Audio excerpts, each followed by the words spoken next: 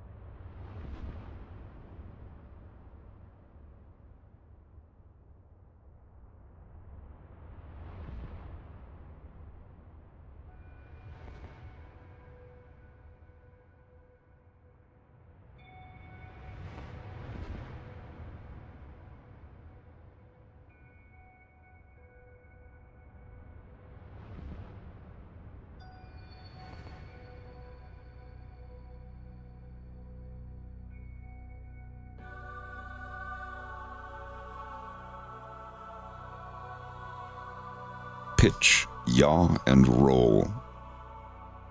All right, I just got to get the face riggy thing up.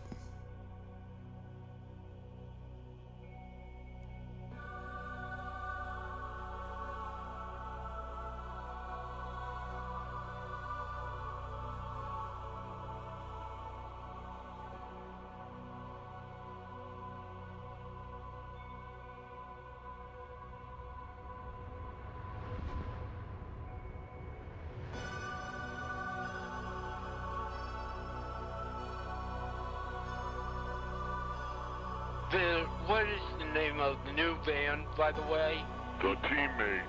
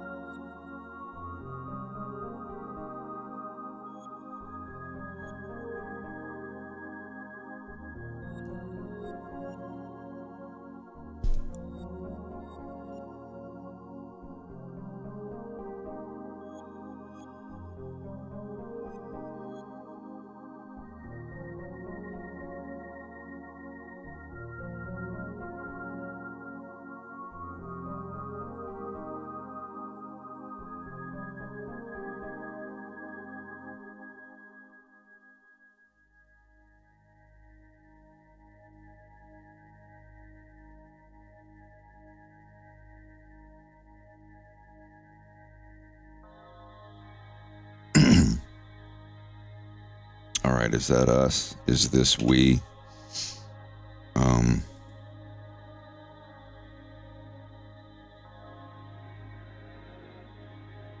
We got words.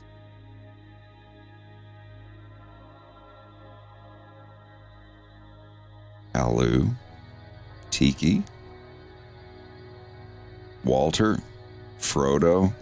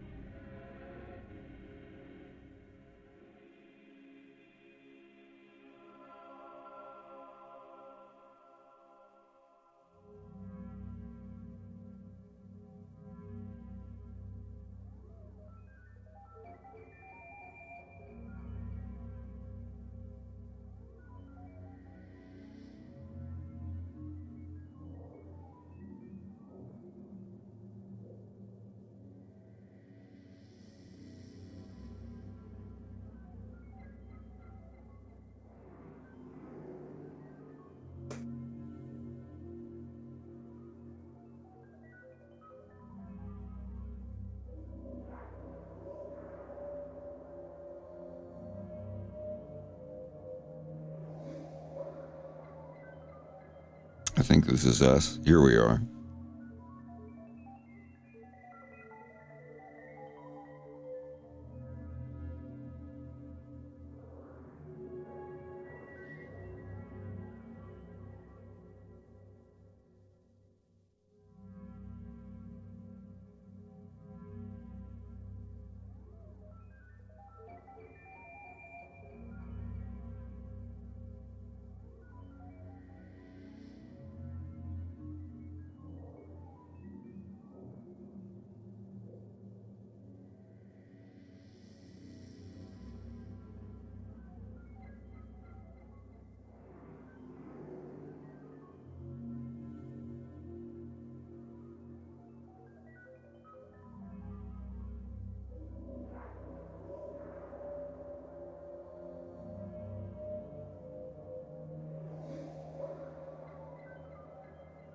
It's Sunday.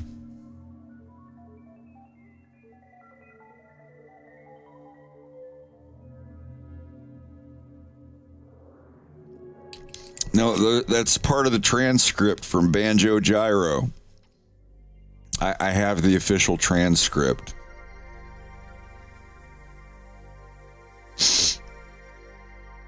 Apparently.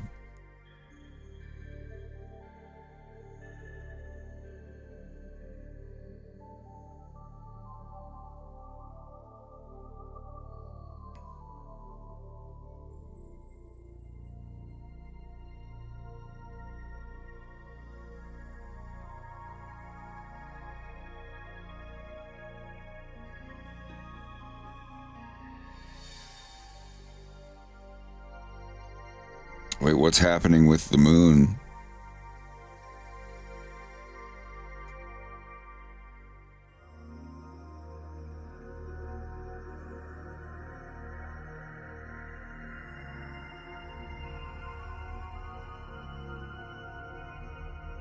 Talking about Zelda.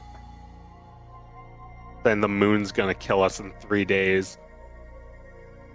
Oh, I thought it was just gonna kill us before we have to deal with the election.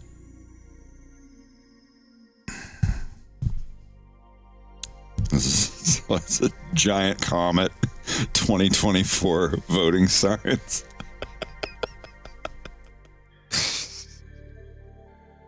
Yeah, don't act like you guys didn't summon it.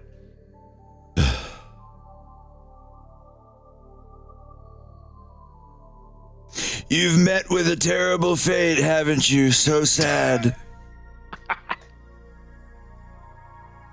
The worst fate. An un-American fate.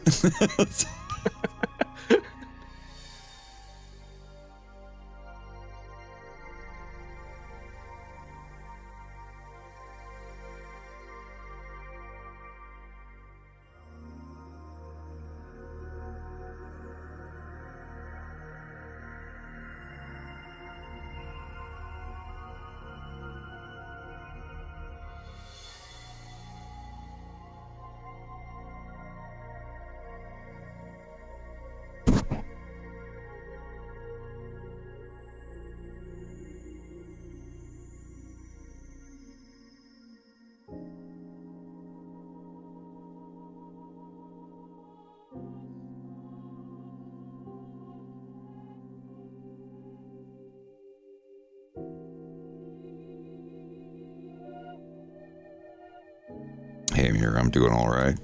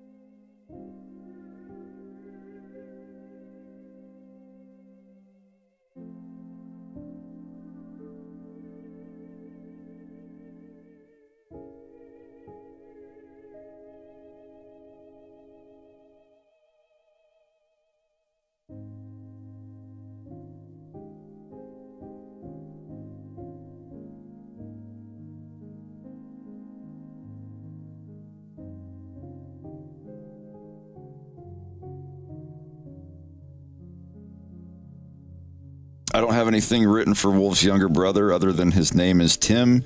He's really into computers and IT when he gets older, and he lives with his mom and wears glasses. And I have two pictures of him. One is in episode 2. The other is a O'Donnell family reunion photo.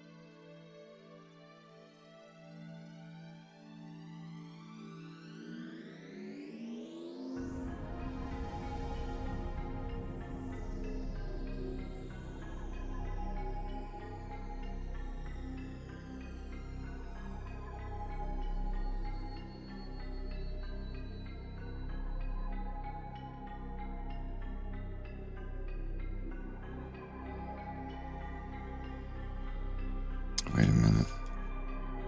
Oh, fuck. His sleeves don't change color. Okay. Oh. Okay. Bills don't. Wait, are these the... Okay, yeah, his don't. These are the handcuffs. Okay, right? It's the handcuffs, right? Please say yes. Yes. Okay, yeah, it's on the hand layer. Those are the cuffs.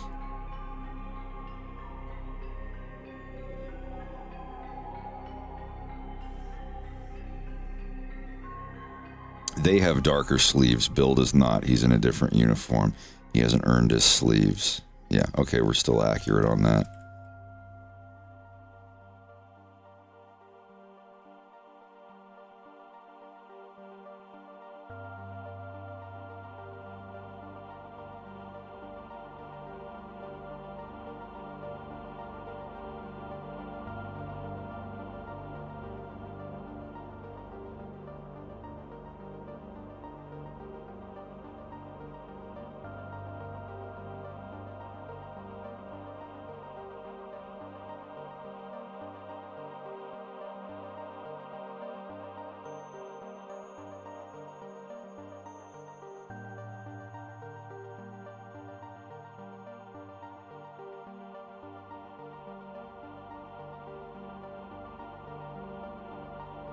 Are any of you working on anything shareable? And not at the moment. I'm just chilling a bit tonight. Where are you drawing, Rex? Or Sid? I haven't started yet, but I'm about to, but I can't share it because it's for people here, so... Understood. Sorry.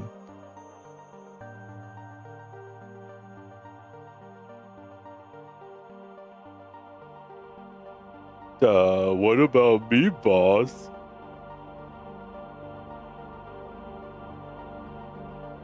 Oh, I asked you earlier. You didn't say you were working on anything. Oh, nah, I mean, I'm just doodling. Is it okay if we I mean, if you don't want to show it, that's fine. I just figured you weren't working on nothing. It's kind of funny. Here, I'll share it. Yep. No, I mean, like on stream is what I meant. Because I was just... Yeah. I don't know if anybody wanted to. Absolutely.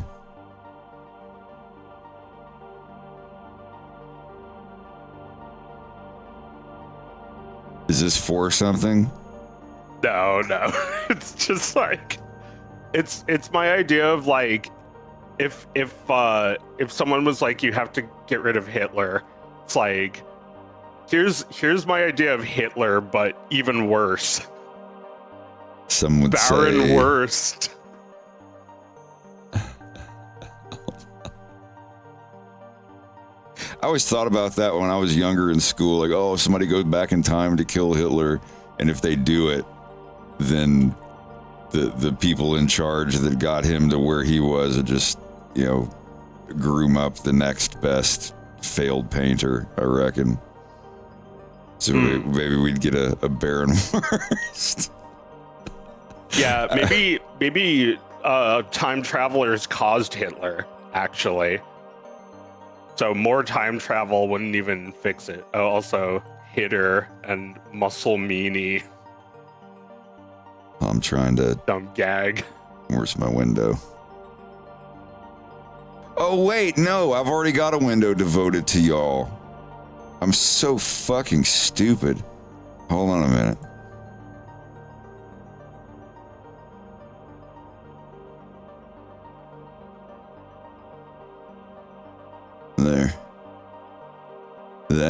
There we go. Okay, it's up. I can't remember. It was Theo Vaughn. He had a baseball shirt on, and it said the hard hitters, like in that curly baseball team font, but it just looked like it said hard Hitlers. It was in cursive, and the thing going through the T's only kind of touched the second one's stalk, so it looked like it said the hard Hitlers. I think that was Theo Vaughn. Oh my lord. I'm gonna draw Mussolini. Forgot how his hat looked. Have you got your canvas color set to that sketch paper, or is that just a big plane in the background? Yeah, that's like the world. The theme cut, color is set right to on. that. I like to simulate the feeling of like being in detention or study hall or Yeah, something. I used to put a paper overlay, like a slightly wrinkled, crinkled paper overlay, locked in the background of Macromedia Flash and Adobe Illustrator.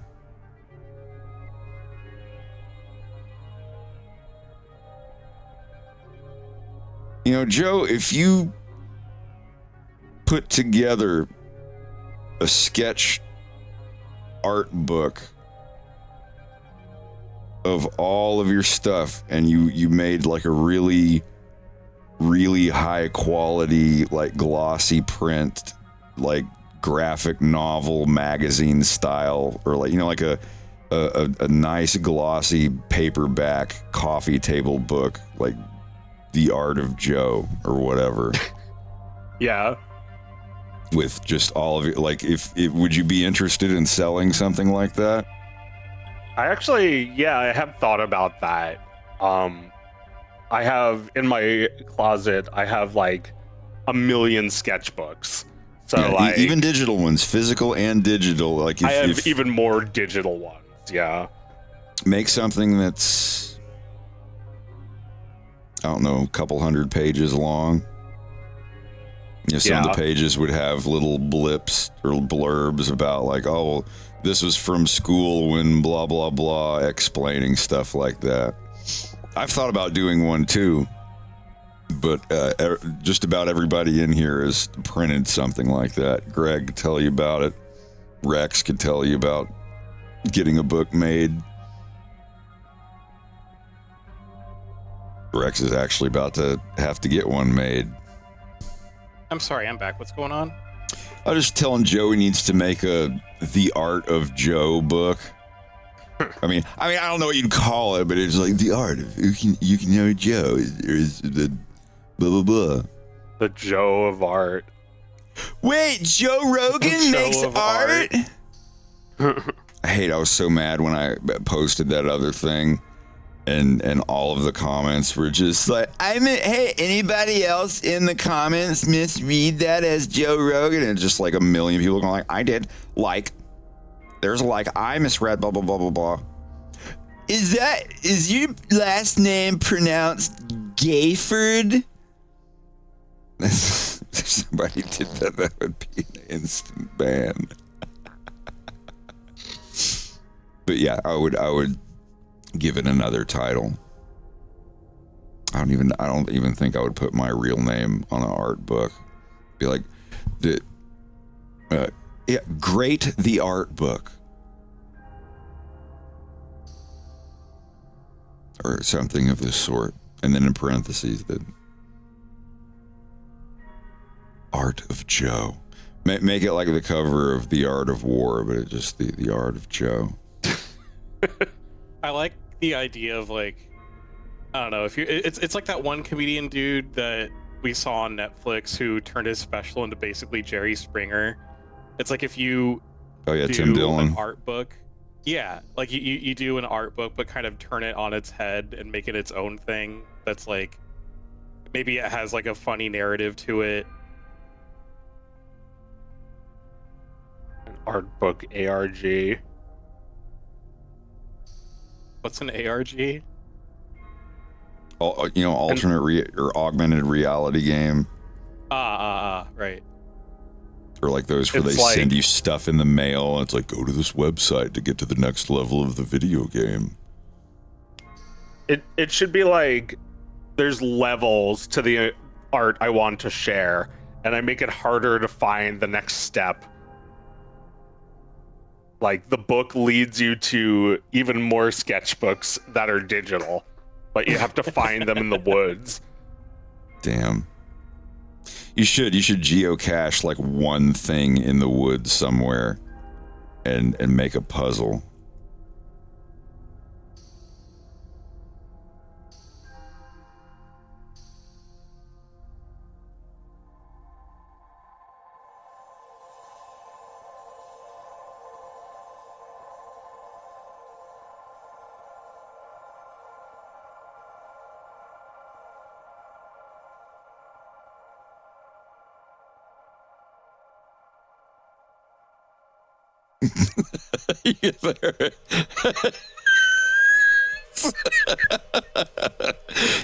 You open up the box that's like buried underground, and it's just a fart in a jar. And it's in the jar, there's not even a fart.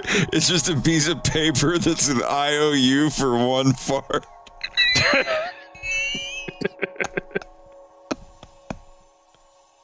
That would be more my speed. Like a comic about it. There wasn't. It was like, what was it? It was a jar with a fart in it. Oh, a fart jar? Yeah, there wasn't even a fart. It was just an IOU for one fart.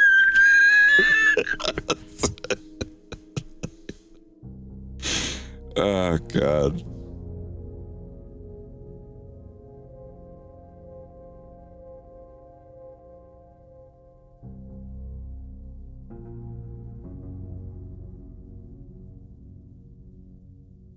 Was it Vin's sent the? I gotta play that. Hey, you want to smell? It's a sick animation from last month.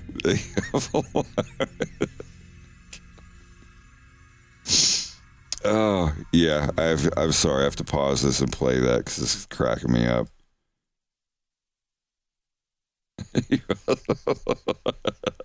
How can you do it with your mouth, your hands, but we ain't leave it till we hear more. Oh my God. This had me cracking up the other day. But where is it?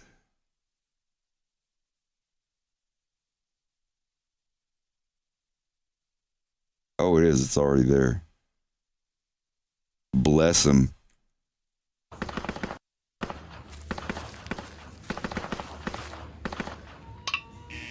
All right, Chrissy, you nailed it. Chrissy, hey. Awesome. Hey, y'all want to smell a fart?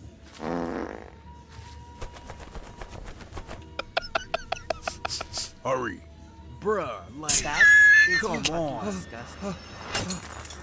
Dude, don't nobody want to smell no damn fart, bro. Oh, thank you. That was super disgusting. Okay, that didn't go exactly as planned.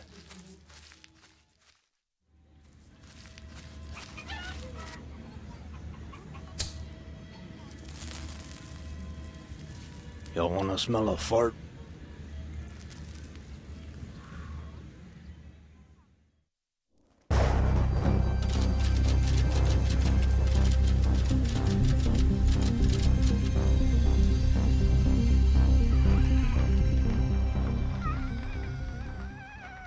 Where's the fart, man? I don't smell anything. What's taking you so long? I think this guy likes wasting people's time. Is this your idea of a sick joke? Said Curtis. Lisa tugged at Jim's arm. Come on, Jim. Let's get out of here. No. He promised us a fart, and I'm not leaving till we get one. You understand me, fella? I don't care if you have to use your mouth or a whoopee cushion or what. Capiche? Capiche, my brother? Oh, yeah. With a flash, Jim pulled out his trusty butterfly knife and began putting on a show for the frightened stranger. Mario wanted to go to sleep and wake up in his own bed, far, far away from here. Maybe this was all just a terrible dream. But then he remembered something that Jim had said. Jim said that it was okay if he used his mouth to produce the fart, so that's just what he did. Brrr-rump. Then he blew a little bit of it over to Jim, and Jim was pleased.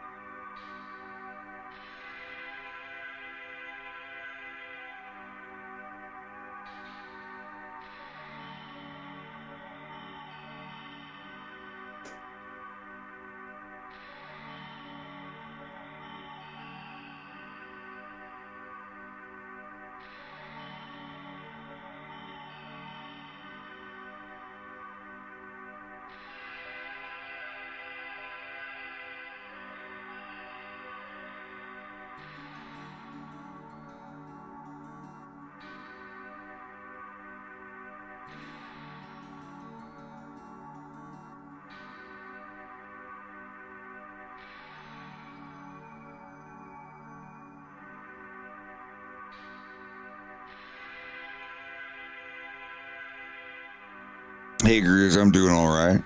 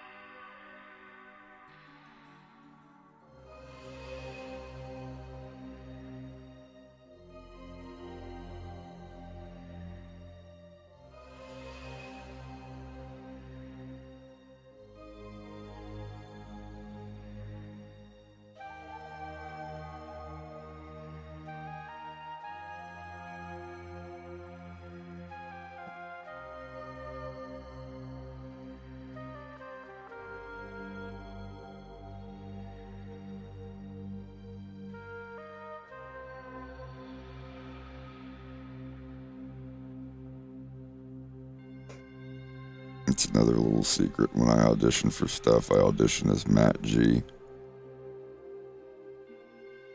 I don't tell any of the people that I'm auditioning for who I am or what I've done before.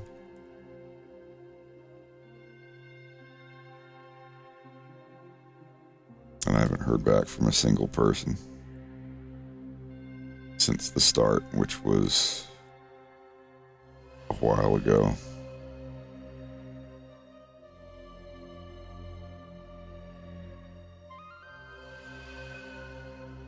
Seven out of 10. Too much bear.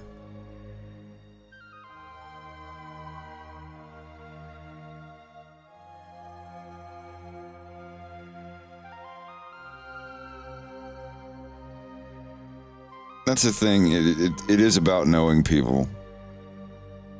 Or you know, if you want experience, you've got to have experience. That kind of shit.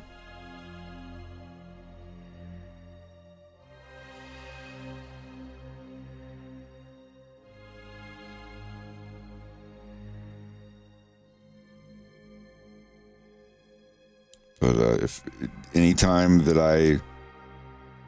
I've only auditioned for one or two things here recently, but that's my rule. Like, I don't say like, oh, I'm Matthew Gafford of A Fox in Space. Here's my YouTube and how many views I have. I'm just like, no, I'm Matt G, and here's my take for this character and this character, and when I don't want to call anybody out or anything, but it's like looking for, like applying for jobs just for the fuck of it, even though you have no plan on getting the job, just seeing if they'll call you back and if whatever. I mean, if they wanted me and they wanted me to do the voice or whatever, I'd do it. But it's like, I want to see if I've really got it. I don't want them to have any idea who I am. You know, I know some places are like, well, tell us your references and your agent and blah, blah, blah. But it's nothing like that. I have an agent and a lawyer. I'm SAG-AFTRA. Yeah, as if like I have great respect for voice actors, for voice acting. But it's just, it's not a thing for me. I'm not really an actor. I can voice act my characters because they've been like gargled around inside of my brain for like the past 20 years. I know what they sound like. I know what makes them cry. I know what makes them angry. I can't take someone else's like cartoon characters. And the hardest thing I ever did, and bless his heart, I feel like I did a good job on it, but I feel like I could have done better. The hardest thing I've ever voice acted was Mickey's descent into madness, like the third Ethereal Snake Mickey movie. And that was, I mean, it wasn't like a god-awful challenge or anything, but it was a challenge. It was tough.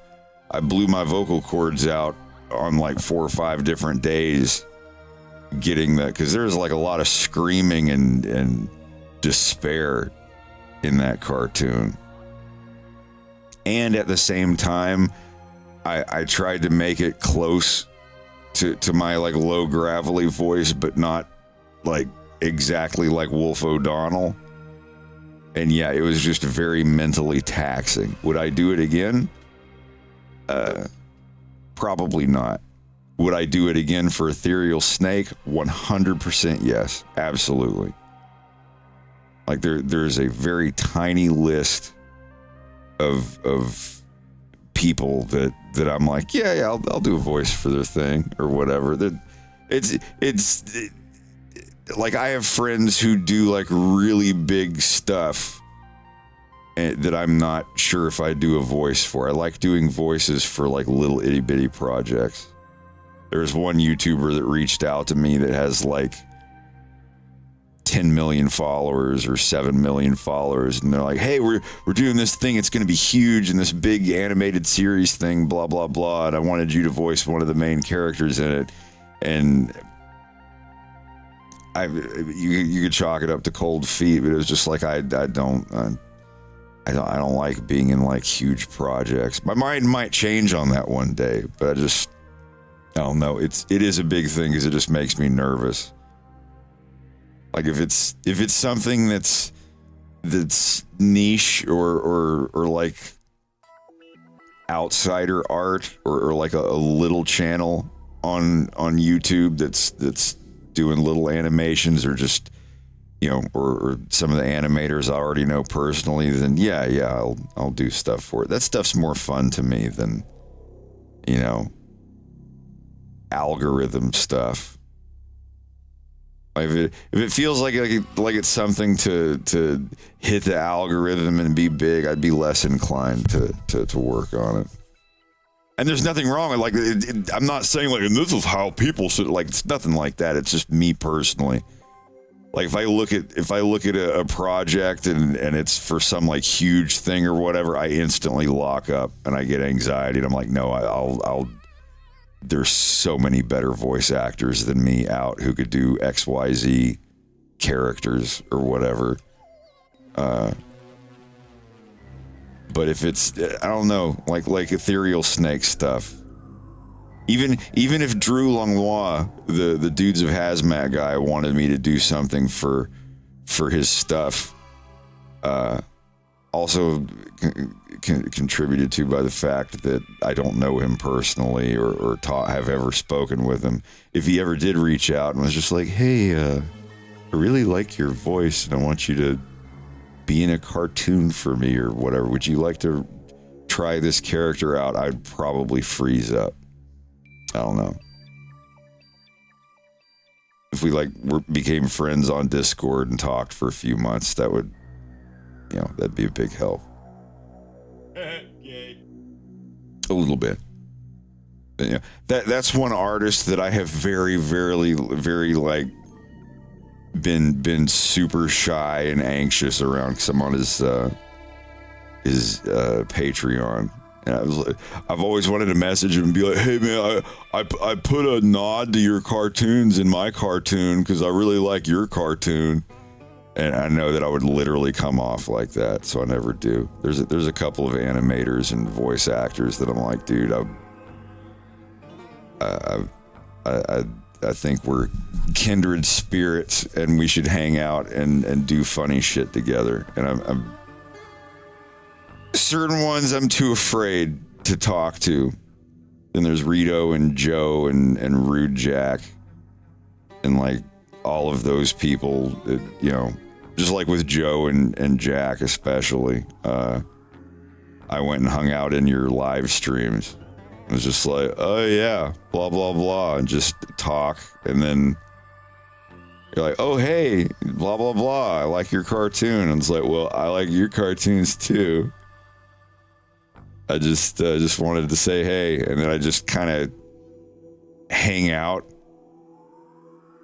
in that stream for a couple months, and then if because I've done that with some animators, and I've talked and mentioned things, and they're just completely dismissive, and they're worried about other stuff. But every now and then there's some animators that you'll start talking to, and you'll be like, well, hey, I've seen that. Hey, I like that stuff. Blah blah blah, and you start, huh? I said that eventually you marry them. Well, I can only do that once. I know. No, But, I mean, like, that's yeah, it's just like, hey, yeah. then the next step is well, hey, are you on Discord? Send me your Blender file and let me take a look at it, and I'll show you what you can do, or blah blah blah. Establish trust. Step number 3: establish trust. But yeah, just and then you're talking for months and months on Discord, and then you make a group chat or a group DM thing, and be like, hey, you come into our group DM and talk for a bit or whatever, and that's how I've met most people. It's not just, I like your cartoons and you like my cartoons. Hey, let's da-da-da. There's a bunch of people that I've hit it off with like that, and you know, we just say, you know, happy birthday and Merry Christmas to each other every year. But that connection is still there. If I was having a rough night and needed to talk to somebody and be like, hey man, yeah, it's me. I know we don't talk that often, but I just wanted, I'm having a day and I just wanted to ask you something. And you know, they'll be like, sorry, I'm in a stream right now. I'm busy. Blah, blah, blah. I'll talk to you in a week. Blah, blah, blah, or something. Or they'll just be like, yeah, sure, Fred. What's up?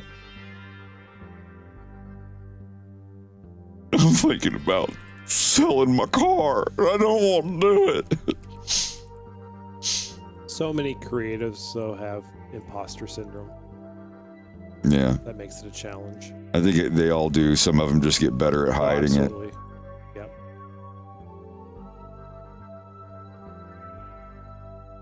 I mean, just try giving someone a compliment, like just even amongst our circle of friends, we all know each other, and it's just like, I think that's a great piece, Rex. Well, I don't know. Hey, now I ain't like that no more.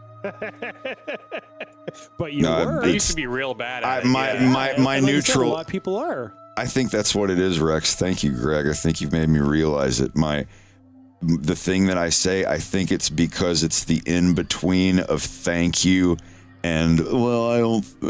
It's not that great. My compromise with myself. Whenever someone says, hey, your art looks good, instead of saying, oh, it sucks, or, oh, why, thank you, I just say, like, yeah, it's getting there. That's always been my thing, and it's just the in-between of thanking someone and saying, it's my way of saying, like, thank you for the compliment, but I think it still sucks. So that's been my morph, my compromise, I guess.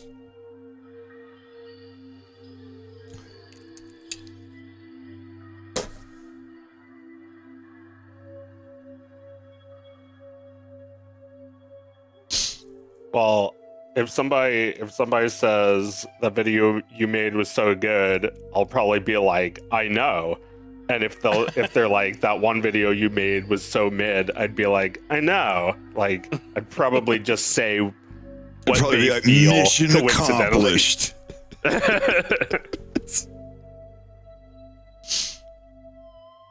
No, I like being on the lower end of fame. I back when I did the E-Bombs World video thing, I couldn't go to the mall without people coming up and be like, oh, you're that Frederick Fox guy. Oh my God. Can I get a picture? Yeah. And I would always be like, yeah, sure. I'd sign an autograph or take a picture with somebody or whatever. That's fine. But I don't know. I also, a year or two later, when I stopped, like, it just went away. Like, even now, occasionally, if I go to a store or somewhere, if my hair looks correct, people will recognize me. But usually it's just, oh, dude, I love Star Fox. Good work on the cartoon. That's happened maybe like 4 times in the past 8 years at a non-convention location. But I've been there and dealt with that, where everybody recognizes you and brings up the stuff from years ago.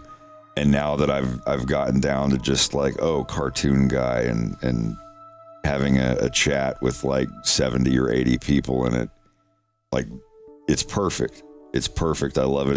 It's exactly where I want to be. I don't want to be in a chat with like 900 people going, oh, chat. What do you guys think? Press 1 for this or press 2 for that. Oh, wow. Like, how the fuck do you connect with people when you're at that level? I don't know. I couldn't do that.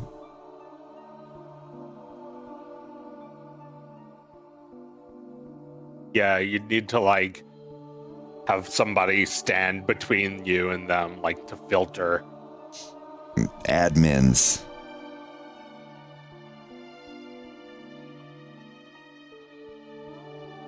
Yeah, when it's less about connecting with people and more about brand management, there's a fucking problem. Yeah, like for me, I made a room. It's like, hey, y'all want to join the Cool Kids Club?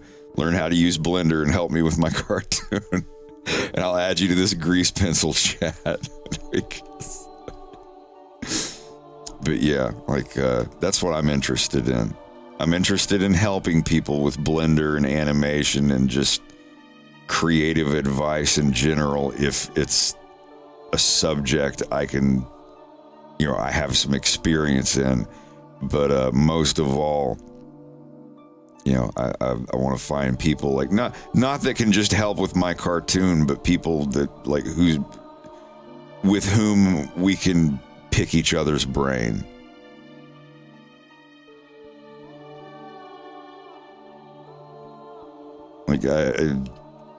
Like Joe and Rito and Sid and Jack and Rex and Bubba and everybody that Greg and I have met and pulled in and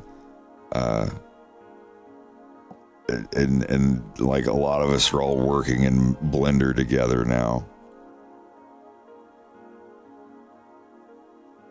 Even if we're not working on the same thing, like especially Rito, he'll come in and be working on a rig or a model or something, but he'll flip over to Blender and be like, damn, Blender with this thing and ABC not working with XYZ. And a lot of us will know exactly what he's talking about. Nothing feels better when you're bitching about Blender than having an entire chat of people that know exactly what you're bitching about. And they're like, yeah, this and this on the forums said that they're not going to update that until blah, blah, blah. And just having people to vent with. It's like people having the same job or having to drive the same type of vehicle for a living for a driving company. And then you all sit in the cafeteria and bitch about the carburetor fucking up or something on the car.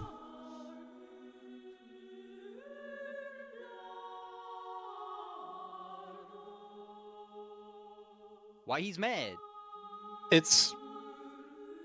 don't know. It's pretty close to like what you're talking about, just in terms of like voice acting or animation or what have you, like the concept of networking, I guess. Like if that's something that someone who's a creative and they're having trouble doing that, like I've noticed that if you're just like walking into a chat and being like, hey guys, here's my reel, like I hope you like it, or like you just go up to someone, you're like, hey, here's this, it's like, yeah, that can kind of help, but it should be more organic. Like if you're already doing the work and you're working on like smaller projects where you have your own thing and you're just putting it out there, like a lot of the time people will come to you. And like I don't think of like you, Fred, or Greg, or Joe, or any of the friends that I've met in the past several years as like, oh, they're my network friends, or like they're just my network. Like you guys are my some of my best friends. And I think that comes with just like us organically meeting each other, and we're all kind of interested in the same thing and wanting to help each other. That's what networking is. It's not shoving your shoulder into someone and being like, hey, look what I make. Add It's as like, friend. Mission accomplished. Now I exactly. just wait. Because it's it comes across as selfish and one-sided if that's how you're doing it. Yes, I've known people like that. And it's hard to even like it never even like crosses my mind to do that, to like network with people. Yeah. No. Even in situations where I probably should, I'm just like, well, hey, it's nice talking to you. And like a friend in the message is like, get her information, ask her about her director and blah, blah, blah. And I'm just like, okay, take it easy. Nice talking to you guys.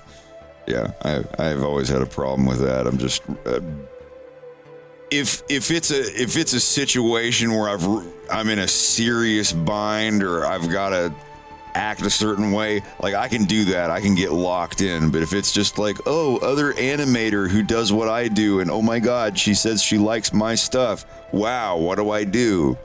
And yeah, I clam up in that sometimes. Like when I was at MagFest, a lot of me at MagFest, the first one I went to, and people coming up and like famous animator people coming up and patting me on the shoulder while we're having beer together and be like, dude, your stuff is so great. I just saw your first episode, blah, blah, blah. And I'm just sitting there. I'm like, thank you. Do you guys want some more beer? I'll order us a couple pitchers of beer. Yeah, I ordered 2 pitchers of beer for the table of all of these very, very well-known animator voice actor people. And they're like, oh, Fred, you shouldn't have. Like, oh, like actually, we already just ate and already drank. We're all stuffed. So, like, we're sitting there for another hour or two, and I'm trying to drink the beer to make the pictures of it not look so full. So I was like, oh, my God, I just spent like $70 on beer. And, yeah, I just ended up getting bloated and slightly drunk. Beer party. And no, that was a super fun time. And I always look back at it and go, man, I hope I didn't like weird people out. I hope I didn't act goofy. But no, I'm very mild compared to some people.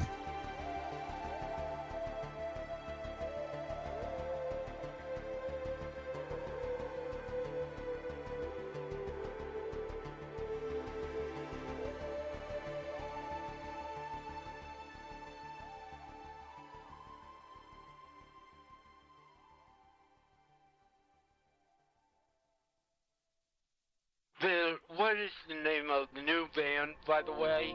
The Teammates. Could I use this head?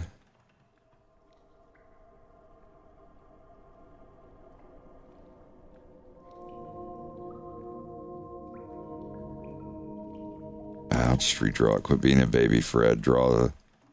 Well, maybe I can have a compromise. Maybe I can use this body. No. Save the body for the copy paste of this tinted LeBlanc name pad, which I'll put thusly, but the rest has got to go. This goes back to what I was talking about the other day. Joe, I'm sure you felt this before. When I'm trying to find a way to word it. I can never figure out how to word this.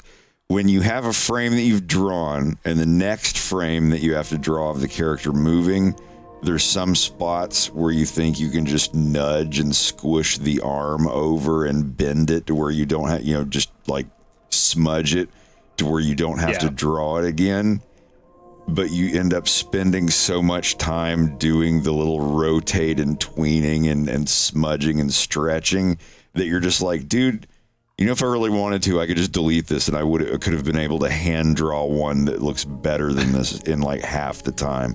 That is such a fucking important discipline that every animator should have that works in vectors or like, you're like, oh, we'll this frame, the name tag's here, but in the next one, it looks something like this. And you're like going in and nudging, and you're like, oh, I'm going to nudge this point of the letter E in just the perfect spot. And I want to move this up, and it's going to be up here. And you're doing this, you're like, I could have just done this by now. Boom, done. And I'm in here like nudging little things around. Do not get caught in that. That is the little death. There's nothing wrong with it. There's nothing wrong with nudging things around like that. You know, you've got an arm, and you're like, oh, I can move the arm over here. Just gotta flesh it out a little bit and bring this in and do all like this kind of stuff. If it starts getting longer or anywhere near the amount of time that you could have just deleted it and drawn the other arm and filled it in and everything, learn to do that. The downside is, yes, it does take more focus and brain energy to draw something from scratch rather than to take an already existing line and just nudge it around. But it does get done quicker. If you don't mind expending the brain energy to do that, also it's like a habit. If you get into the habit of doing that, then it's not like I don't want to draw it over from scratch. I'm just going to nudge it and move it. It's like you get disciplined to where you're just like, I don't care. Delete the whole thing. I draw it all from scratch. And you get like super like based giga sigma chad or whatever over it. Oh my God, that's so sigma. But seriously, though, like if you get disciplined to the point where you're not afraid to just draw something over from scratch, instead of being like, oh, the fingers, I'll just like nudge these out and bend this one up, and well, now this one's big, so I've got to make this one thicker, and now this one's I've got to make and all. Just be super based and just draw it over from scratch. It'll look better. That's the number one reason. It'll look better instead of jiggle bones. I don't want too much of my stuff to look like jiggle bones.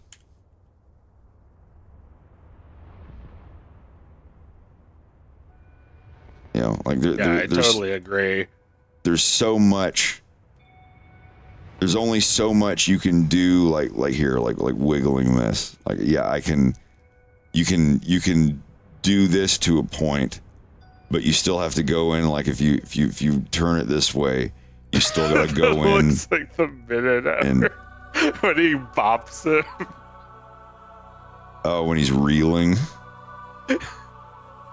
But yeah, like you can nudge things around a little bit, but after a certain point, it's gonna look like that. It's gonna look like jiggle bones, and if your cartoon has a bunch of that in the animation already, and your audience understands, like, oh yeah, because perfect example, the Venture Brothers.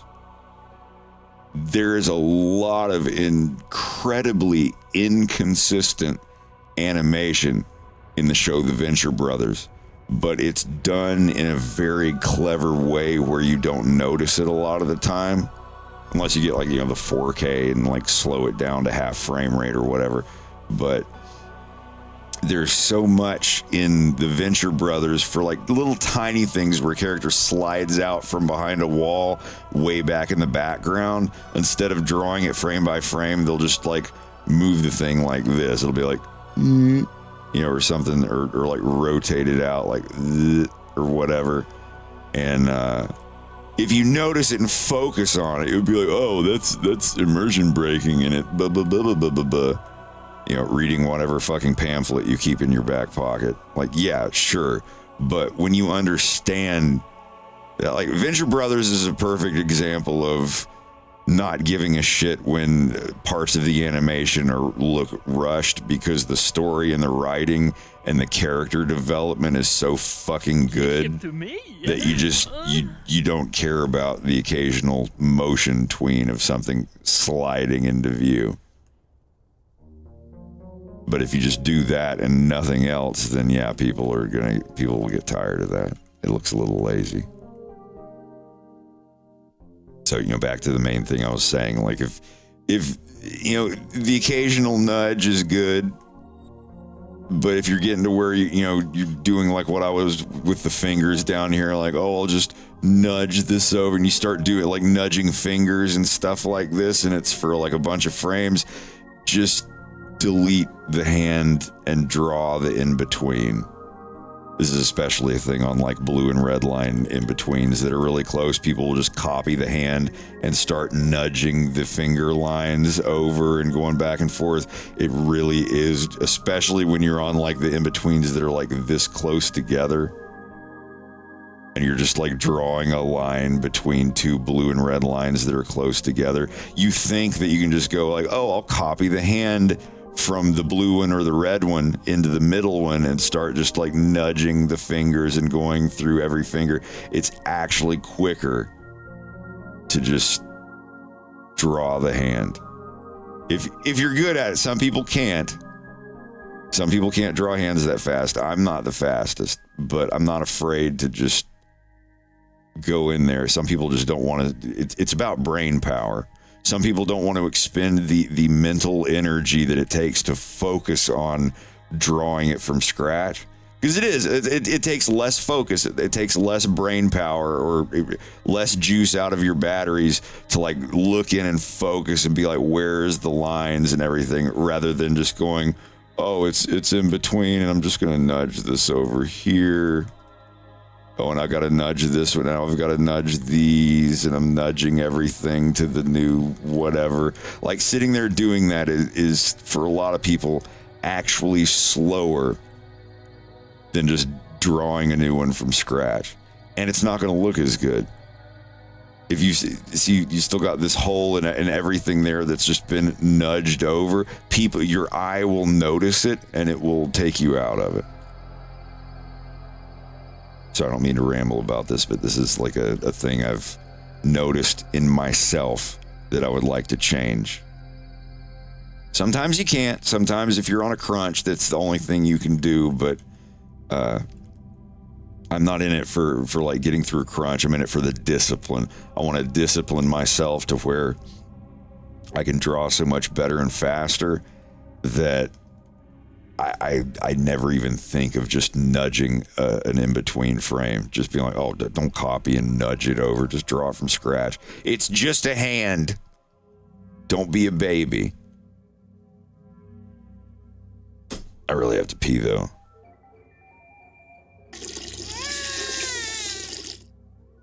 Yeah, I gotta go be a piss baby. I'll be right back.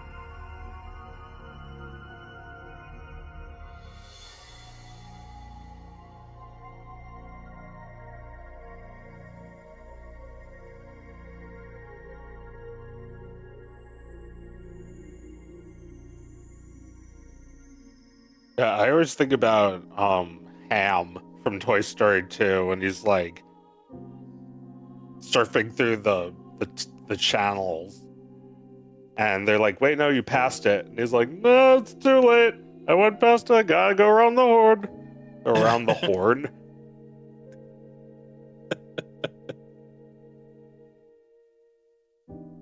I also always think about Strong Bad drawing a dragon and saying that his dragon sucks. And he's like, "I think I gotta start over." So like, when I have to admit that about a drawing, I usually do it in that voice.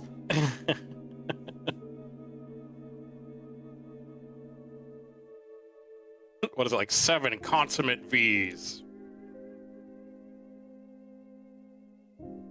Yeah, he draws this like a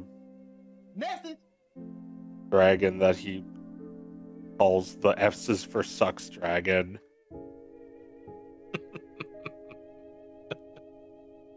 He drew Trogdor after this, but he only has one arm. So I guess that's why this guy sucks, because he doesn't look like a dragon and he only has one arm. He has 2 arms. They have 1 arm.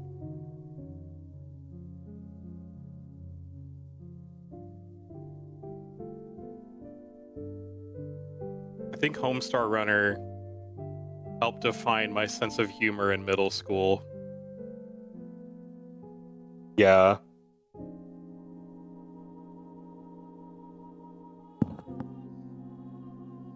Yeah, that was a big thing when we were university. Yeah. Yeah. Homestar emails. The email. Whoa, the email.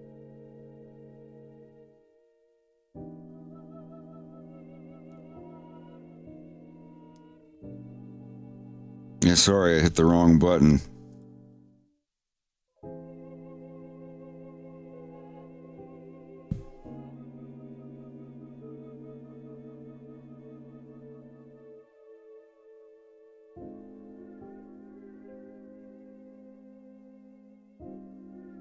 Yeah, like this right here, like, oh, I could take this hand, flip it, put it here, and then just nudge the yeah, don't do this shit. There's certain little itty bitty things that you can get away with it on. See, like these hands here are pretty close. You can nudge one over and squish the fingers to be like the other one. But if you find yourself like doing this and moving everything, like, don't just delete the fucking thing and draw a new one from scratch. You'll feel better about it, and you'll feel better about yourself. You know what grinds my gears? It's kind of similar to this, is when someone will do an illustration of something, but it's completely mirrored. Like, it's the character facing forward, they just turn on the mirror thing and do the line art for a character. And if that's the style you're going for, that's totally fine. It's just when you see it and you're not meaning for it to be that obvious. Now, I'm all right with that for getting the basic shape of the skull and the location of the eyes, but like if the zigzag of the right fur cheek is the exact same zigzag of the left fur cheek, it's like, come on, dude. Go over there and delete. Go over there and delete one of. Yeah, exactly. Make that the sketch layer. Yeah. It's like you made half of an adoptable and then you flipped it and made that the same color as the first half. Yeah. Like when I first saw adoptables, I was like, this is the laziest shit I've ever seen in my life. But I kind of understand it. I don't think I would do adoptables. But it's just like someone's like, I want that character with that fur pattern exactly. It doesn't have to always look like that, but I want that design and whatever. They're like swatches that you have legal rights to. And I get it. I get it. But I personally like have no desire to make any or purchase any. I have friends who do adoptables. Like, there's nothing wrong with it. It's just like You know, some people want a quick, easy, like, I don't have a character, I don't know what to pick. I like these, let me pick that one, thank you. And it's got a lowered price. So I'm not saying they're dumb and you're dumb if you make them. Don't take it that way. But it is a lower effort, higher output item. I'll say that much. If and when I do it, I make a totally unique character. I give it like a reference sheet, and I just make it look like an established character already that comes with personality and stuff, and just sell that. Like, I feel like those can be more appealing. But again, some people are either just looking for swatches. Some people just want a whole ass character. Yeah, it's a great, easy way to make money for sure. But me personally, the way I do it is I try to make them very, very special before I give them away. It's like you want a puppy, but you don't want like a cardboard cutout of a puppy. Keep in mind, the adoptables I'm talking about, I'm not saying like, oh, I drew these 2-3 characters that you can have them if you want them. I mean like the people who will draw one and just copy paste it 10 times and just give it different fill bucket things. Like, I see that, I'm like, that's extremely low effort. I've seen adoptables where people will just draw a character and be like, here, who wants him? This can be your character. Like, that's not what I'm talking about. I'm talking about the low effort copy paste shit. And there's a big spectrum of all of it in between. But I would, you know, if I did an adoptable thing, it would be like what Rex does. I would just like draw a completely. I would take like the attention I give the extras in the background of a Fox in Space. Every one of those extras, I could be like, okay, this is this character's name. This is the music she likes. If you want her, the bid is blah blah blah, and you get all legal rights to this character.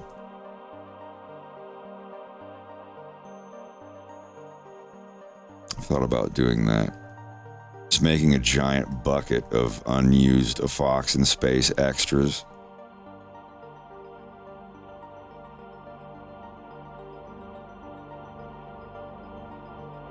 Like this guy.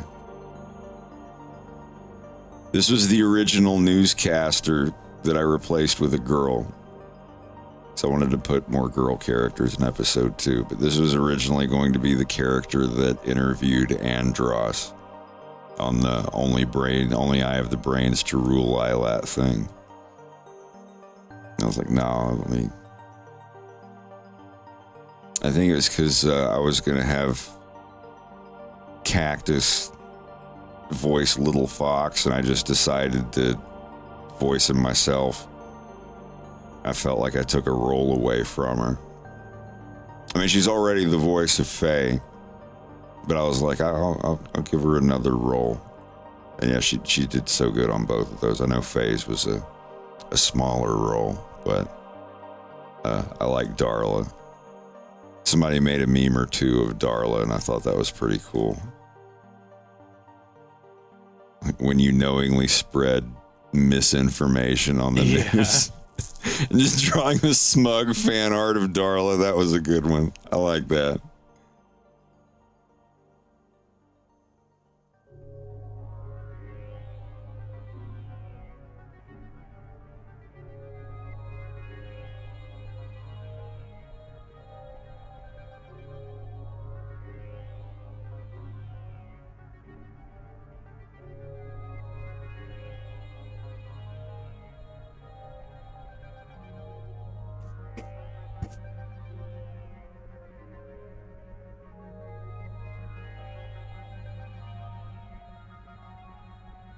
I'm gonna fix your screen and make it a little bit bigger.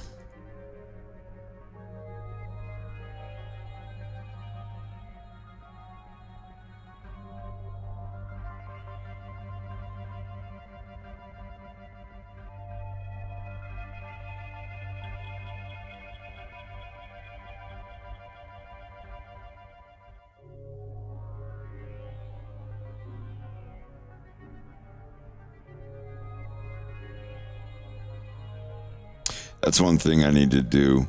in Blender is do like the sketch stuff that you're doing. Just, take a pencil brush that has like 30% alpha or whatever and just go with that. So I miss sketching. I have so many sketch pictures. I don't know, did I show those on the Zoroastrella stuff? I don't even know if I showed all of those on stream. God, that was a while ago.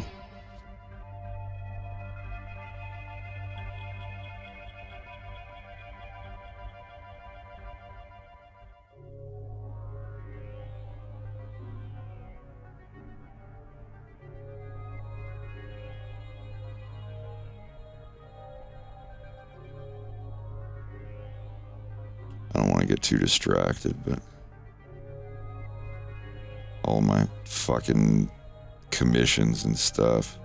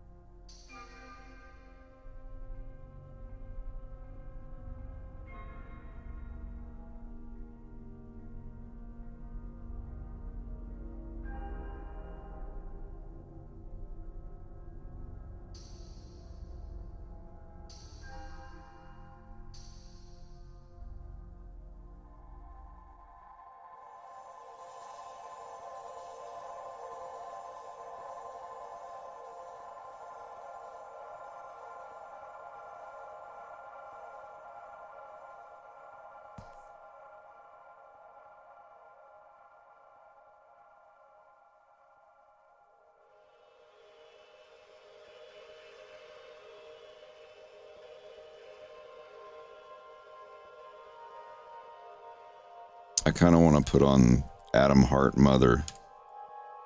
Such a good track. Do it.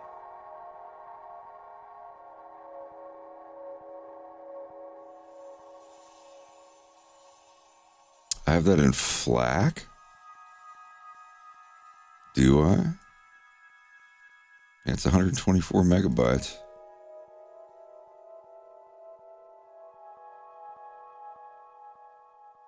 Yeah.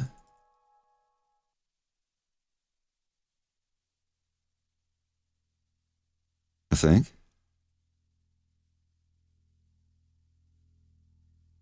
Yeah.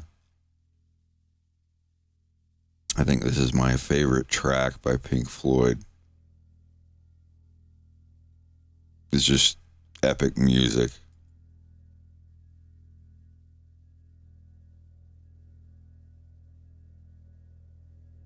Got 1970. That's wild.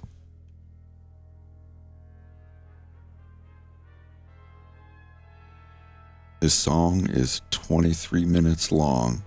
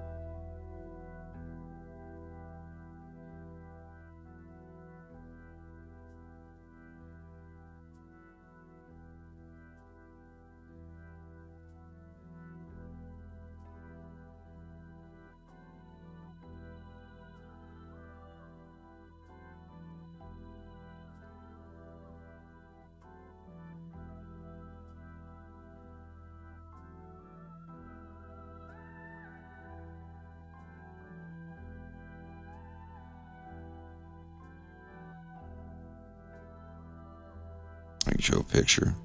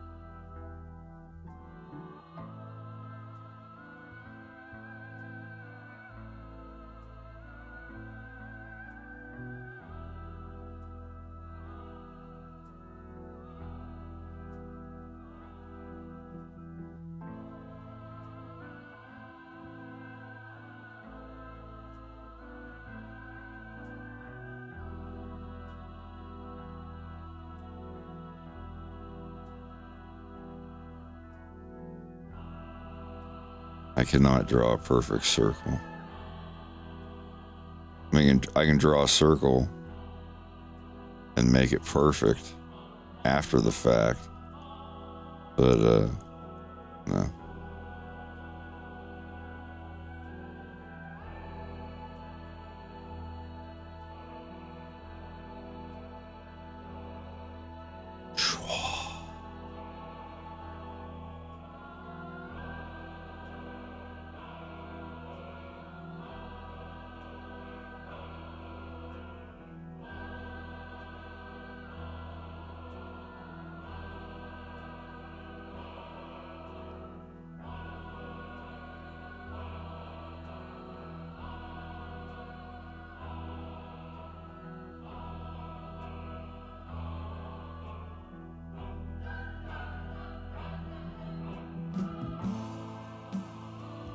I put that on the wrong layer.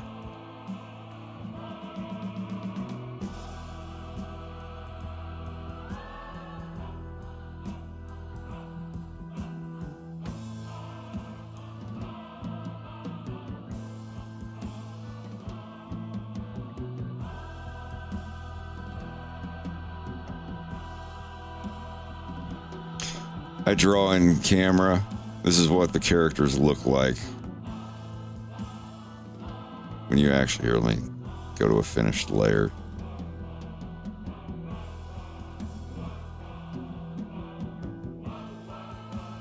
Like for this scene here, where you can see them and the ones in the mirror.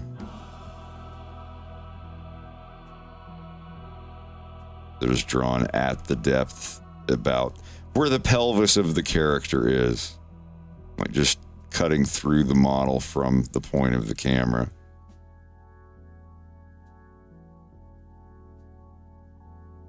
She doesn't have an object because she's not in the shot, but her reflection is. So I go here and do this. You can see the actual, this is what the 3D models look like. And that's just a one-way mirror. So you can see you can kind of see the guy on the other side of it there.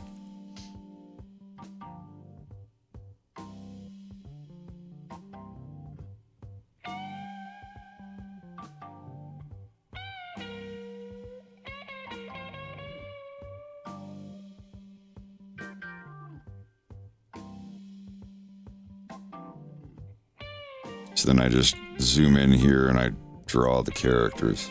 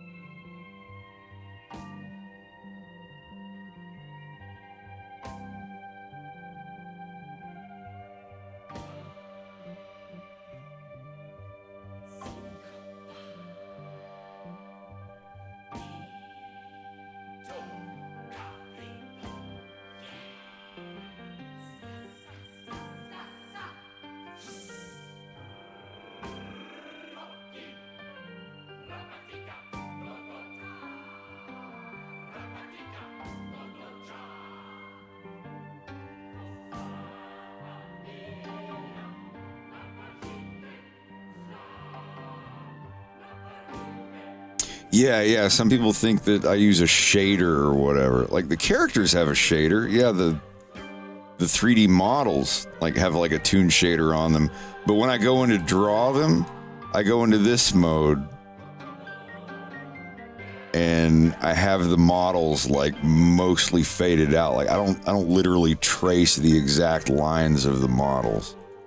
Because then it just looks like you're tracing over something. Like here, see. Like just basically where they are. It doesn't exactly line up. It just, I have a fade turned on. Oh, that's too much of a fade. Yeah. I usually have it about here-ish, where I can just see the basic shape of the character and then draw over it like that. Because I know how to draw the characters otherwise. I just, having the models there helps for perspective and all that.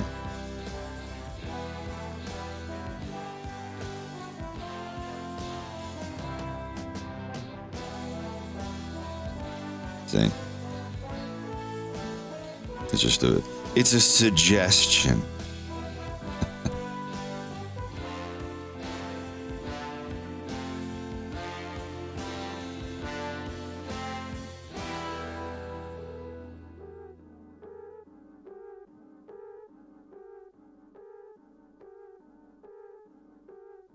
As they've got their eye layer.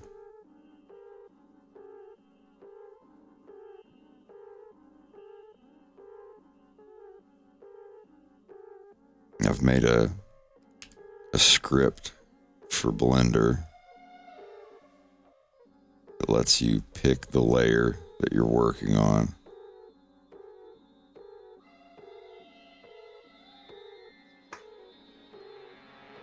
body layer,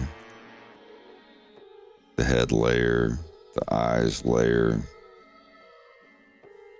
arms, mouth, upper teeth, lower teeth, and tongue and throat. Like all this is movable on separate layers.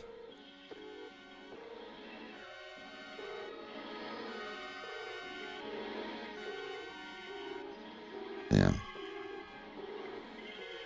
Because vanilla grease pencil in Blender, you have to go to every layer and pick the layer and unlock the layer and go to the material, pick your material, go to your tools, pick your drawing, and you got to do all this shit. And there's not really any good keyboard shortcuts for it. So I programmed a layer manager for my setup. It only works with my grease pencils, but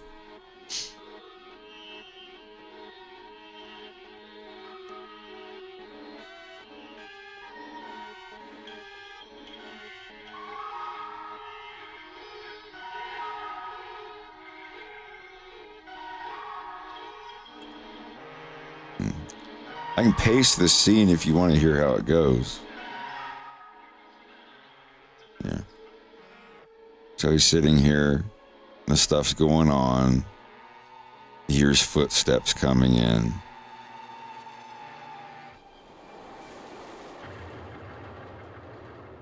You know me. I've only got the keyframes for some of these done. So I'm going to remove the grease pencils and just show you the 3D models. So he hears the footsteps.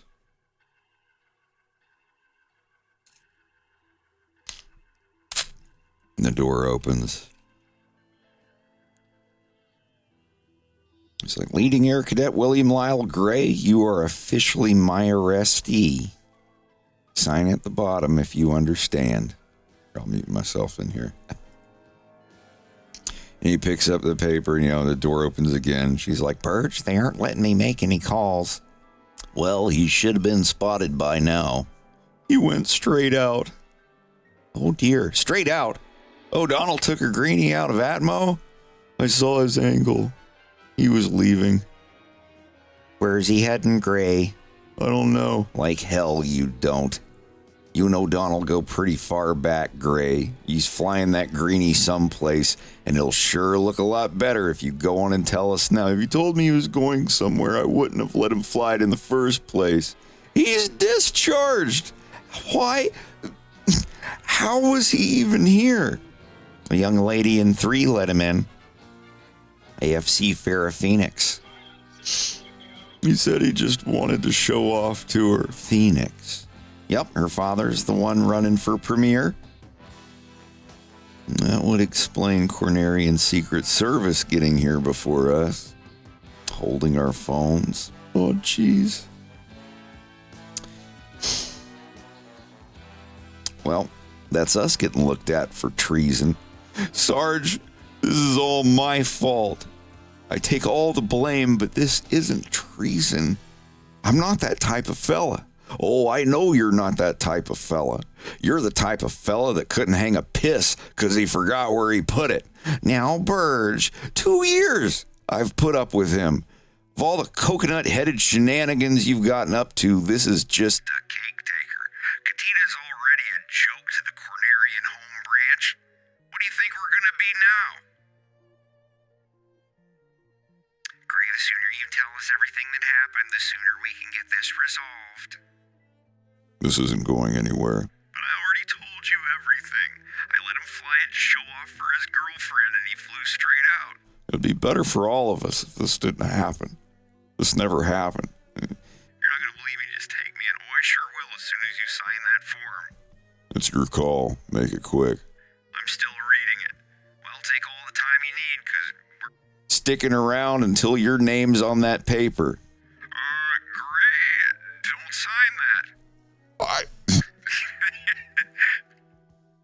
Yeah, sorry. It comes through on the thing. He's like, Gray, don't sign that. And then it cuts over. He's just like, I beg your friggin' pardon?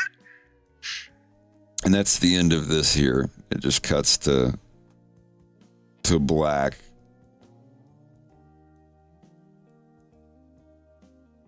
Yeah, these are the agents working for Farrah's dad, who's about to become president. And they're like, yeah, we can go in here and work our googly moogly and make this disappear. They are not allowed to mess with any document that has a signature on it. This isn't like revealed or anything, but it's basically how the law works with them. Like they can, like if there is a contract that has been signed, they can't rip it up, they can't do anything. So, you know, they're in here on the security camera, and if you look, you can even see like on the actual security camera them moving around and stuff.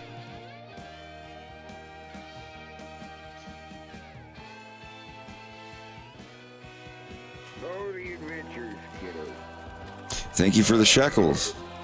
It'll drive you into some nasty habits. Shekels? Oh God, this is the best day of my life. I got better. But yeah, like here, he's just like, I beg your friggin' pardon? And he's looking where he thinks they are, so like he's looking, he can't see them, so he's just kind of like looking over here and up here. He's like, where?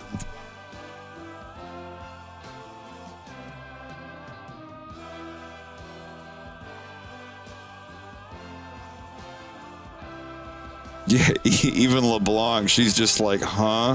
And then she looks over at Bill like, oh, well, you've got some explaining to do. Just I love the start of that, because even Bill there, he's just like, he's just like looking up at where the speaker's coming from by the camera. I gotta put a speaker up there, but yeah, he does not like that. He's gonna make sure Bill gets in trouble one way or another. But anyway.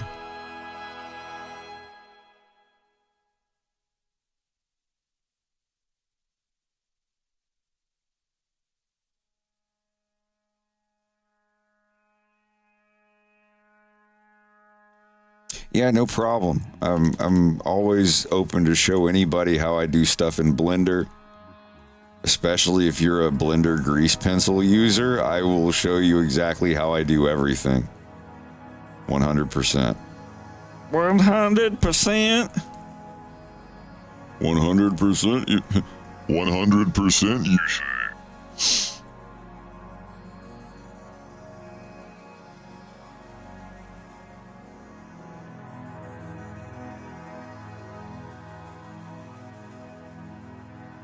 It's really great. The important thing is keyboard shortcuts.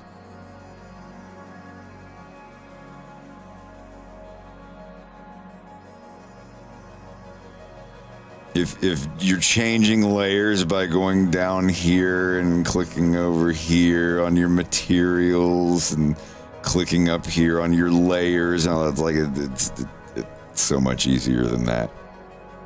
It's so much easier than that.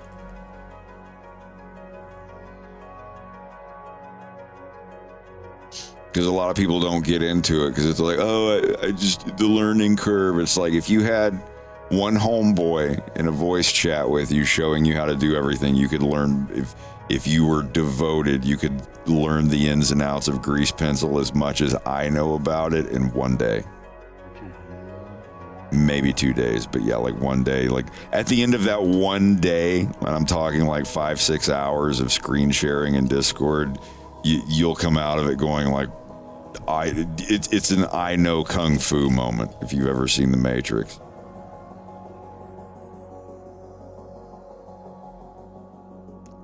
Ask anyone that I know who works at, oh, did you dip? Did Joe dip? Crash.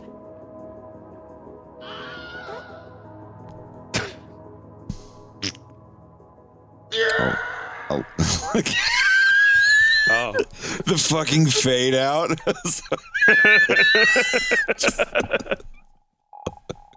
Like falling down a well. God damn it.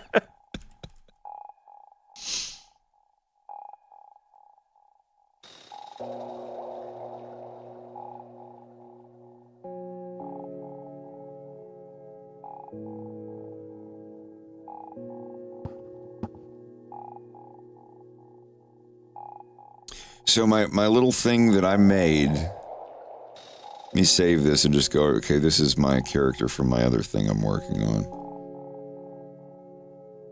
So, with my little tool here, you can do body lines, headlines, eyes, tail, arms, hands. Like, whatever you use the layer numbers for is up to you, but I always have like layer 1. You'll notice down here, there's a zero. Well, I'll just show you in the menu. These layers down here you can find over here, easy. And you notice there's like 01L, 01F. That's layer 1 lines and layer 1 fills underneath them. And then there's layer 2 lines, layer 2 fills for the head layer. So if I just wanted to like edit his head, I could move this around. It's just the head layer. If I wanted to move the eyes layer around, I could move the eyes, make slight adjustments. One of the character's eyes is slightly lower than the other, or you want to edit it without it doing this. Like, you don't want to just edit everything. You just want to edit one set of stuff. It seems like a lot, but that's the thing. If you're like, oh, I don't want all those extra layers. I want to do everything on one line layer and one fill layer. That's fine. You don't have to use 2 through 10. You can just use layer 1 body and draw your shit and whatever, and layer 1 fills. Pick your color and just fill it in.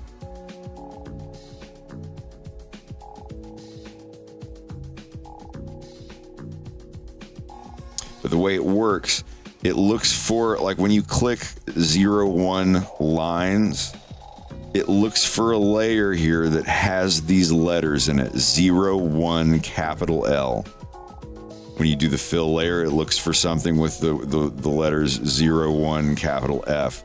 If I go in here and change this to 01L blah, blah, blah, blah, blah, blah, and I click it, it still works.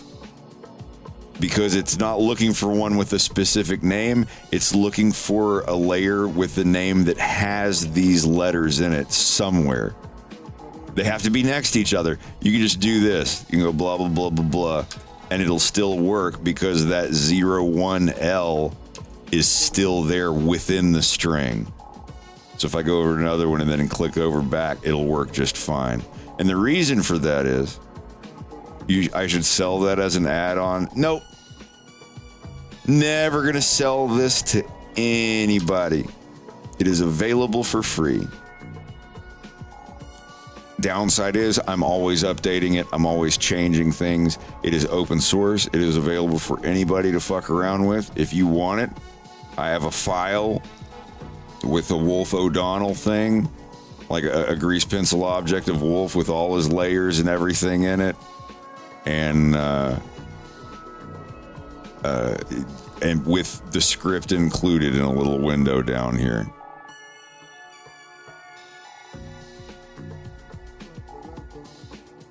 Yeah, it's the whole script's right here. I mean, it's just scripts that do like.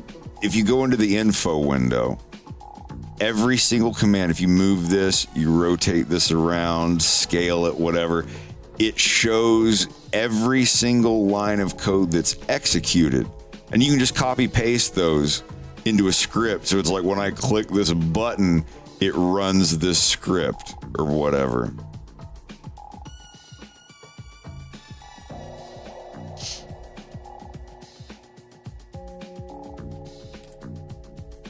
But yeah, like the people that do in-betweens for me on a Fox in Space, they use my script.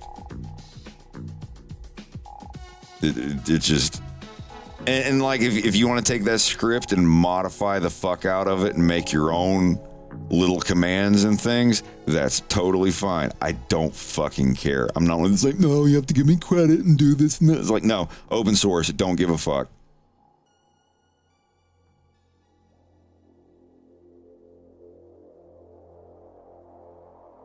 I mean, I don't know how to program in Python.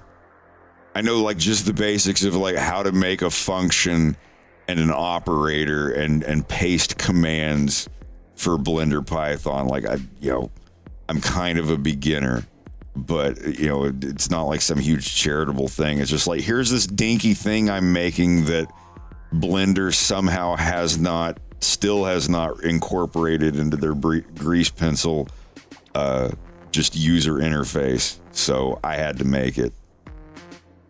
That's everyone's number one complaint about grease pencil is like the layer changing and all that stuff. And this, makes it easier.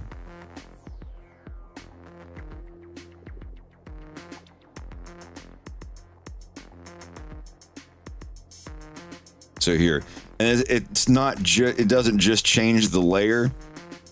Let's say I'm drawing, but let me change my material to some other material here. This blue material, it's a stroke or fill material. I'm in edit mode. I'm not even in draw mode. And I'm on a completely different layer that has nothing to do with the eyes layer. I'm on like layer 7. Random shit is unlocked and locked down here. Like whatever. I'm completely out of it. So in order to go, I want to go into draw mode on the eyes line, the line layer for the eyes, not the fills. And I need the draw tool and the stroke material. So what I have to do right here, I have to go up here, click, go to draw mode, click. Then I go over here to the layer, find the layer 3 lines, 03L, which is this one here. Click on it. Now I'm on the line layer, and it's all locked. So I've got to unlock everything, and then lock every layer except for the layer I'm on. But you got to go and drag all this stuff. And I still haven't even gotten my drawing tool. I'm on the fill or something. I've got to go here and click draw tool, and then I still have to go to my material and go down here and be like, okay, now there's my line material. So all of those clicks to get to the line layer, and I'm drawing, and I'm like, oh wait, I need to go back to the head layer. I forgot to fill in the ears. Like this ear is not filled in. I'm like, oh, so now you gotta go, you're in draw mode, you make sure you're in draw mode, click the fill tool. You've got to go down and find the head is on layer 2, so it's layer 2 fills. So 02F, unlock the layer, lock the other layers. Now you got to find your color material and find the right color that you're supposed to fill in, and then you click it.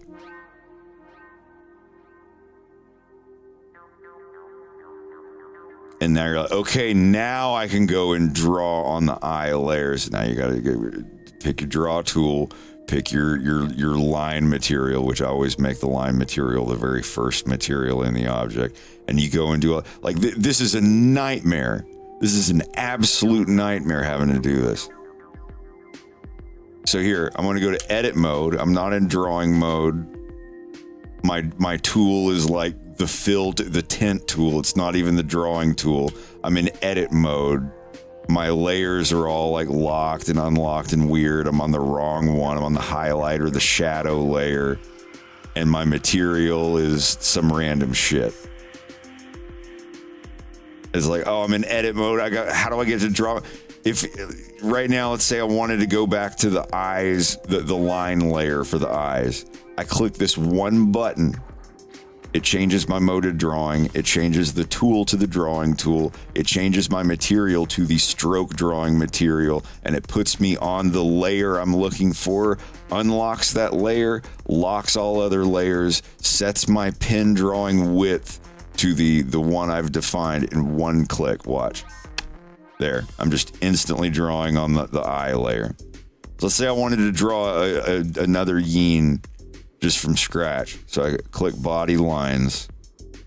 I draw the body. This is just, a quick little whatever. I've got a shortcut for trimming lines without having to change the tool.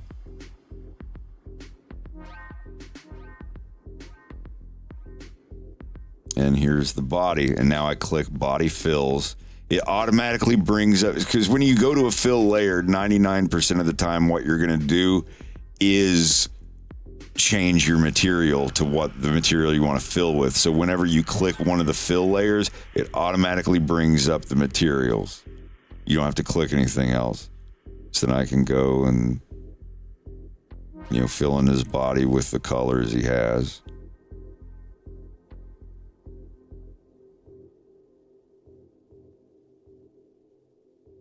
And just with present, and now I'll say I want to go to the head. Notice I have the fade turned on. The fade shows you which layer you're on, so you never have the mistake of drawing on the wrong layer.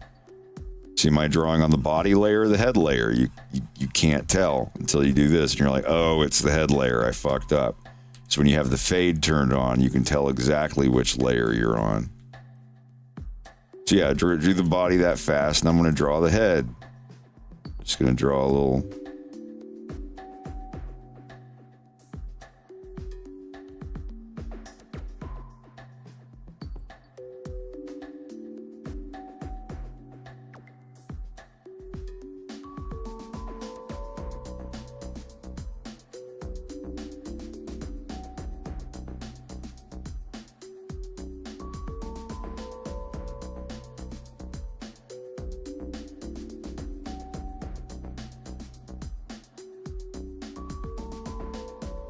And now if I want to fill the head in, I'll just click head fills, and it gives me the colors I want.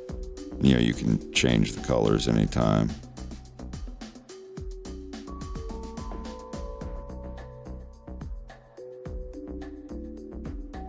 And there's more, eyes and arms and everything. If you want to do them all in one layer, doesn't matter. You can ignore the names of this stuff here. This is just it's very simple. It took me like 7 or 8 months to perfect and also learn how to program and everything. But now it's just tweaking stuff. Like these things, let me show you the script. I just want to show you just one of the functions. Let me just find one.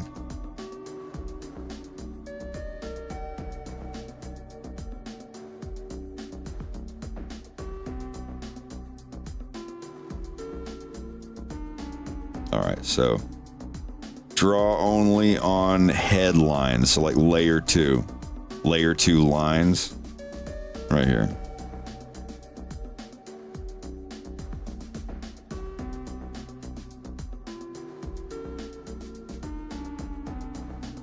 So here's layer 2 lines. This is the full code right there. That's it. So this line of code right here, Blender Python object mode set paint G pencil.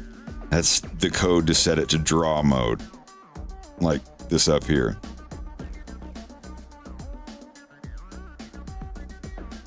And then this code is just a search for the layer called 02L. So this one here is like, if 02L exists in the layer names, then set it to that layer. That's the names of the layers over here. And then this locks all of the layers of the grease pencil, so it locks all of them. And then this one toggles the lock off for the specific layer that you're on, the 02L layer. It calls it blorp, so it's like unlock blorp layer. Then this one is set your active frame to that frame. Then this one sets your tool to the brush draw tool. These set the strength and size of your brush to what I have predefined up here. And then this looks for the name of the stroke material and changes your stroke material. And that's it. That's everything that pushing that button does, is just these little lines of code right here. And you can find these like if you switch to the draw brush and click on it, there's a window called info right here. Every time that you move an object or rotate an object, see, it puts the command line that it executes is down here. And all you got to do is click on it and copy it and go back to your script for what you press and just fucking paste it in there.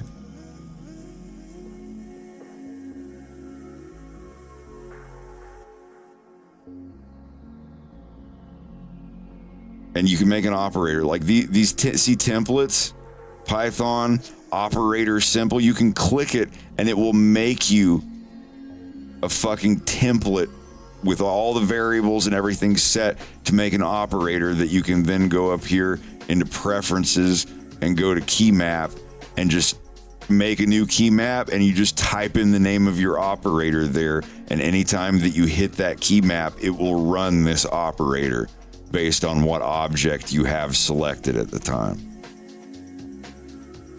It's simple shit. Yeah, it's stuff that took me like 5 or 6 months to master and figure out, but I can teach it to someone else in like 3 hours.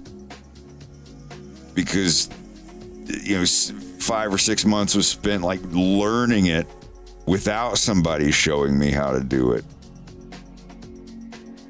And just like with grease pencil took me like a fucking year of just trial and error, figuring everything out, knowing what crashes, knowing what doesn't, knowing the limitations, knowing how much you can draw on one character with all the vertices until you have to simplify them. There's a difference. Unsimplified, simplified. Unsimplified, simplified. Unsimplified, simplified. Unsimplified, simplified. Like, there's not that much of a difference. You can see little bits of differences, but this is the difference between like this whole character being like 5 megabytes of data and 200 kilobytes of data. Because one frame is whatever, but when you have like 40 frames of full animation in an object, that shit gets up to be like 100, 200 megabytes. And when your Blender file gets to be about 200-300 megabytes, your drawing speed and your undo speed will start getting really slow.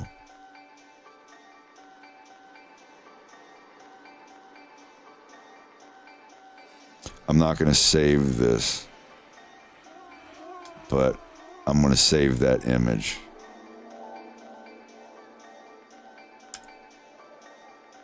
Where might you find this add-on? I don't like to leave it just as a file. I would prefer to give it in a Blender file with the script. But, hold on a second. There.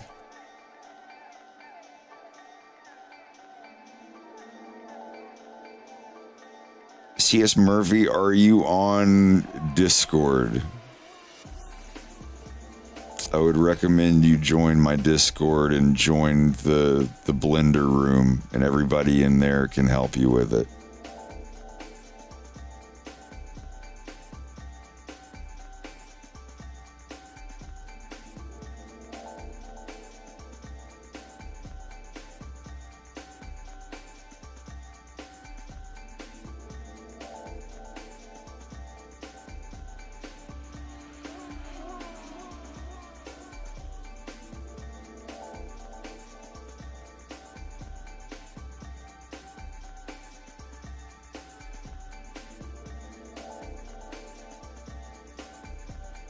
So if you're already in Blender and you're just figuring out newcomer, let me know. Let me know what when you join the Discord, and I'll find you and push you through the Blender stuff. CS Murphy, I just sent you a whisper on Twitch. A whisper. Yeah.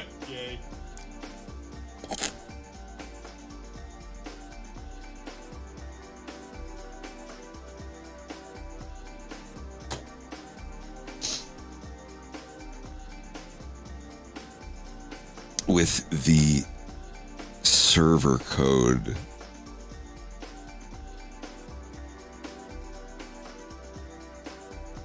Anyhow, I'm gonna get back to keyframing these guys.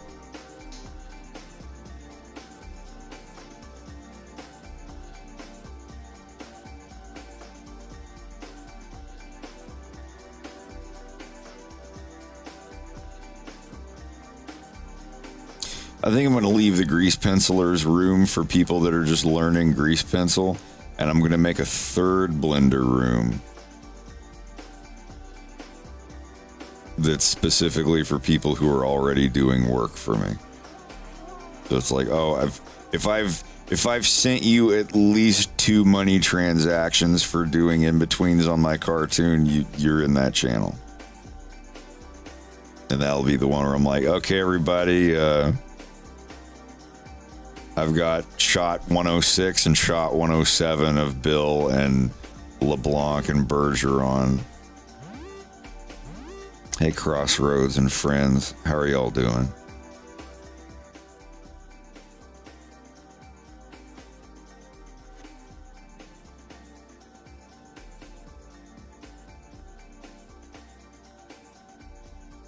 PlayStation.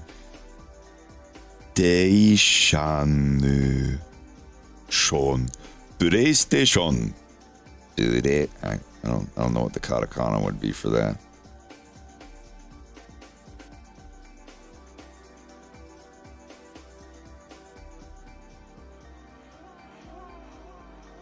It'd be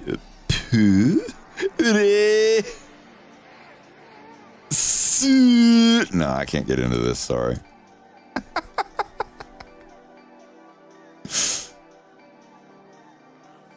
Sid, you're here.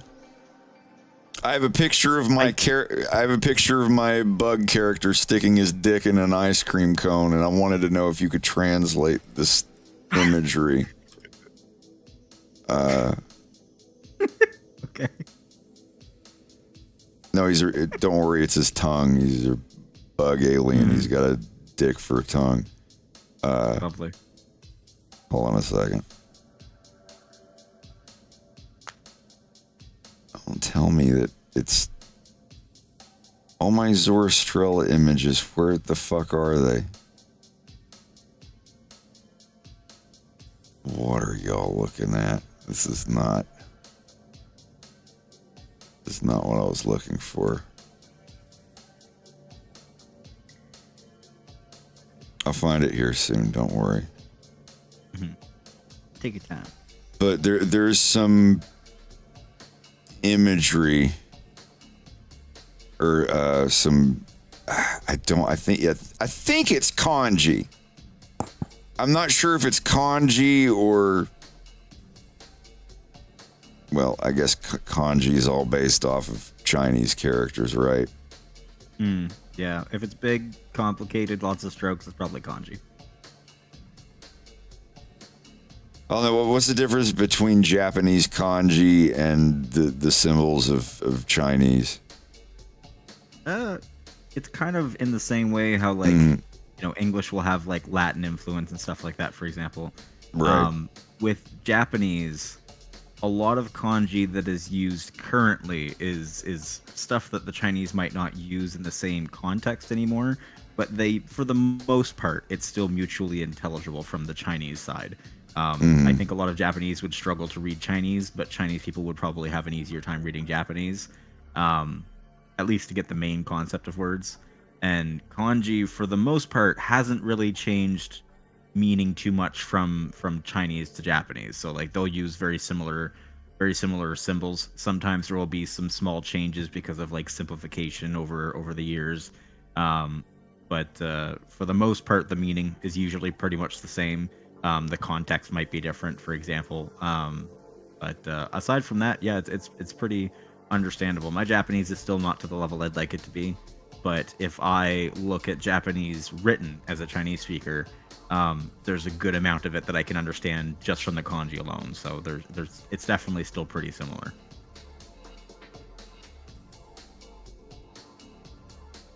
Which, as somebody learning Japanese, is very useful, but also a problem sometimes.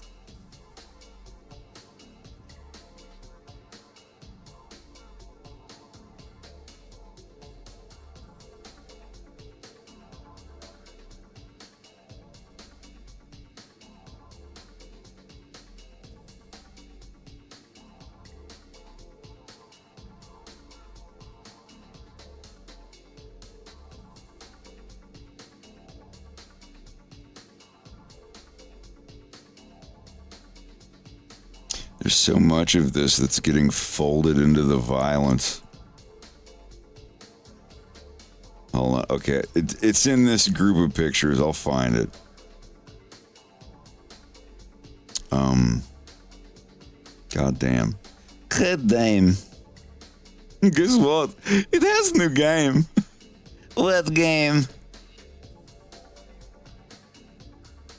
I want to play it. It's called Mario Twins. They look the same. Wow. All right. No. No.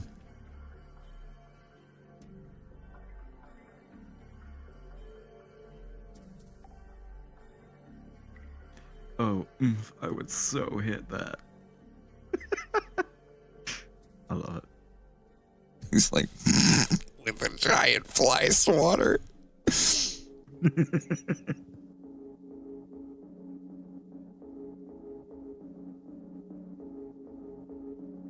is all stuff from 2013 and 2014. Some of it is a little less focused. I know it's, hold on. I hope none of it, it'll say if there's a penis. It'll be like, warning, there's a penis on the next page. Hold on a minute. Nothing will be fine. Are bug furries what happen when, like, somebody says they want an anthro drawn, but instead they write arthro by mistake?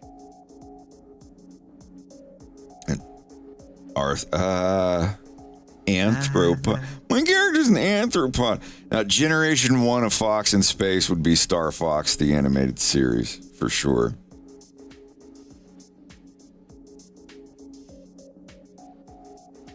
Hold on. No.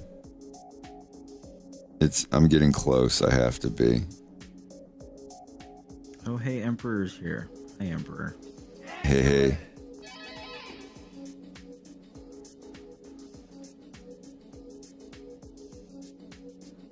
No, maybe it's not in this collection. None of these are risky, but Jamie, you're not gonna believe what I just saw.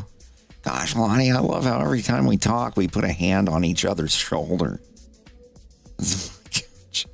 No, there it is. Yeah, what does this say? What does this say?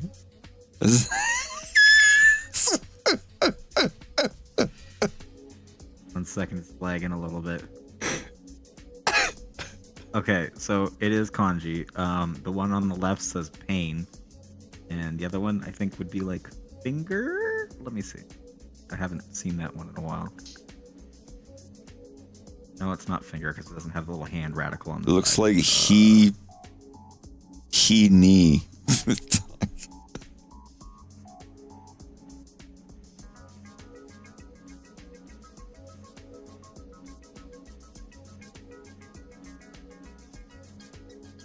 Yeah, this is all old art from a while ago. Getting stoned and reading about voice actors. Ah, okay. So this would be used as like delicious, like you would say something that's good. Okay. You know, you say like umai, like you say, oh, it's tasty, umai. This is the kanji for that. But I've only ever seen it written out in hiragana, so it's kind of funny to see the kanji for it. But yeah, pain and yummy. Okay, so Yummy pain.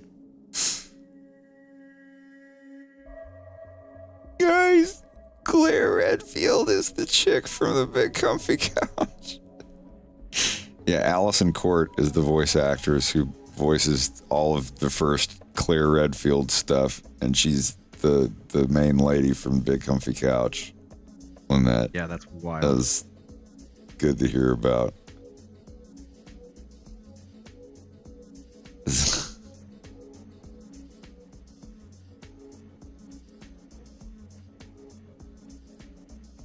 I gotta bounce because we're gonna watch a movie. Lame.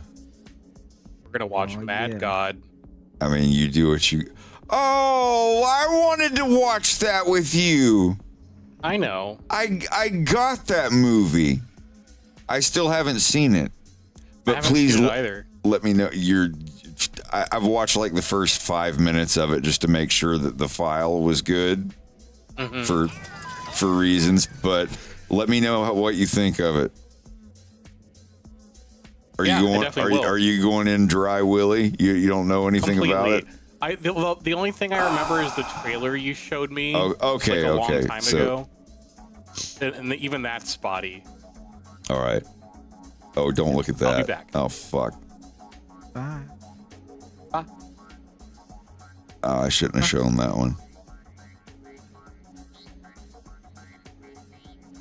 Am I going to get kicked off of Twitch for showing that?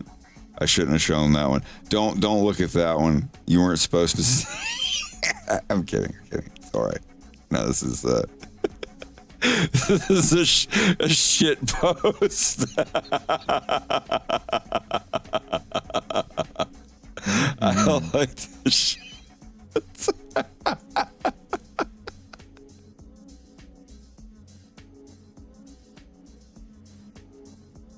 Should make this the thumbnail for episode 3. It gets so many views. Oh my god, no. Never. I refuse. I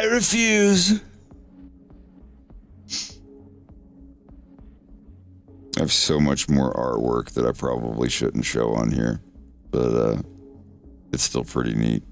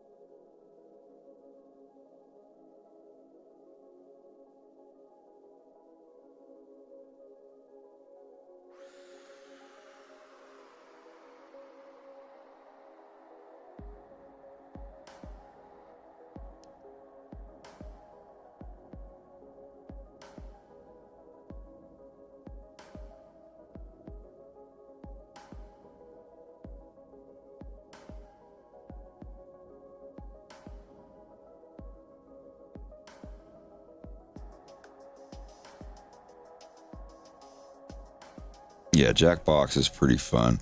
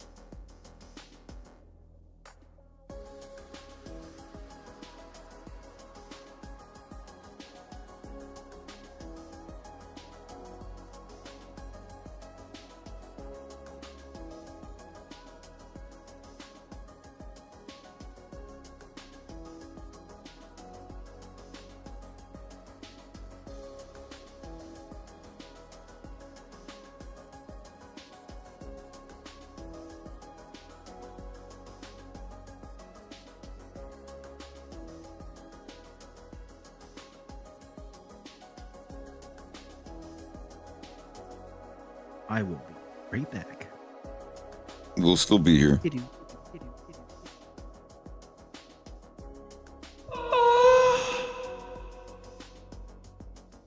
That was awkward. That was awkward.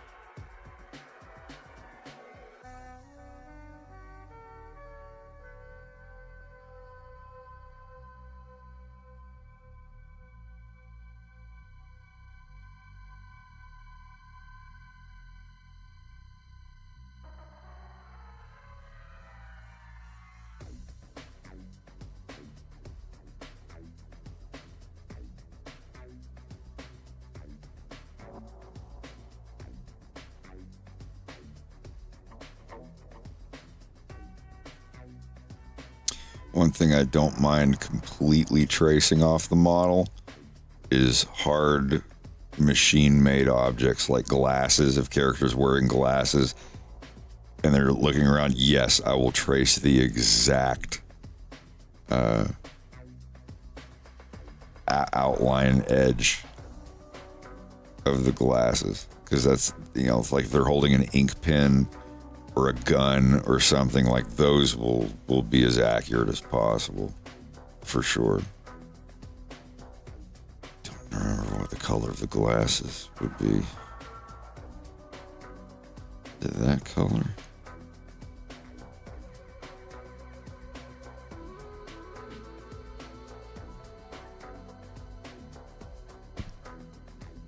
Yeah, it is. Her jeans and her glasses are the same color. That's something I like to do with palette limitations. Say you make a character with like 8 different colors on their fur and clothing, and then you get told by the producers, we got to cut costs. You got to get that character's colors down to 5 colors instead of 8. And then you got to get creative with like, well, maybe the color I only use for her earrings, maybe that's the color of her pants. That way it color coordinates. You lose your palette, but I don't know. It's interesting.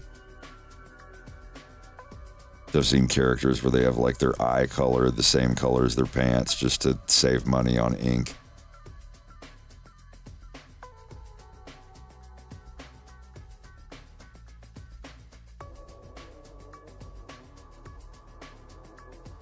Limitation does fucking indeed breed creativity. Like the Commodore 64 music. The demo scene. I could fucking listen to demo scene music all night. I have so many demo compilations.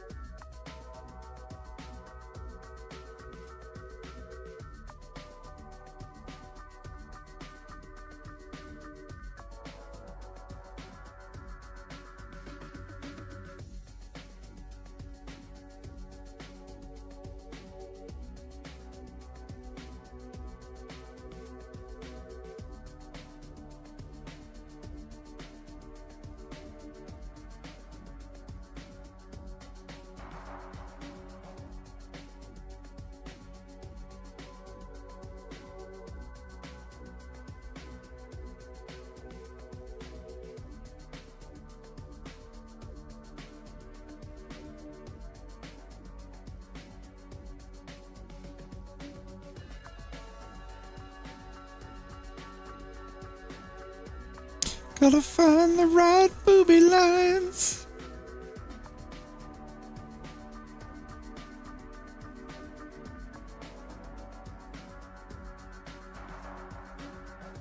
It looks fine. Keep moving.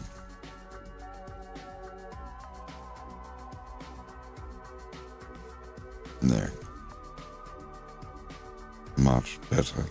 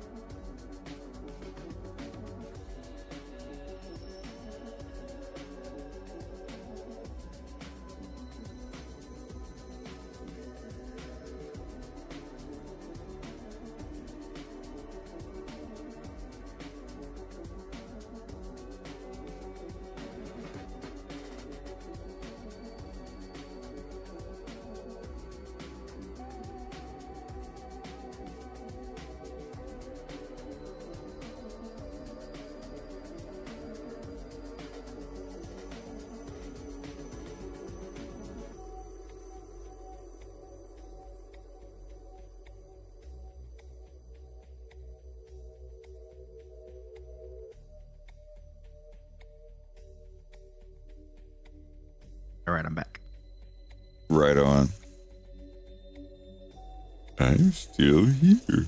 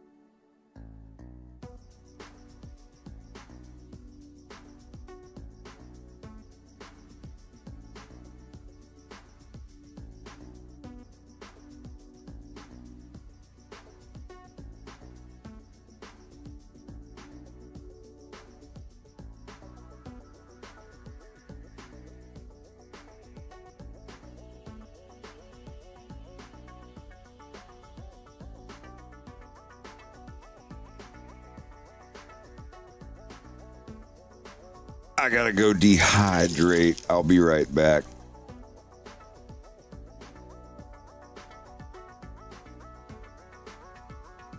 I've consumed a lot of liquids tonight.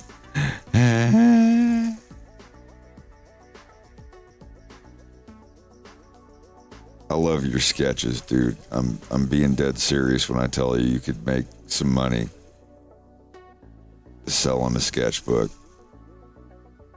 And there's sites that'll do that shit where they just make them to order. And then they just update you every month like, hey, we sold 10 more of them, so here's $400 or whatever you want to charge for it.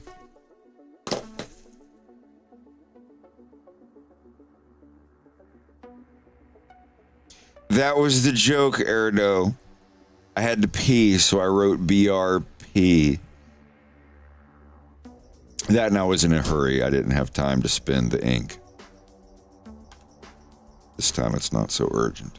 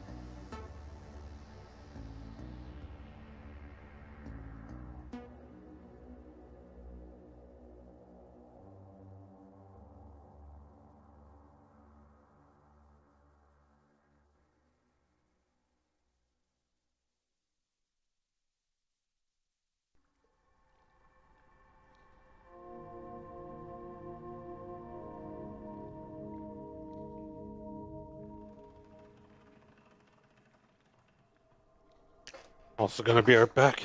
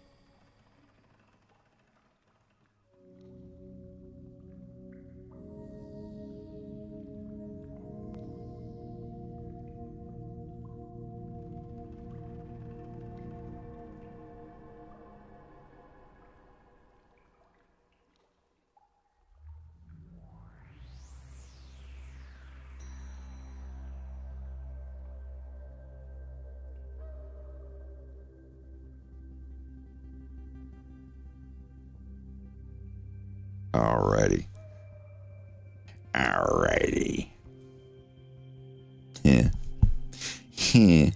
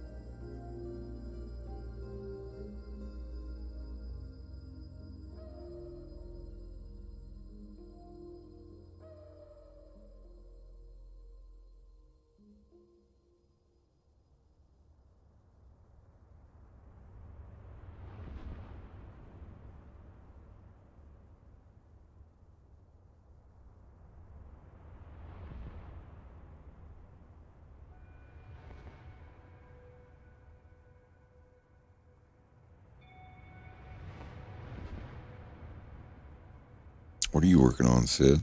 If anything? I wasn't doing anything right yet, but that was only because I was halfway getting ready to fall asleep. But then I had coffee. Now I'm awake. So I think I'm gonna insert on Rex's present now that he's not here. Hell yeah. I won't tell anybody. Yeah. No, I think it'll be that's one of the few things I cherish still in the world is being able to give someone a present without them getting it spoiled. Mm-hmm.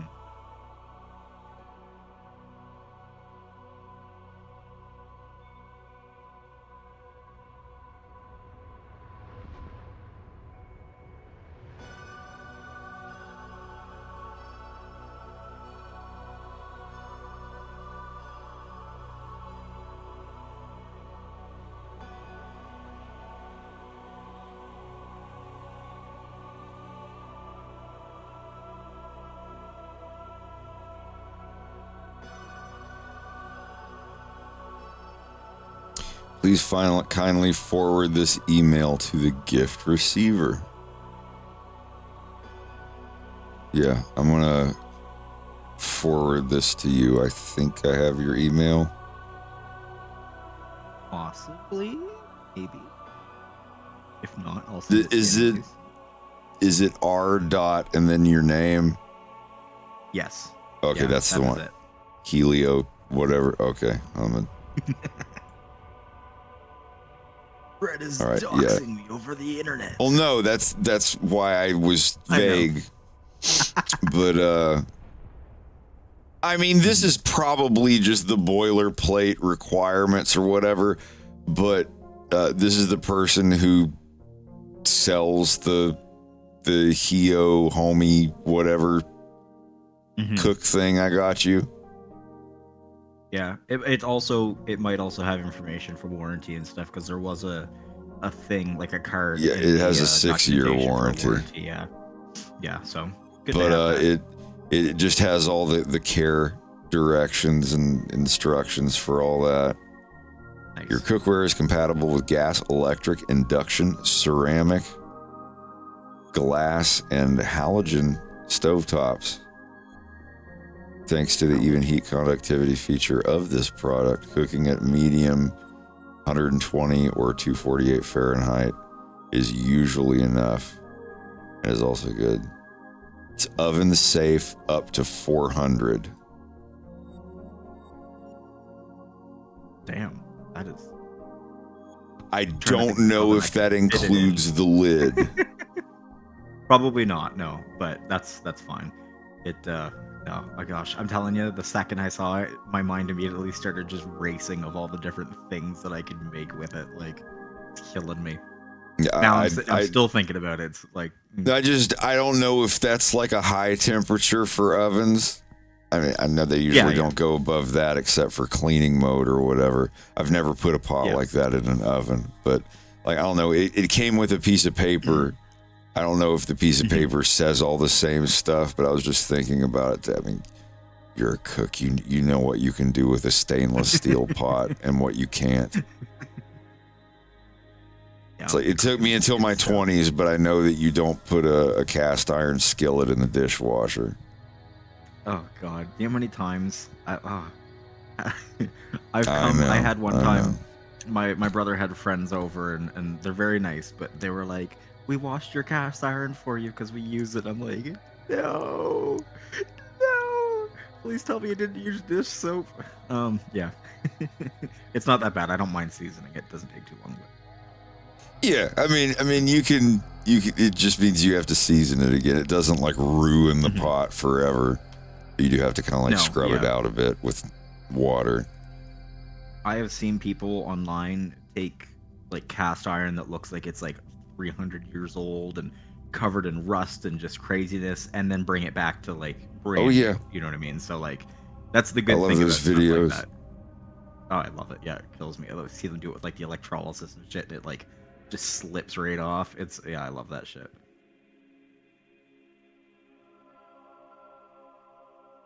That's what I need. I need like a full body electrolysis. You know, just dip me into the Rust acid remover and shit. take off the top layer. It's like, yeah, you can't do it indefinitely. It's like sharpening a knife. You can sharpen the knife until it's like half an inch long.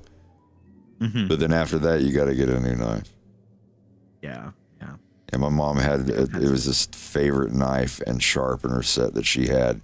And she had that knife through the 80s into the 90s. And I think like the early 2000s, she was finally like, Matthew, I think I need to get a new knife. It was sad. Like, I think she kept the handle of it because it was such a keepsake at that point, like the wooden handle. Yeah. I have a really nice Japanese one that my great grandmother had, and she gave it to. Well, I don't think she gave it, but my grandmother got it when she passed away, and then for whatever reason she decided to give it to me.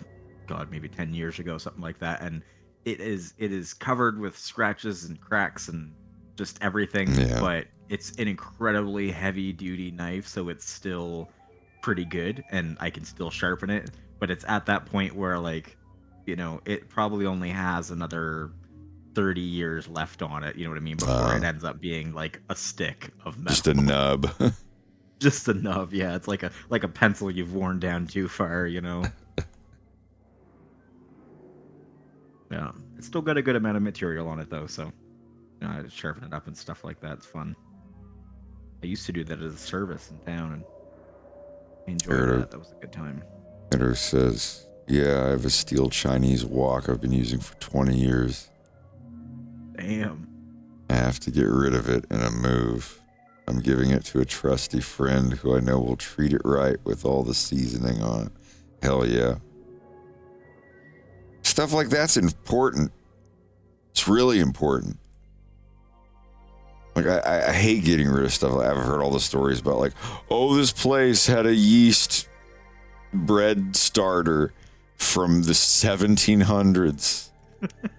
It was rescued during the pogroms in Russia. Yeah, there's like freaking soups in China where if you go to like a restaurant, they'll be like, "This soup has been boiling for 40 years." Yeah, the 80-year soup or whatever, where they just keep it. I mean, it's add stuff to it, like it's fine. It's gone. Yeah, it's fine. Like you're if you're doing it every day and constantly diluting, it's you're not going to have any issues with that. And it's especially it's something being boiled the whole time. Yeah. Yeah, you set anything over like 100 degrees Celsius constantly, I think you're probably going to be okay. Yeah. I love soup so much. It's my favorite type of food. Yeah. We need to make a very good borscht, because I haven't had... The only one I've had was the one that we got from that little Ukrainian place, and it was good. I liked it. But I'd like to try making it from scratch. You need to next time we get together with. You need to get Bubba's Solyanka recipe. Let me take us to Taste of Homeland. I'll pay for all the sausages. If you want to just grab everything else. I mean, it's just like it's potatoes, vegetables, and a lemon, and then a whole bunch of sausages that you can only get there in Moncton from the East European food place. It's so good, though. I have dreams about Bubba's Solyanka. I swear, like, it's just...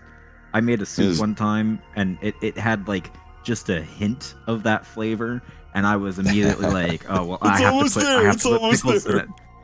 I've got to put pickles in it, and dill, and fucking sour cream, and I wanted everything. Oh. Yeah, he's so made it. The first time he made it, it was good, but it tasted too much like Polska kielbasa, because we didn't go to the actual place for that one. And then the next time he made it, we actually went to the Ukrainian Russian grocery place. And we got the sausage and stuff, and it tasted exactly like the soup that we got at the place that was closed in New York this time. I mean, maybe they just closed and opened up somewhere else, but I was so sad. Vernichnaya.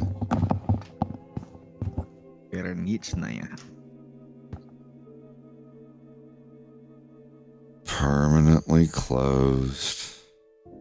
Yeah, that's sad. Disappointing, but that whole area, I would love to go back to Brighton Beach and spend a little bit more time, because it just had, I don't know, it sounds stupid and touristy to say, but it had a vibe to it that I'd like to experience while things are actually open.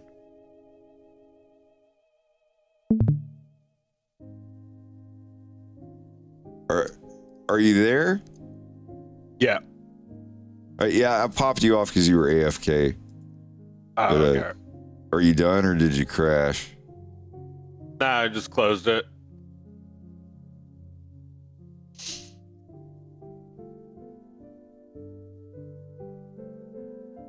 I will save a picture of the menu. I wish they had the Russian one. Yeah, it said Vernichnaya in April. We were 5 months too late.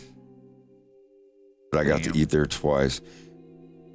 Vernichnaya, a cash-only staple restaurant of Brighton Beach, has permanently closed.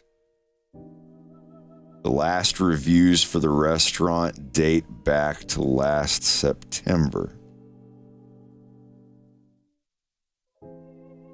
Calls to the restaurant went unanswered. The phone line has been disconnected. Vernichnaya translates to dumpling house. It was known for its Russian dumplings and pelmeni. Also served dishes, Uzbek and Serbian dishes, and at least one point had a BYOB policy. Hell yeah. Fuck yeah. Let's bring your own bottle.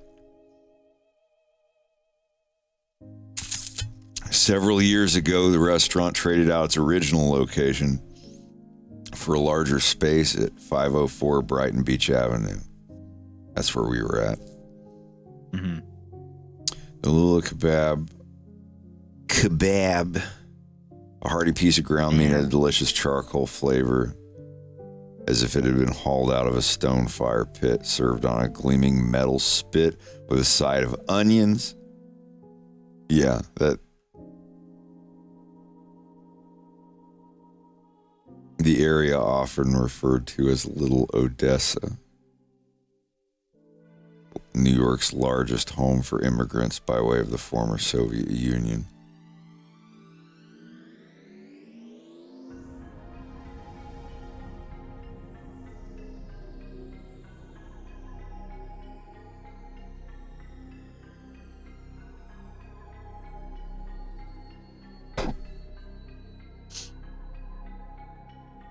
Back in 2022, The Guardian reported they responded to Russia's attack on Ukraine with flags of solidarity with Ukrainian neighbors. Some even removed Russia from their business name entirely. I imagine that had to be a complicated area when that shit started happening. Oh, I bet. But it's just like all this feels like, well, fuck. We've been neighbors over here in New York for 20 years. I'm not going to, yeah. I'm sure there's always going to be assholes and stuff, but that's cool that they were like, yeah, we're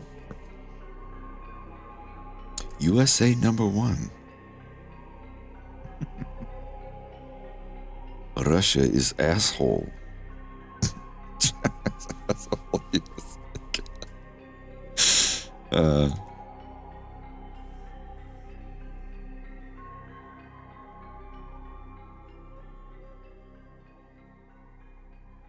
I want to do more sketchy stuff.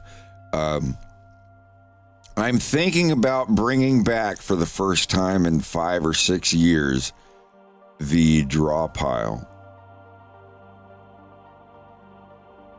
So what it would be, the draw pile would be, okay, well, first, what draw pile is, it's an online drawing thing where there's a big canvas and you can draw together with whoever logs in and whoever has access. And I would put it up here as just a scrolling long thing. It'd have to be an extra window that I would open up on every stream. But I like it. I think that would be a neat idea. And if you're a trusted member of the server, basically so you don't get on there and start drawing dicks and pussies and stuff, I think that it would be neat, because we did that. We never had a problem. It just, it sputtered out. Like after 6 months, I think it was about 6 months or so. Or not 6 months or so, I mean like 6 months or so after starting it, the interest kind of died down and nobody really logged into it anymore. So I just stopped doing it. But I don't know, if there is interest, people wanting to show off their artwork and us doodling together. Sometimes I just be on stream and just bring it up here on screen and like draw with people. I'm not used to raster shit.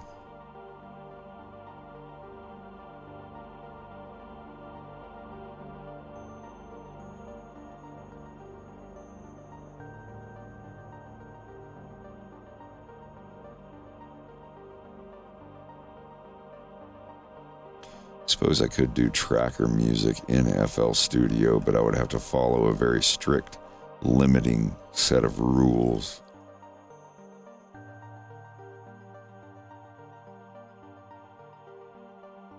I think I still have all of them too. I don't think I deleted any of them.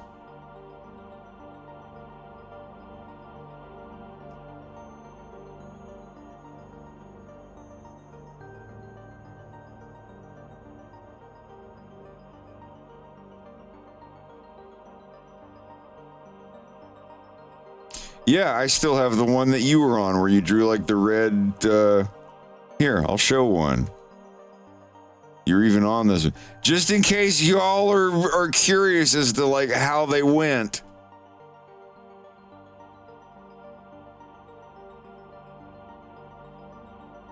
Oh my God, you might even remember because you were on this one. Joe, that would be something fun that you would like to join, maybe. Yeah, I love draw piles.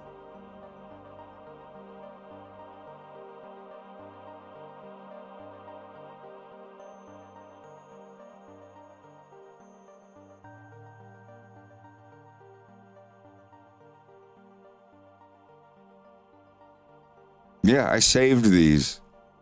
We did them for like 4 or 5 months, and then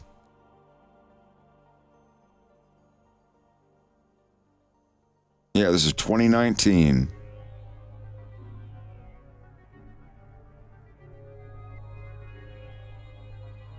And we would have this, it would be like over here on the left side of the screen, it would just be a little skinny thing. But it would scroll by and you could see it. And if you wanted to, you could log in and you could draw stuff. I mean, we never had any assholes. We never had any mean people or anything.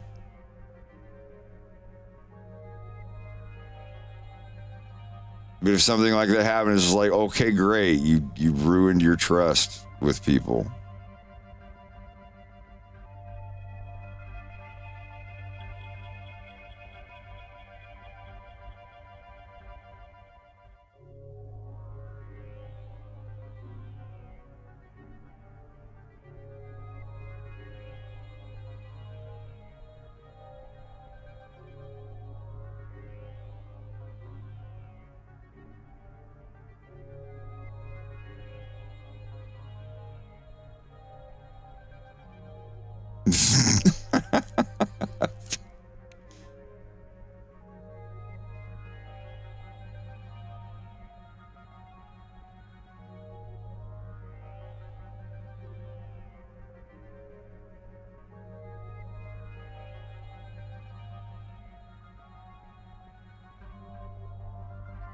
Oh, there I'm is. I always start off on like the far end.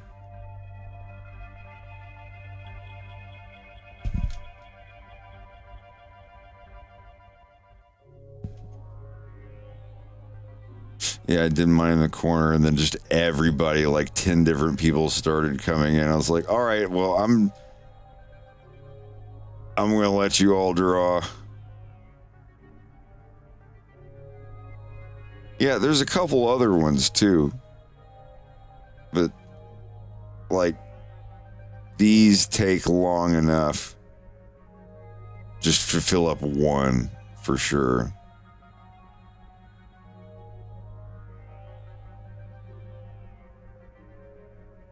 Yeah, like every month I saved them.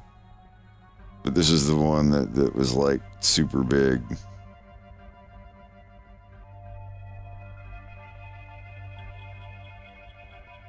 It's like this is the actual size. So if you're curious as to people drawing at different sizes and what actually comes through on the resolution.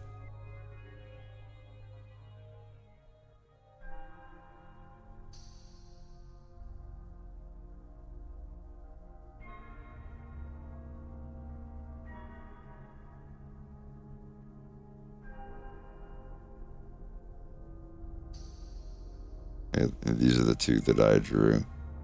Then everybody else was everything else.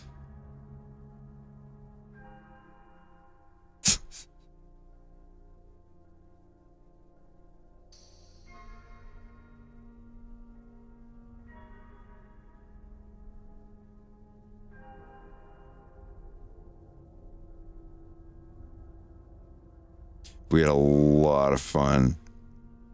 It was a whole lot of fun.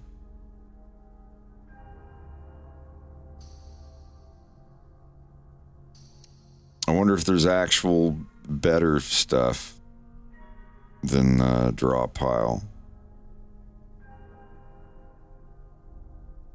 Hey Sid, are you there? Am I coming in clear? I'm gonna ask what the fuck this means.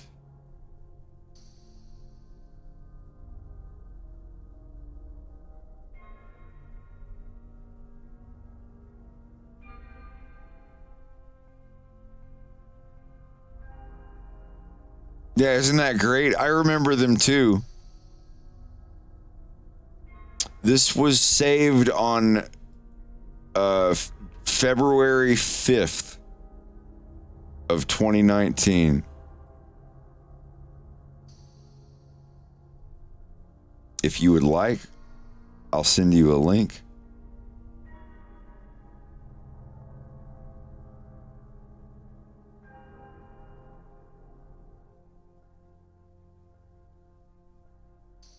If y'all want a link to the picture.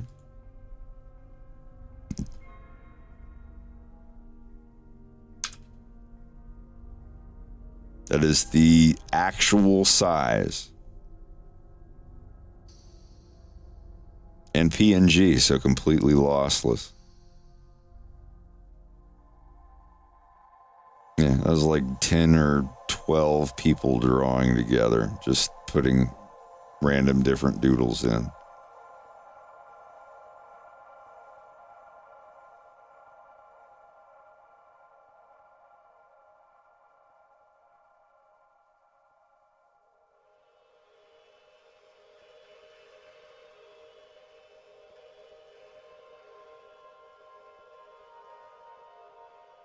I'm gonna hop off. Starting to feel zombie. Yeah, don't stay up too late, bud. I'll talk to you tomorrow. Yep. Yeah, have a good one. Have a good one, buddy.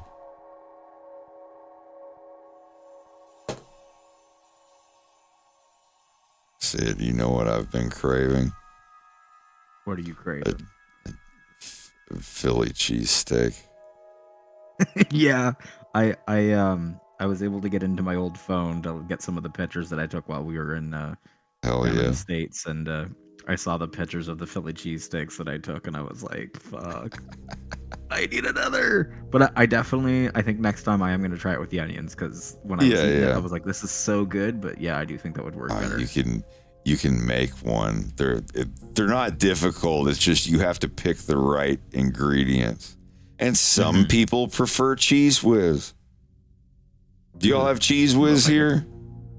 Oh yeah, no, I hate it. I hate it with a passion. It's like it's great for nachos or whatever, but like for a Philly cheesesteak, I don't know. I know like it's like a traditional thing for some people, but I've had a Philly cheesesteak with Cheese Whiz. I'm like, I like the other cheeses. I'm a cheese nerd. I can see it working, but I don't know. Probably not for me. Cheese Whiz to me tastes like you took mac and cheese powder and you didn't put enough water in it. You know what I mean? Or you didn't put enough milk in it. Like it's just too strong for me. Can't do it. When I was a kid, obviously, it was like you'd be given it and you didn't really have much of a choice. And my only way that I could eat it was to like scrape off 90% of it, and it had to be really, really hot, like a really hot piece of toast. That's the only way I can get it down. My mom refused to get Cheese Whiz for anything. I don't know. Like even when we were poor and lived in a trailer, she was like, "No, you're not eating that. I'll melt some actual cheese on there." Yeah, she got some standards. That's good.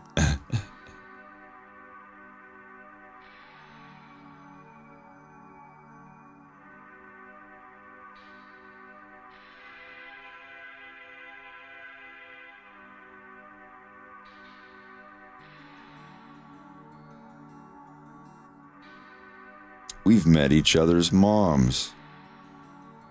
We have. It's a bond I don't share with a lot of people. You met my mom again today, twice. Yeah, when she called us fuckers and flicked us off. Yeah, she's cool like that, you know. Fucking hell. I'd do the same. I'm curious if she waited there because she knew we were at the gym. I She's probably Because she would do that. probably drove by to check to make sure that we were actually going and working out, not just flopping out at some opium den. Oh fuck yeah.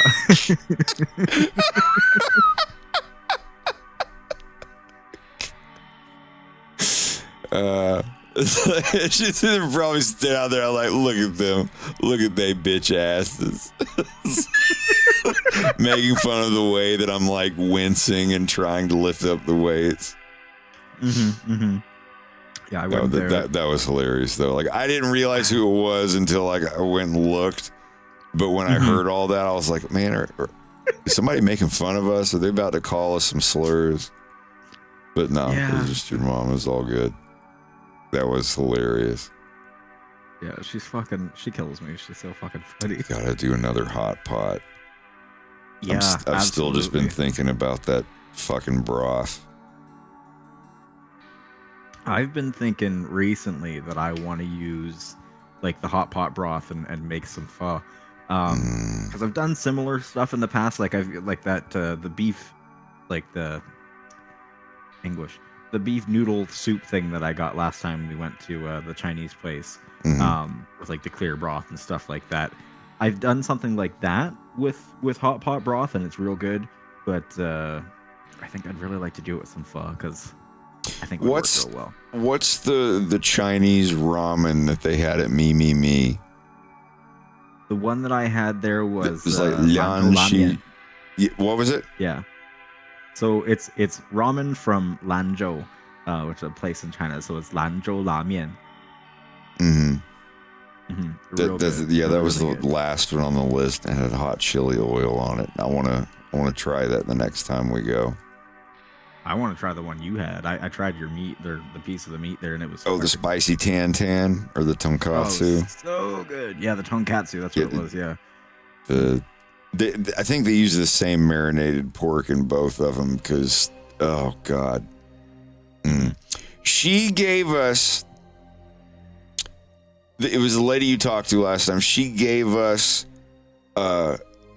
this garlic pickled radish slices to go with the noodles. Okay, nice. Dang. Was it like a sweet pickle?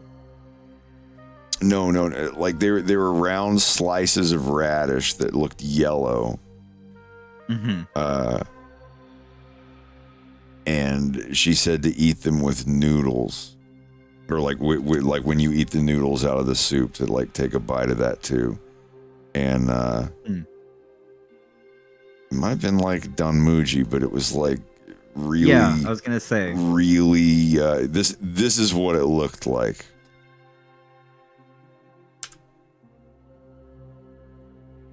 It looked like yellow slices of pickled yellow radish, and it was like salty, pickly, and it had a lot of garlic in it too. Nice. Yeah, this is very close pickles to what they look like. But she gave us a little cup of it every time that we go there. She gives us something different. She's like, "Here, try this," or like, "Here's some kimchi. This goes good with whatever." Like, everybody there is so nice. Oh, that's awesome. Yeah, I've had a great experience every time I've gone there, so I would definitely go again. They set us at the hot pot table this time, like that hot pot table there over to slight right when you walk in. Oh, I can't wait until they have the hot pot table ready to go, because like it's fun to do at home. I enjoy doing it at home, but it is a different experience going out to a restaurant for hot pot. And they're gonna have to try really fucking hard to do better than the experience I had at your mom's place. I think what we should do next time we do hot pot, as much as I love having all the people there and whatnot, we'd be able to get a little bit more variety and a little bit more into us, sustenance wise, if it's only the few of us. So I think, just you, me, Greg, and my friend Jessica, just something small. Let's just us four do it at our place here. Yeah, that'd be perfect. It's like we got room and you could just bring the hot pot over. We can buy one. Yeah, that'd be an excuse to get my mom to bring back the hot pot because she still has it. And she's more than welcome to come over too. Just like whatever y'all want to do. But I've got to do that again. I've been thinking about that broth and just even the pork balls and everything since. It was so good. Hot pot is just, it is the ultimate comfort food for me. It can be different every time you go in. You choose what you want to put into it, so it's like, you know, very I don't know, personalized, I guess. And it always hits. It's always fantastic. I have never ever walked into a place, had hot pot, and thought, "Damn, that sucked." You know, the most I've ever thought is like, "Man, I wish they had more options." But like, aside from that, hot pot always just slaps. What's the one where they have the little grill, and you just lay pieces of meat on the grill thing? They do it in Korea a little bit more than I've seen in China. I think samgyeopsal, something like that. I'll look it up. I think that's what it's called, though. They got the little grill thing in the middle of the table. Samgyeopsal. Yeah, there we go. That is it. 3-layered. Interesting. That makes sense. Yeah, it's real popular in Korea. Usually it comes with like a whole, just like a bunch of like side dishes and stuff like that, and a lot of like lettuces and things like that. It's real good. Oh my god, that's a thing. On the stream. Ooh. Yeah, we've done ones like this. Hibachi is the one where like it's just a big metal flat thing that they cook they do the onion volcano and stuff. I'm still trying to find the grill thing that I'm talking about. It's like this little rectangular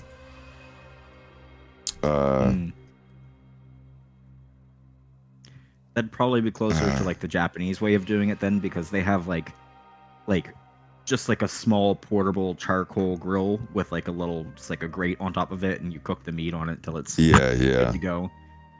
It's all the same idea, you know what I mean? Very lightly seasoned meats, and you cook them however you feel like cooking them, kind of thing, and comes with a bunch of like side this. dishes and stuff. But it was kind of like this, but it was more in the table.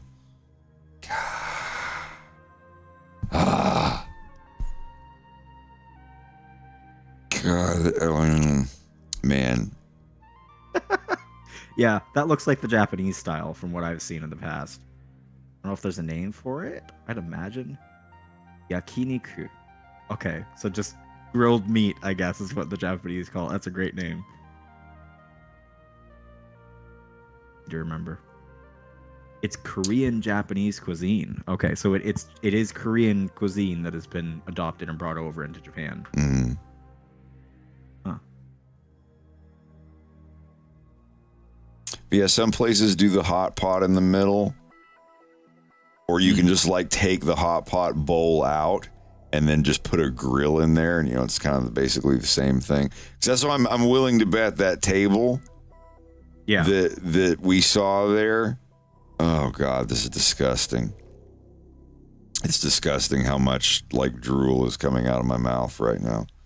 But I bet that spot on the table with the heating element could be used for either a hot pot thing or just the grill in the middle.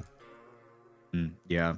I used to, so the hot pot that you tried with us last time had, it was like an electronic one, right? So it just had like a thing on the inside that heated up. But typically when I do hot pot, I have like a little propane grill, kind of like those old Coleman ones that you'd use. Like our barbecue grill. We have the little one that uses the little canisters that are like a little bit bigger than two of your fists put together. Like, the little green Colemans that you screw in. Yeah. Fuck. So that's what most Chinese people will be using, something like that. They're usually like made dedicated for hot pot, but I was thinking about grabbing one anyways. They're like $30 at Freshville, so it's not expensive. But down at Freshville, they also sell the attachment that you can stick onto it, which is that grill. It's like a Teflon grill, and you just stick it on top, and it lets the stuff drip to the sides and stuff. And I used to have one. I found it at like Value Village years ago, and I think I left it at the last place that I moved out of, unfortunately. But yeah, I was thinking about that just recently because me and my friend had gone down to the Asian grocery store and had seen them down there, and I was like, man, I love hot pot, but I also love a good lettuce wrap. So, you know, might have to make that a thing.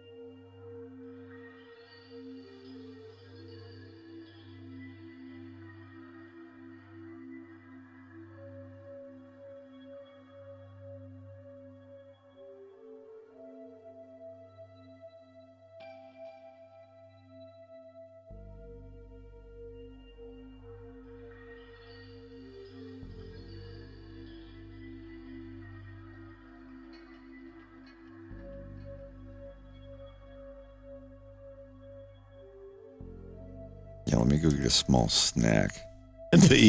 I'll be right back.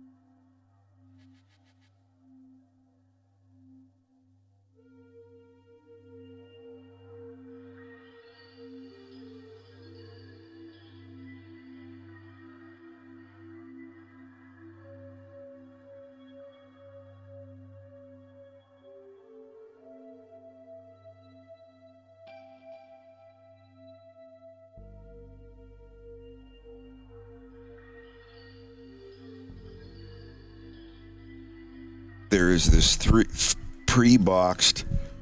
So are you there?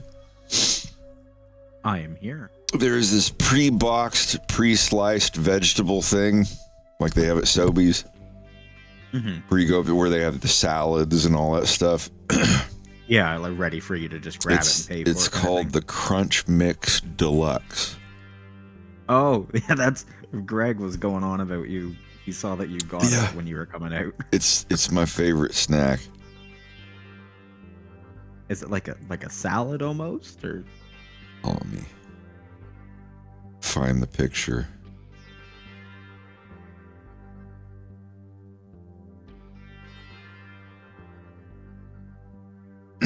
Oh, here's exactly what it is.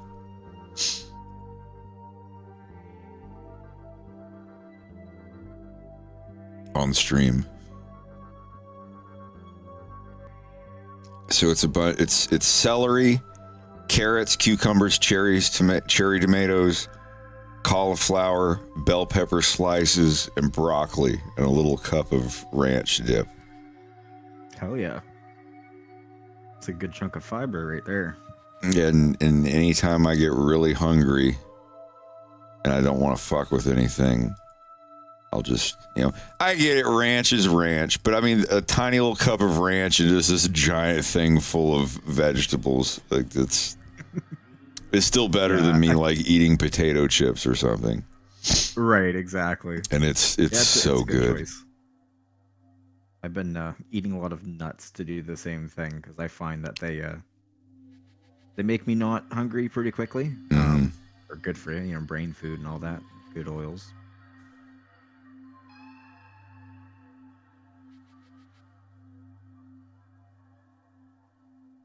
Nuts are good. I used to hate nuts. I don't know, as a kid, like if ice cream had any kind of nuts on them, but now it's, I don't know, like I can get a package of salted peanuts or cashews or anything like that. I can eat them all day. Cashews, absolutely. That's my top tier favorite nut of all time. I freaking love it. Those fucking cashews we got from Buc-ee's in the paper cone thing. I've been thinking about those. Oh god, they were so it's good. Like crack. I didn't even get one. I only had like 2 or 3 of them that like Rex handed back and let me try, but I wish I would have got a whole thing. It would have hurt my teeth. we're gonna fly back down to Tennessee to visit my mom. And when we go, like my mom lives like you were there, you were at the Buc-ee's that was less than an hour from my mom's house. Yeah. I'll go. You tell me, I'll send pictures of everything they got that's non-perishable or whatever, and you tell me what you want, and I'll order us some up. Oh damn! Yeah, everything I had there was fan-fucking-tastic, and the fucking brisket burger. I didn't even mean to get it. That's the funny part, because I got one of the turkey things, and then when I opened it, it was yeah. But it was great, so Yeah, the brisket one. Holy Jesus! It's so it wrecked good. me in the best Jack, way have you ever heard of Buc-ee's? I have not. It's basically the theme park of gas stations. There's like 9 of them in the country or whatever. It's huge. Bucky the Beaver or whatever's their mascot. Sometimes they have the guy dressed up as him. But it's huge. It's like as big as like a Costco on the inside or a Sam's Club.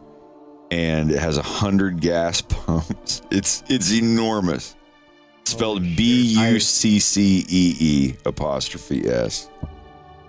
I have been trying to wrap my little Canadian brain around it because it genuinely, the only thing I can compare it to is a Costco and Disneyland all mixed together in one. Yeah, it's pretty wild.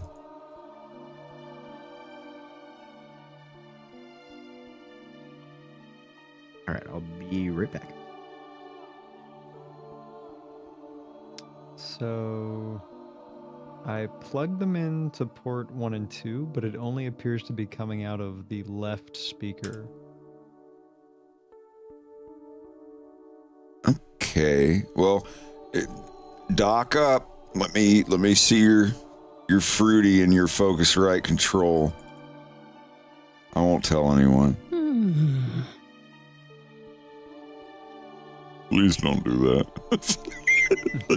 Please stop hitting me. But yeah, but it is working. Like the knob is going up and down, or the knob makes the volume go up and down. Yeah. Okay. Yeah, and it's like you said, it's always on, but yeah, turned all the way up. Okay, so open up Focusrite control. Where? You just type window, or like hit the window key and type in control. Oh, and look for Focusrite control. There it is. Yeah. Yeah. Okay. Okay, so yeah, click on monitor outputs 1 and 2. Mm-hmm. So you should hear me, blah, blah, blah, blah, blah. For the playback down there, turn where it says playback 1 and 2, where you see the green going up and down based on where I'm talking. You see that? Yeah, that one. Drag the volume all the way down and tell me if you hear me. Do you hear me at all? Wait, hold on. Sorry, I have to put the headphone back in for a sec. Okay. Do you hear me on the headphones? Yes. Okay. Turn your speakers back up and tell me if you hear me on the speakers while I'm talking right now. Blah blah blah blah blah blah blah. I'm talking. Do you not hear me on the speakers at all? I do not hear you on the speakers. Okay, turn it back up to where it was on the mouse, and now turn your speakers up. Blah blah blah. Do you hear me on the speakers now? Blah blah. Yeah, but it's only the left side. Okay, so the pan knob up there. Just the little one, the volume slider that you were just sliding. Wiggle that around.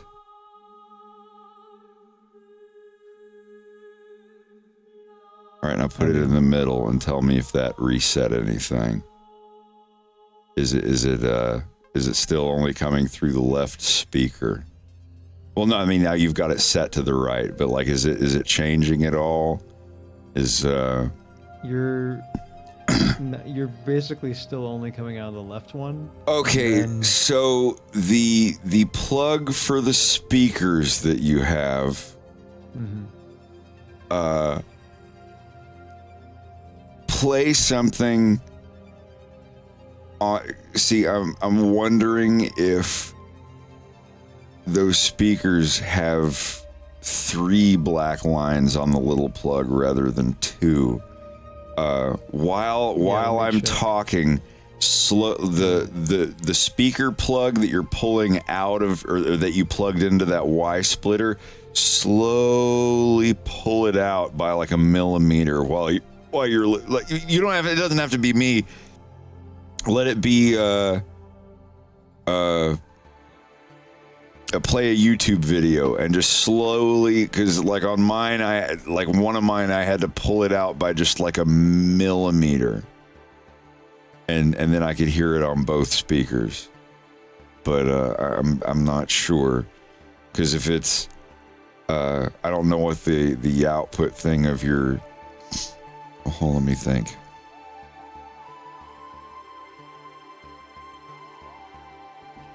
Say something. Blah blah blah. I'm talking. Just keep talking. This is testing ABC 1 2 3. This is words coming out of my mouth.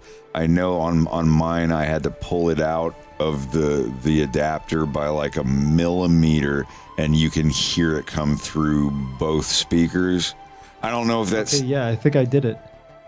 Did you have to pull it out like a millimeter and like leave it there? Yeah, I had to keep fucking with it. Yeah. Yeah. Now I don't know if that differentiates left and right.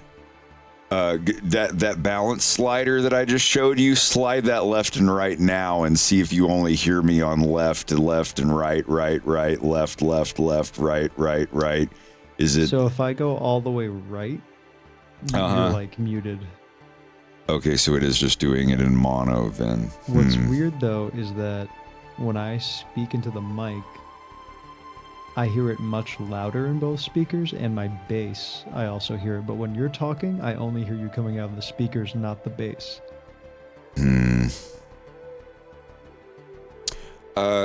Pull the speaker plug out, the 1/8 inch that you plugged into the 1/8 inch that goes from your speakers. Just pull that out completely. Yeah, and look at it here. I want to show you on my stream screen. Hold on.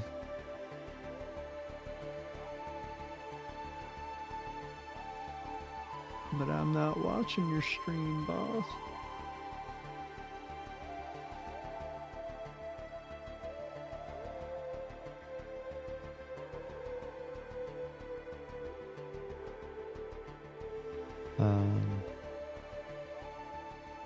Like the plug that comes, the little itty bitty one that goes from your speakers, does it look like plug A or does it look like plug B? Could you... Sorry, I need to get to your stream. That's fine. You're fine. We'll figure it out. It looks like plug B. Okay, so it's on...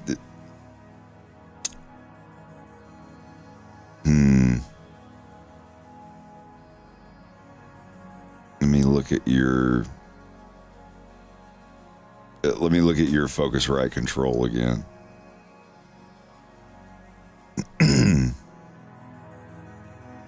Ba ba ba ba. This is me talking into it.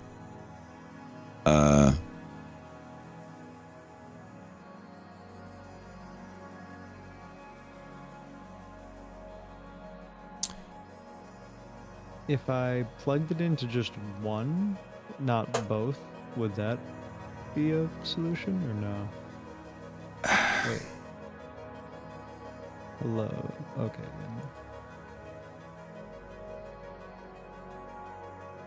I'm thinking, let me look at my Focusrite control. Let's see what other settings there are.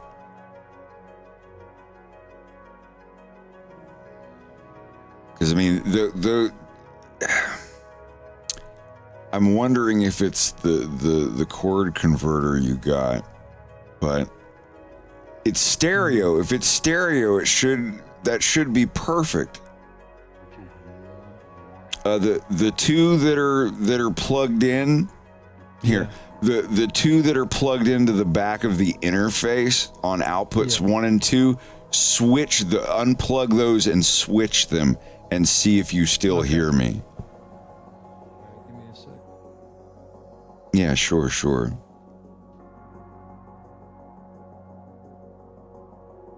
I swear to fuck, if they sent you like a mono chord. I mean, even if they sent you a mono chord, it should just be...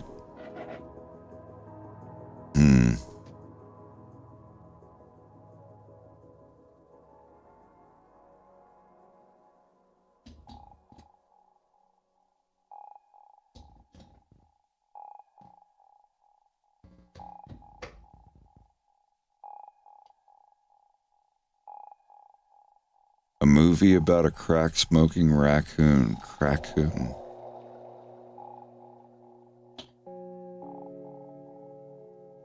Damn. But yeah, you see what I mean? That chord should convert those two mono outputs to a stereo 1/8 inch, and it should just go to your speakers. It should just work. Okay, guess what? Huh? You're only coming out of the right speaker now. Okay. And when you switched them, I was only coming out of the left speaker? Originally, yes. Okay, so it's the opposite now. Yeah, and still no bass coming from you. And you have the little 1/8 inch thing pushed in all the way, or you have it pulled out a little bit? I have it pushed in all the way. It's...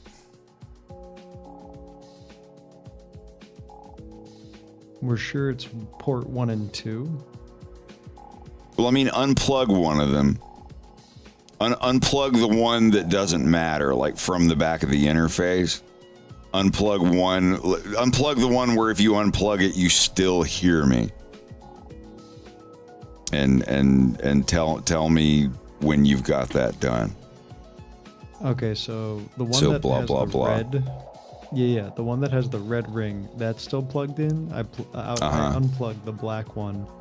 You're still only coming out of the right speaker, but my voice, I hear on both speakers and the bass. So my voice is coming through, like, perfectly. So your voice is coming in through... Yeah. What if I... Let me look at your thing here. Yeah. Monitor outputs 2. Go to line. Click on line outputs 3 and 4 on the control. Yeah, that big one there. Now go back and forth between them. Is there any difference? Click monitor outputs 1 and 2. Yeah, no real difference. Well, this is 0.5. That's the input thing. The bottom one's the playback. Yeah.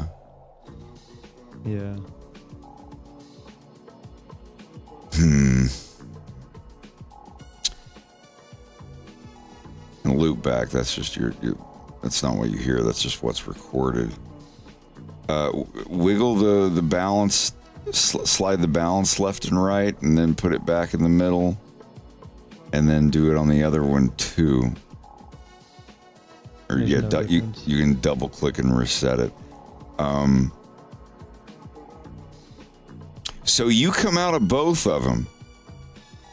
Yeah, both and the bass. It's kind of weird. It's like hearing my own voice getting blasted right back at me. But you are only coming out of the right speaker at like a normal volume. When you turn the monitor knob on the interface down all the way, do you still hear anything out of the speakers? With blah blah blah talking if I test. turn you down all the way, like you're like a little bitty baby whisper. Wait, coming. What do you mean turn me down? I'm talking about I think you're actually coming out of the left speaker. Weirdly enough. Oh my lord. It's a conundrum.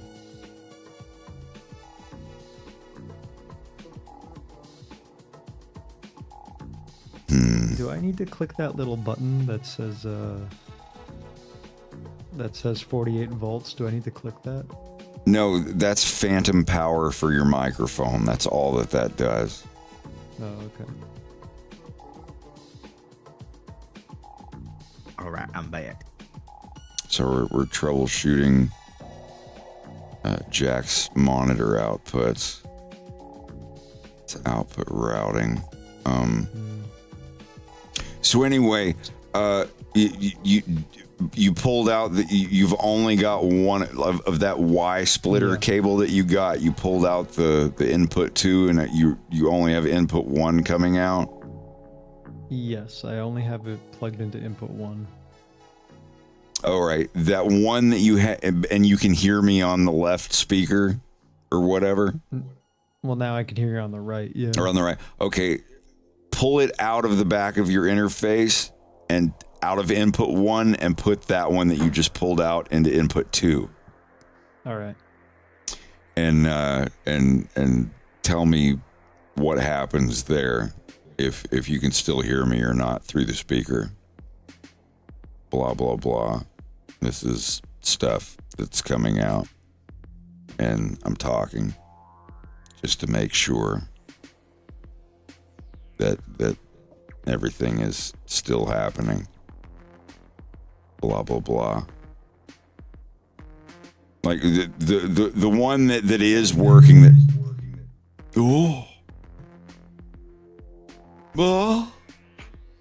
Sorry. So I still haven't done it because I noticed that the one I had plugged in port 1 was not plugged in all the way, and then I plugged it in all the way, and then I put the monitor volume up, but I think that created a feedback loop, so I don't think that fixed anything. So now let me try plugging it just into port 2. Yeah, talking. If what I'm guessing is it could be the cord, but it seems like it should convert them into stereo. Because that's like your output on 1 and 2. Yeah, you're not coming through at all now. It's plugged into port 2. But if you plug, but if you plug that same one, that big plug that's in output 2 on the back of the interface, right? And you can't hear me at all through the speaker. Yeah, this has all been on the back of the interface. And if you plug that, if you take that one out and plug it back into output 1, you can hear me. Blah blah blah. Yeah, go ahead and put it. Take that. Is this the red one or the black one?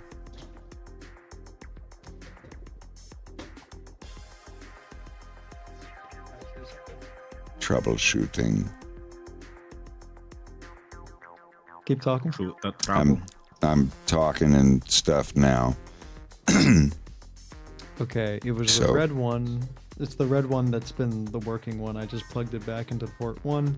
And so if you plug the out of the right headphone. Red is right. Red is right. So red, you plugged into port 2, it did not work. Correct. And then red, you plugged into output 1, and it does work. Yes, and you're coming through the right speaker. Unplug the red one from output 1 and plug the black one into output 1 and tell me if I'm coming through the left speaker only. Okay. And you do that now, and I will say the ABCs.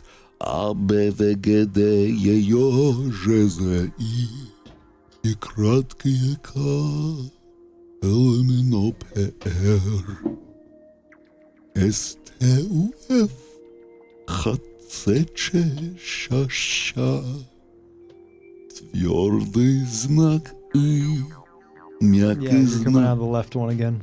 All right, so your cord works just fine. Your output number 2 is not working at all on your interface. Now that number 2 that you're sticking it in on the back, are you sure that's output number 2 that you're sticking it in and not input number 2? So, so the back has input and output? Let me make sure. Because I see 6 holes. I see 2 ones marked 3, and a 1, 2, and then 2 ones marked 4, I think. Yeah, so line outputs is 1, 2, 3, 4, and you have 3, 4 as your line inputs. So yeah, the 1 and 2 they should both be working. So it's not the cord. The cord's working fine. You notice like so output 1 is working. Output 1 on your interface is working. You plugged in the red one, it sends to your right speaker. You plug in the black one to output 1, it sends to your left speaker, right? Like either the red or black one, when you put them into output 1, it's sending. Because that red plug is your right speaker. Red is right and black is left. Well, so now that I have both in, again, I can hear me come out of both speakers in the bass. and you're only really coming out of the left one, but hold on, let me put the volume up. Yes, so your monitor's working right, but we got to figure out. Play a YouTube video. I assume that the YouTube video and stuff is only coming out of one speaker. Just play anything. Play anything with noise. Yeah, okay, give me a sec. So I'm thinking it's a setting. Mm-hmm.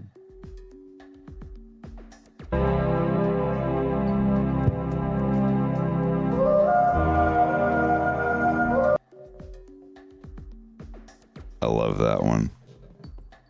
That's a great song. Yeah.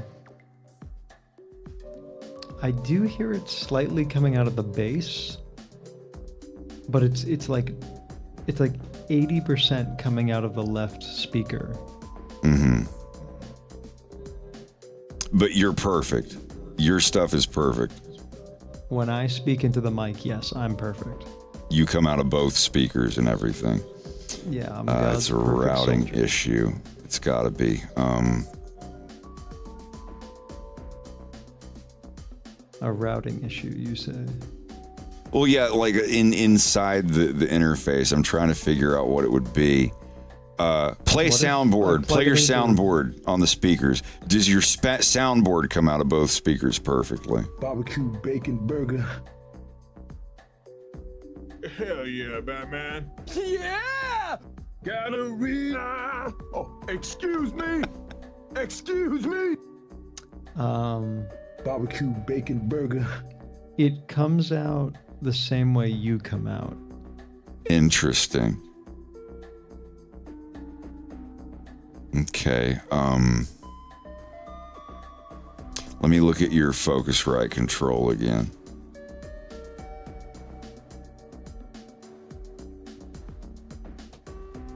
You want me to play a noise? No, I'm trying to figure out.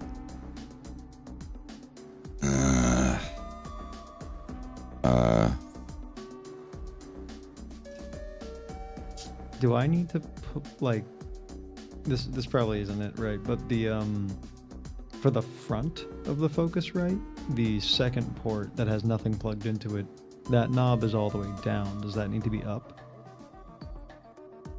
No. Okay. Let me open up my control real quick. What if I tried plugging it into 3 and 4, like just troubleshooting? Those are inputs. Well, well, on the top. Hold on. Let me look at mine. Let me look at mine. All right.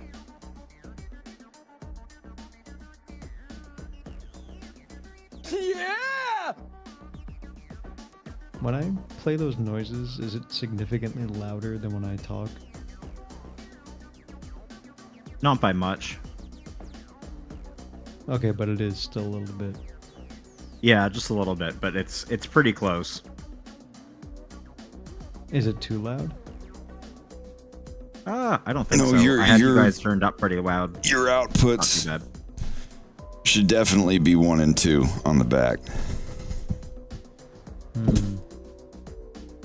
Because I mean, you're using the same one that my laptop's on. I'm just trying to figure out why your output 2. You cannot get any output out of output 2, correct?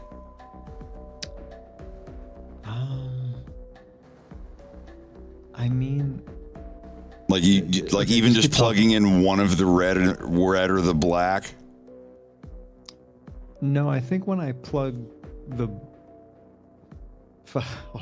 we keep going through this, so I've forgotten what's what. But I think when we plugged one of them into 2, oh fuck, maybe. No, I don't think you've ever gotten a sound out of output 2 on it. Is there? Does that mean like my Focusrite is like it's like busted or something? No. Like we have an issue that we have to solve. Okay. Click the gear on Focusrite control.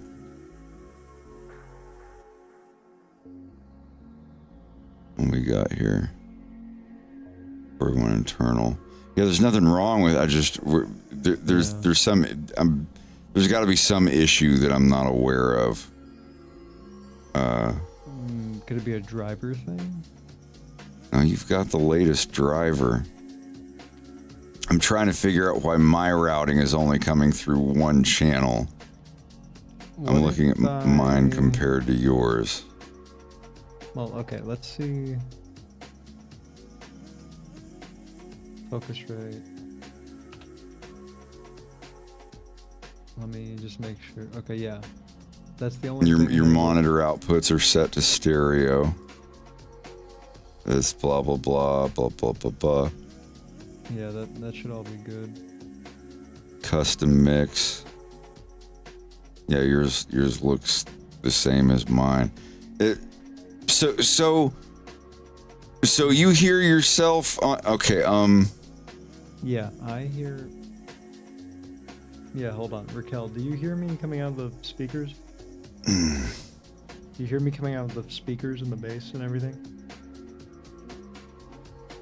Both of them. Do you hear me coming out? But you should just hear like an echo of my voice and stuff. Yeah. Okay, cool. Cool. Oh, here, do. Yeah.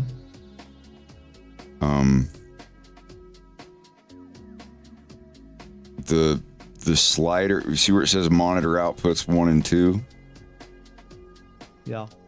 The volume slider to the left of monitor outputs 1 and 2. Can you turn that all the way down? Yeah. This is.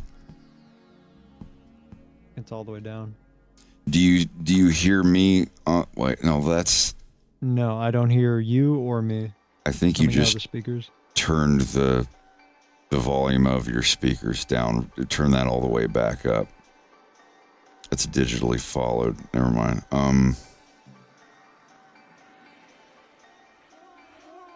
Damn it, I don't know.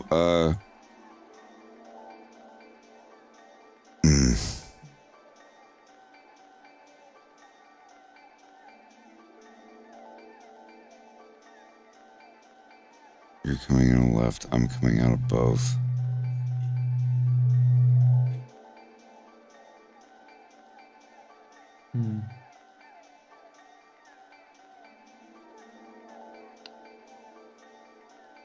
I'm coming out of one. You're coming. Yeah, on the headphones, everything still sounds perfect. Yeah. They have. It's the. I don't know. This is frustrating. What if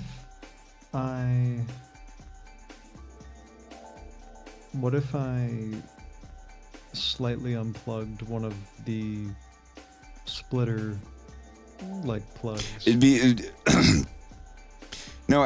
Everything should be working fine if your plug only has those 2 black bands in the middle. If it looks like plug B instead of plug A. I mean, I'm pretty, yeah. But you cannot get any noise to come out of your speakers if only something is plugged into output 2 on the back of your interface.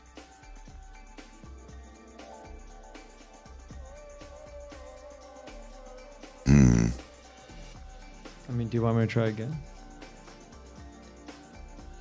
Yeah. Like, Plug. What's up? It sounds like. Okay, wait. Just keep talking. Blah blah blah. This is words coming out of my mouth, and I'm talking. And I really wish I knew what was going on right now. Blah blah blah. I'm here and I'm saying stuff. Okay, wait. You actually are. Wait. Keep talking. I'm talking and I'm saying more stuff. And words. You actually are coming out of both now. It's just like,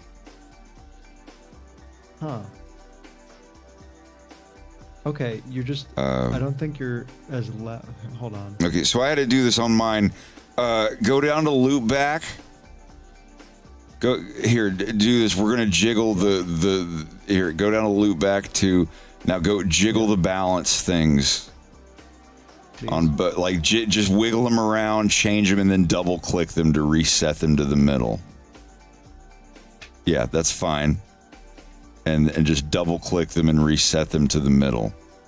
And okay. That's and go up to the top one on hardware inputs and do the same.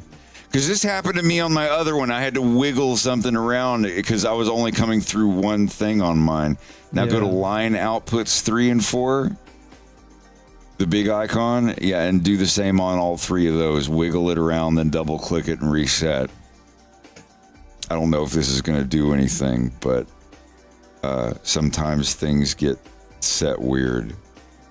And then same thing on monitor outputs. But you say I'm coming through both of them now? You're coming through both. I don't really hear you coming through the bass. And I'm like 3 times louder. Now than you. My thing is channeled differently. Like it has a different output than yours does. So click your try pressing your soundboard. See if your soundboard is coming through all of them. Bacon burger.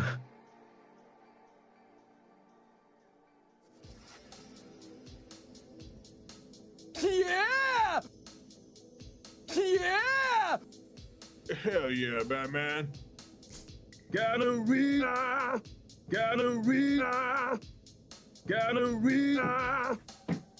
Oh, excuse me.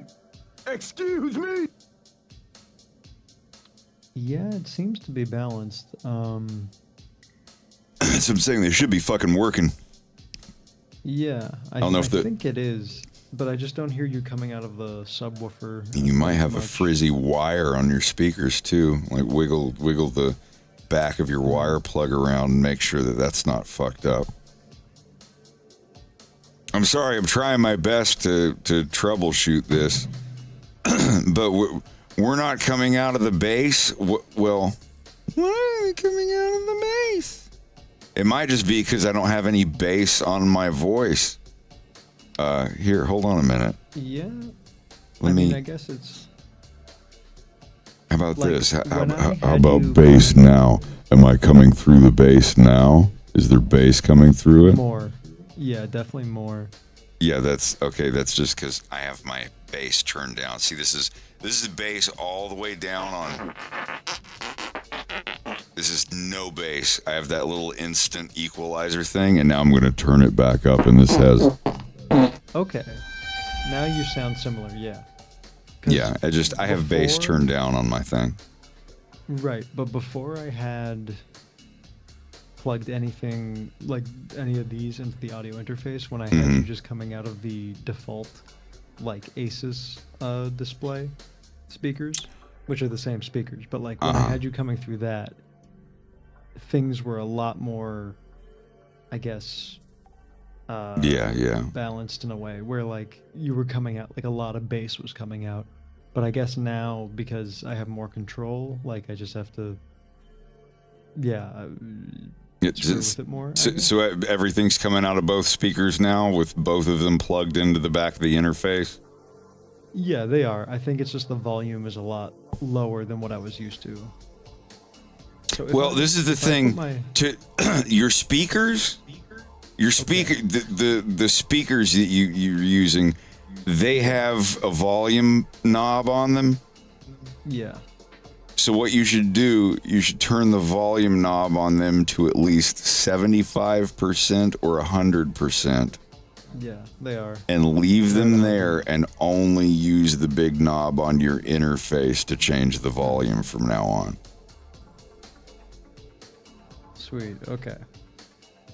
Just like my big speakers that I have hooked in the back, the same way yours, behind my screen, I have them turned up to like 80%, and they're just always there. They're on, and they're always at 80%, and I just use because you've got two volume modifiers. If your speakers are only set at 10%, you're going to be turning the knob on your interface all the way up, going like, why is it so quiet? Let me try the soundboard again. Is it same? Go ahead. Barbecue bacon burger.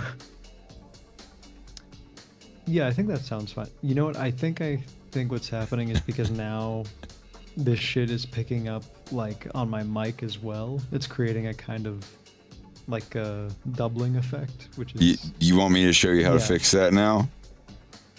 If you want to hear everything that everyone else is saying, but you don't want your microphone or your soundboard to pick up on it, right? So I want to hear everything else. You want to hear what? Well, yeah, you'd hear what I'm saying, but anything that you say, like if you held your microphone up to your speakers, it would not feedback. Let me just show you really quick. Click on monitor outputs 1 and 2, the big icon, and now the bottom row, the playbacks, the one that is playback 3 to 4, mute that one. No, like leave it up, just like click that, and now you should not hear yourself in the speakers. I think. Okay. Let me see if this is working for. Yep. Yeah, I think it's working. Barbecue bacon burger. Perfect. So you won't hear anything from FL Studio on your monitor speakers, but YouTube and me and Discord and anything else will come through your speakers. Remember playback 3-4, that's the FL Studio out. If you have that muted on your monitor speakers, you'll hear it in your headphones, but you won't hear it on the speakers. So if I plug the if I turn the monitor knob up now, and I noticed I'll feedback. I will feedback through because I'm still coming through because I'm not from FL Studio. So you'll hear it, but I won't hear it if it's feedbacking. Yeah, if it's me, because I can still barely hear my voice coming through. Anything that comes through your big speakers, remember your microphone is on. If something in your room, like I can hear myself there. Okay, I think I get it now.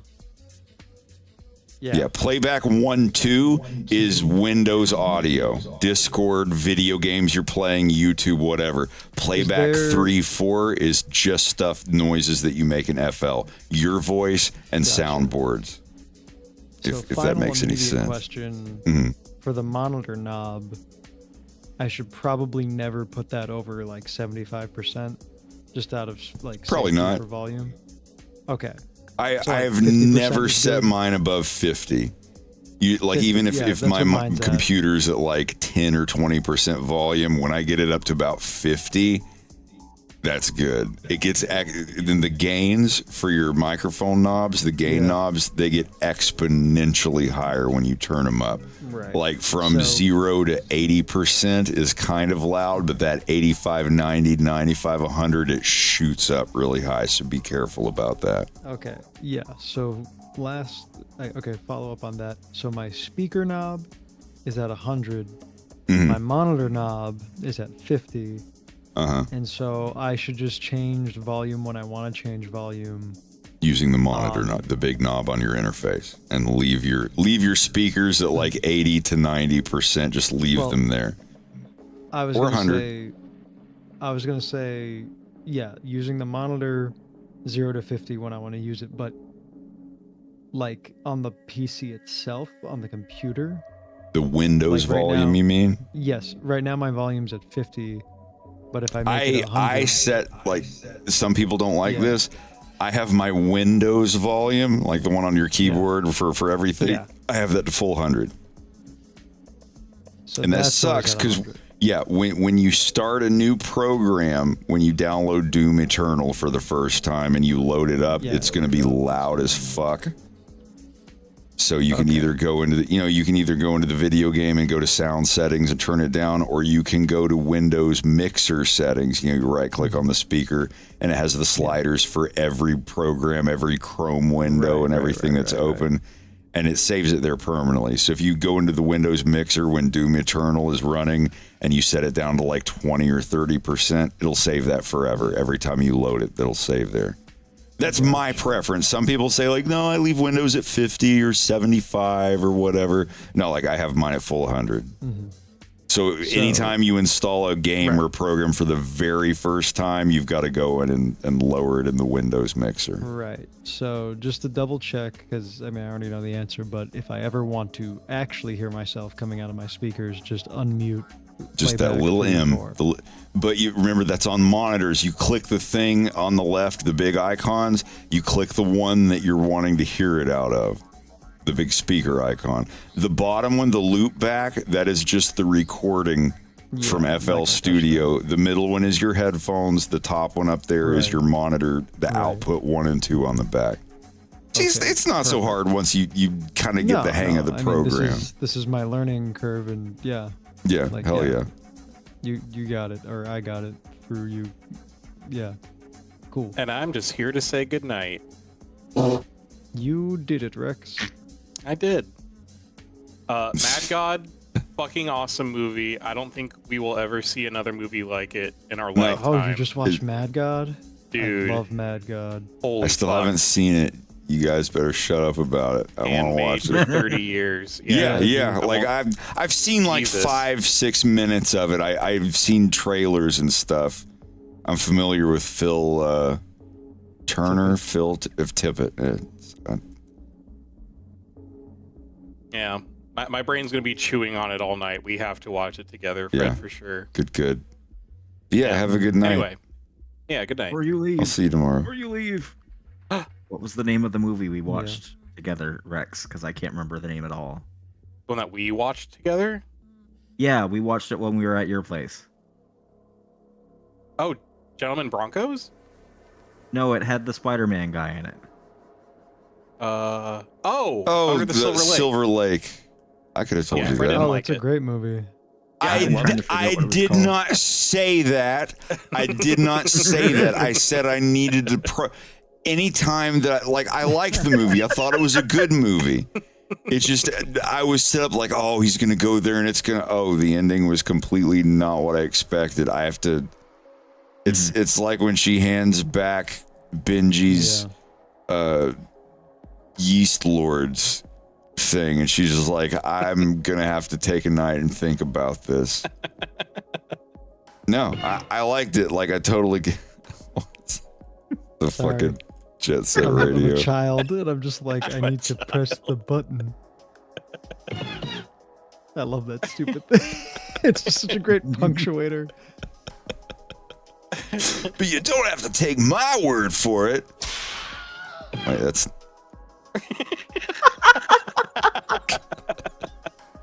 Rex, you need to reset because Rex has the Reading Rainbow, the thing. Yeah, it's great. Oh yeah. And then he does the pitch modification in the middle of it like that, so it's like it's like it fucks up. Hold It's on, so I want much to try fun. that. Fuck, I wasn't fast enough. Daddy, chill.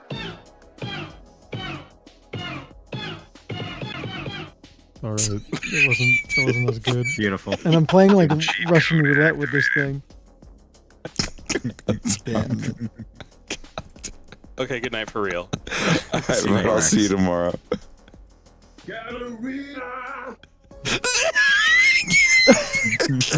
Yeah, if you're just joining us, Jack also has joined the soundboard club.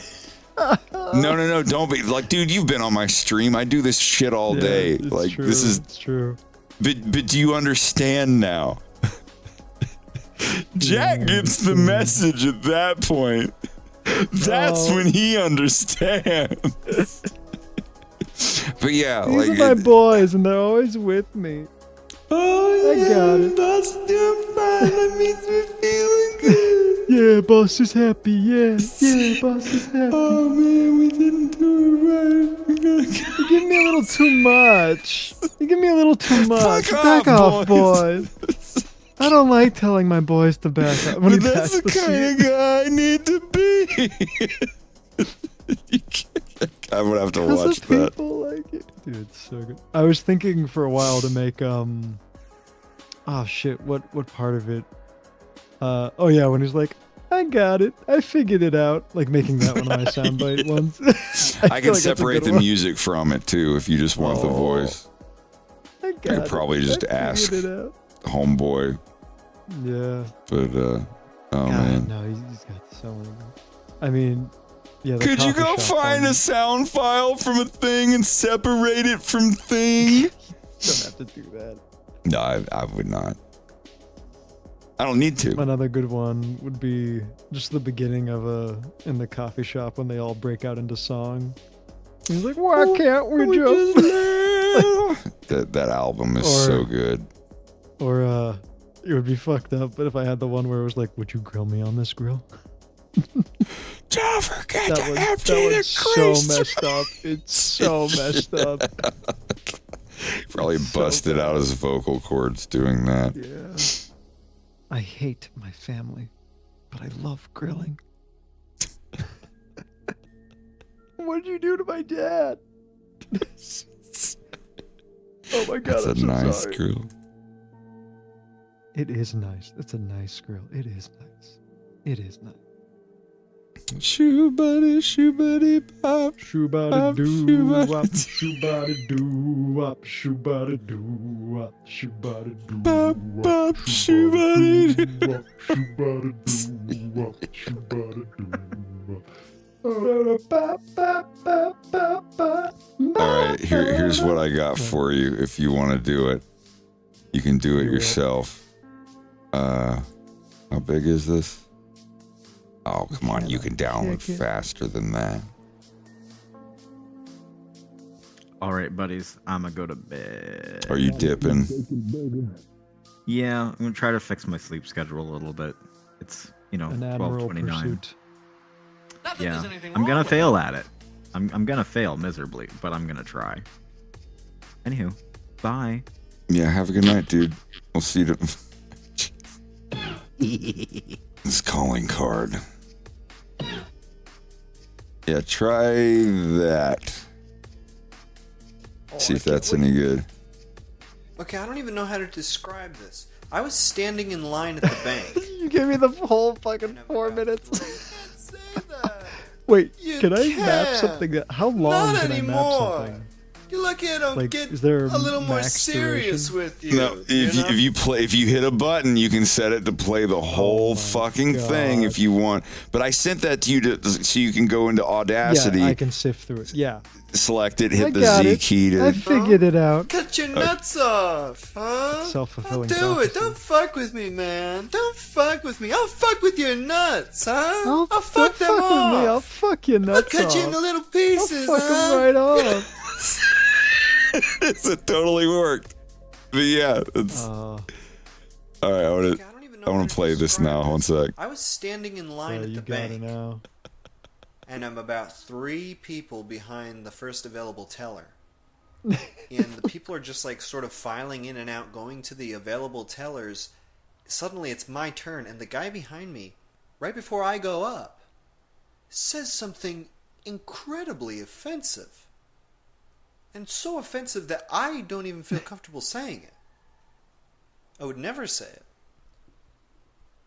And the fact that anybody said that gets me kind of angry. When I'm looking at this guy, what the heck is going through your head that makes you think it's okay to talk to me like that? And so I grab him. I grab him hard and I bop. I bop him on the head with my head. I give him a head bop. Oh, and he doesn't appreciate that. A little hand movement. He'd rather not have that happen, that's for sure. But I bop him again. And I say, don't you ever say that. You could hurt someone's feelings. And he gets the message at that point. That's when he understands. It makes me sick. It makes me sick to my stomach to even think about it. That someone could say that? I'm sorry to get so riled up, but you can't say that. You can't. Not anymore. You're lucky I don't get a little more serious with you, you know? Cut your nuts off, huh? I'll do it. Don't fuck with me, man. Don't fuck with me. I'll fuck with your nuts, huh? I'll fuck them off. I'll cut you into little pieces, huh? You think I won't cut you? You think I won't cut you into little tiny chunks? You don't know me at all. Tell them, boys. Oh, don't even let him chop you. Don't fuck with this guy. He's the one, okay? Yeah. Dead meat. These are my boys, and they're always with me. And they support what I say. Thank you, boys. We made the boss happy. Yeah. The boss is happy. That means I'm feeling good. So I'm not gonna cut you today. Boss, cut you some slack. I'm gonna cut you some slack. The only thing I'm gonna cut you today is some slack. Huh? I got it. I figured it out. I can handle it. You're giving me a little bit too much, alright? I need you to back off, okay? Fuck off, boys. You know what? I don't like saying fuck off to my boys. They don't deserve that. But that's the sort of person that I have to be. Because of people like you. You make it rotten for all of us. And it's just not fair. And I'm just not gonna take it anymore. You have to change. And I take his head into my hands and I bop him one final time. And then he's gone.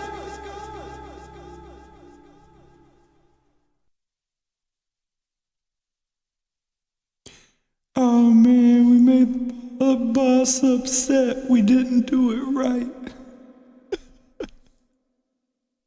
Oh, wait. Okay, just got back from the coffee shop, just around the corner, and something kind of crazy just happened. I walked in there, and I've never been to this place before.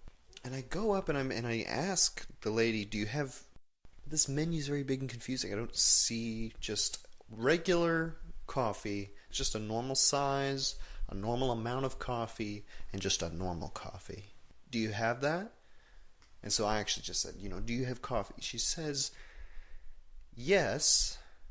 It's $1.50. I pull out my card. I don't have cash on me. And she gives me this look. She gives me a real, and I'm saying this now, she gives me a real done up look. A look that she's practiced. You see? This is the sort of look that I'm getting. It's something that has intention. And it hits me at 1,000 miles per hour, right in the face. It hits me really hard because it's early in the morning and I haven't had my coffee yet. And as soon as it hits me, I can feel that I'm giving a reactionary look. A look just appears. And I'm starting to spread this look around the cafe. I just start to, turn left and right, and I've just got this look on my face like, what is this look? And I sort of look at the other people's faces, and I'm sort of asking for them to make a look as well.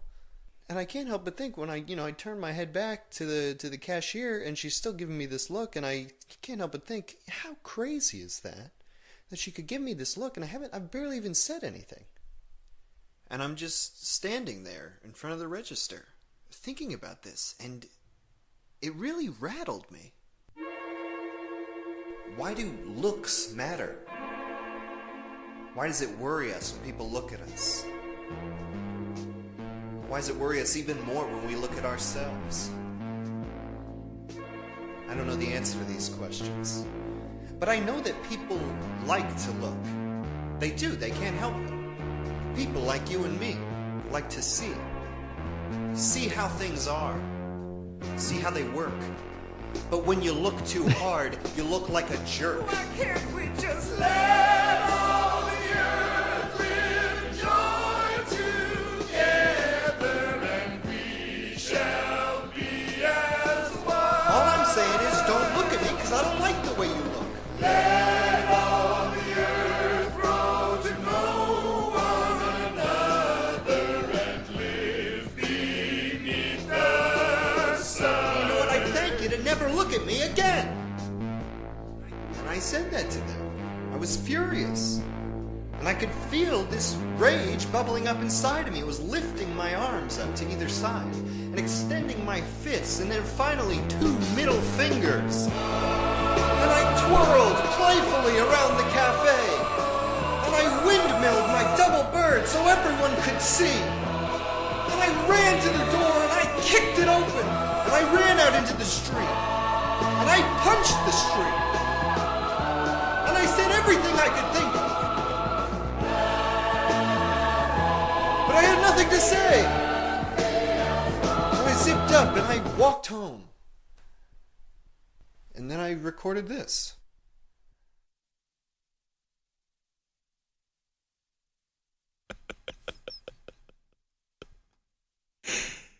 That's good stuff.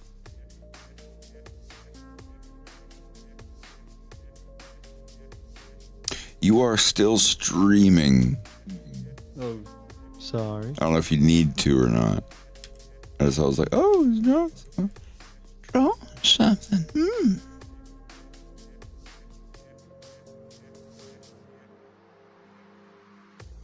I could do that, remove the music and have the bum bitty bitty bitty bum bum. I wonder how good that would work. Yeah.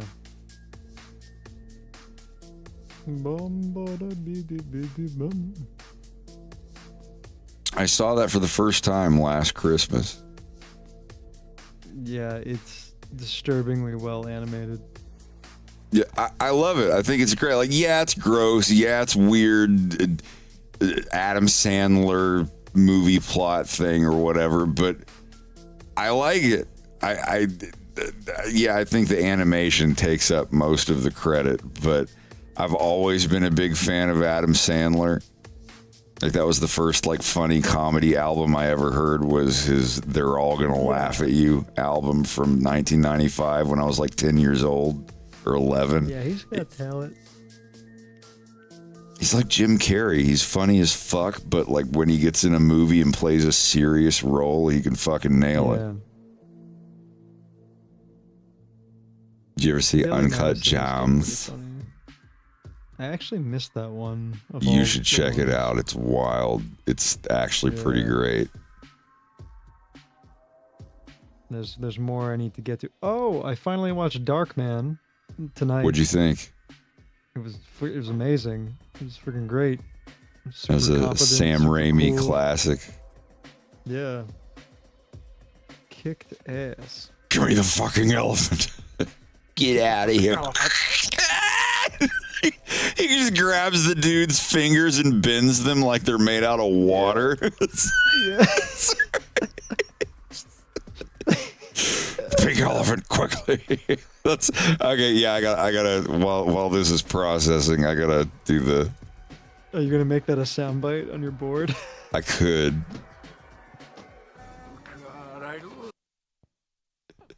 I have to go. I'm sorry. And his face is all like bubbling. It's like, I have to It's go. so sad. I know. It like legitimately made me like really sad. It was like a. Oh, it was like a fan of the opera. Julie Hastings, I'm gonna win for you the biggest, fuzziest, pinkest. You are over the line. Yes. And then I gotta run. Yeah, that fucking You always guy. have to run. Why does it always have to be so dramatic? I have my hospital sessions, Jules. I'm not 100% cured yet, but I soon will be. Where is this place exactly? Pate, I want to be involved somehow. Can I at least take you back there? No. No, please, Julie. I don't want you to see me there. I don't want you to think of me as an invalid or some kind of a freak.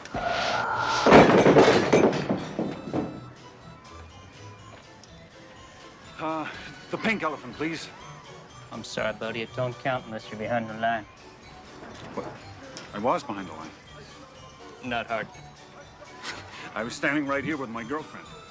Now, the pink elephant, if you please. No way.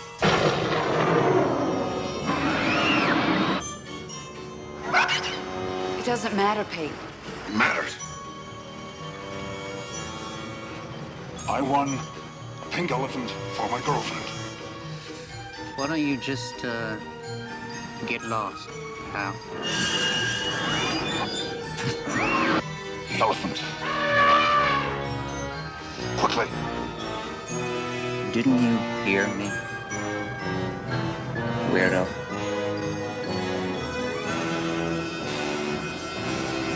Spread.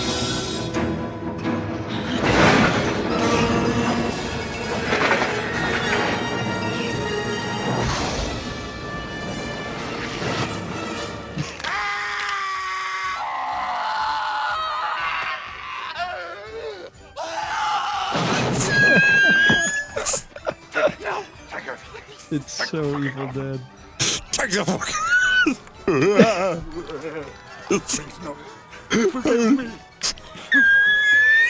He keeps the elephant and lurches away with it. That's the best.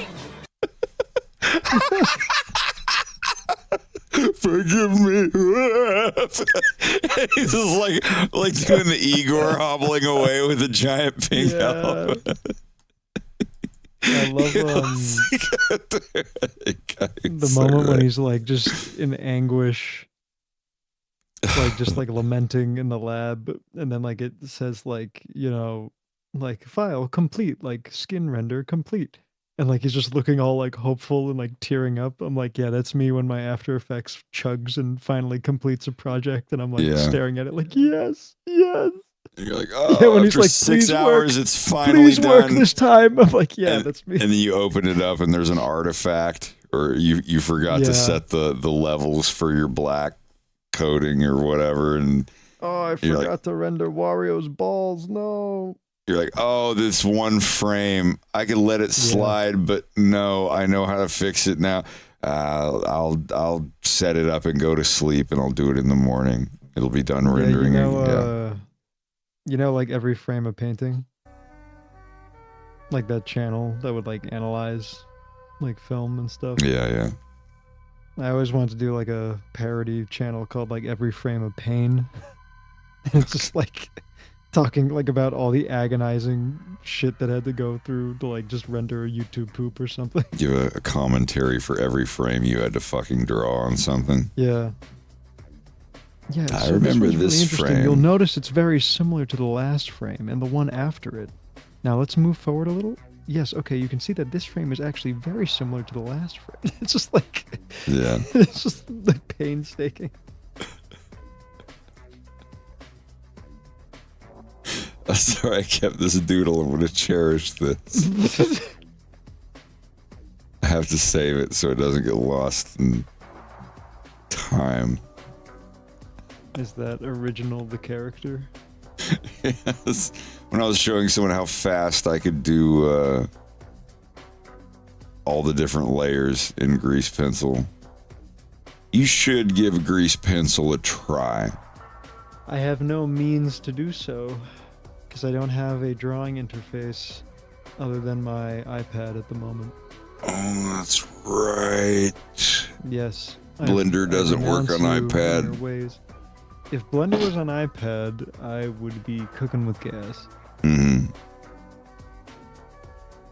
I'm a 2D boy. I'm an illustrative. Yeah, so am I. I suck at 3D stuff, but having it to at least, you know, have your characters in 3D space, even if they're like, you know, I think of it like Parappa the Rapper. Like they're 2D characters, they're drawn in 2D, but they exist in 3D space. So being able to do depth of field stuff. Or you could just, you know, get good and draw it. Or yeah, like put and import them all into your non-linear video editor and add blur effects to the ones in the front. My spiral staircase. That's or Fox in Space episode 1 is all Vegas. All effects were done in Vegas. Everything else was done in Macromedia Flash. No effects, no lighting, no nothing. Every bit of lighting, every bit of everything was done in Vegas. Awesome, as it should be. I want you to suffer more for your art, personally. Well, there's suffering more, and then there's digging a trench with a spoon. And then there's a fox in space. You can dig a trench with a shovel. It's still gonna suck. You're still gonna like wear your hands out and get calluses and bleed and get dirty. But it's like, do you want to do it with a little trench shovel or you want to do it with a spoon? And You ever dig a hole for fun as a kid? All the time. I used to. I buried time capsules and stuff. Actually went back and. Sorry. No, I was just saying I actually went back after like 10 years and dug up one of my time capsules that was in a mason jar, like a Lego man and some wooden beads and a drawing. And I found it and I dug it up. I didn't like break it with a shovel or anything, but like the seal didn't last. So everything was just like covered in brown and mud and water. But the Lego man was still in there. Yeah, I did it when I was like 6 or 7 years old, and I came back when I was a teenager, and I found it. But yeah, it was completely wrecked. Yeah, just like Belloc and Indiana Jones. He's like, look at this. It's worthless. I buried it in the sand for 100 years. It's priceless. Just you with your little Lego man.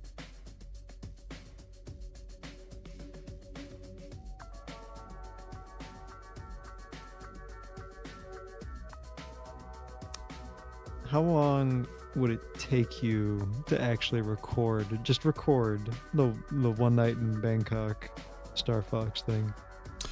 The thing that would, like the voice and stuff, I could do that in a day. But doing the music in a way where it wouldn't get triggered by YouTube's whatever, that would take some time. I couldn't do that in one day. That would take some time. But doing the whole One Flight with Star Fox song, like the vocals, if I tried, I could do it in a day. Because most of it's just spoken word. And then there's a chorus, One Flight with Star Fox, and blah, blah, blah, blah, blah. But getting it tweaked and everything. Gun to my head, had to do it or die, I could get it done in less than a week. Yeah. And that's assuming I can still sing and get up to those notes. I mean, you can just use auto-tune. I have principles, integrity. A little bit. Did this download?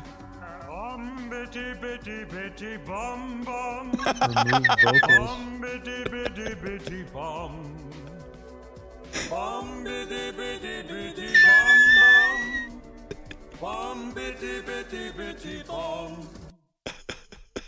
I wonder if that guy ever wiped his ass with the wrong hand.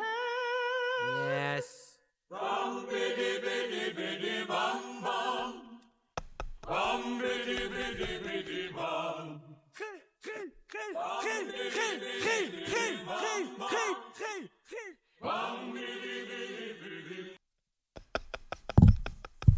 I thought it was the whole song. God, that wasn't the... What?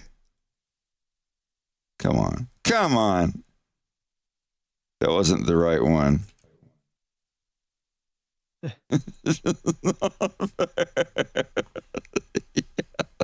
Yes. That worked though. I'm glad that it it's just not fair. That was neat. I liked that. Yeah, it was a weird movie, obviously, but like for what it was and the quality of the animation, giving it a boost, I thought it was funny.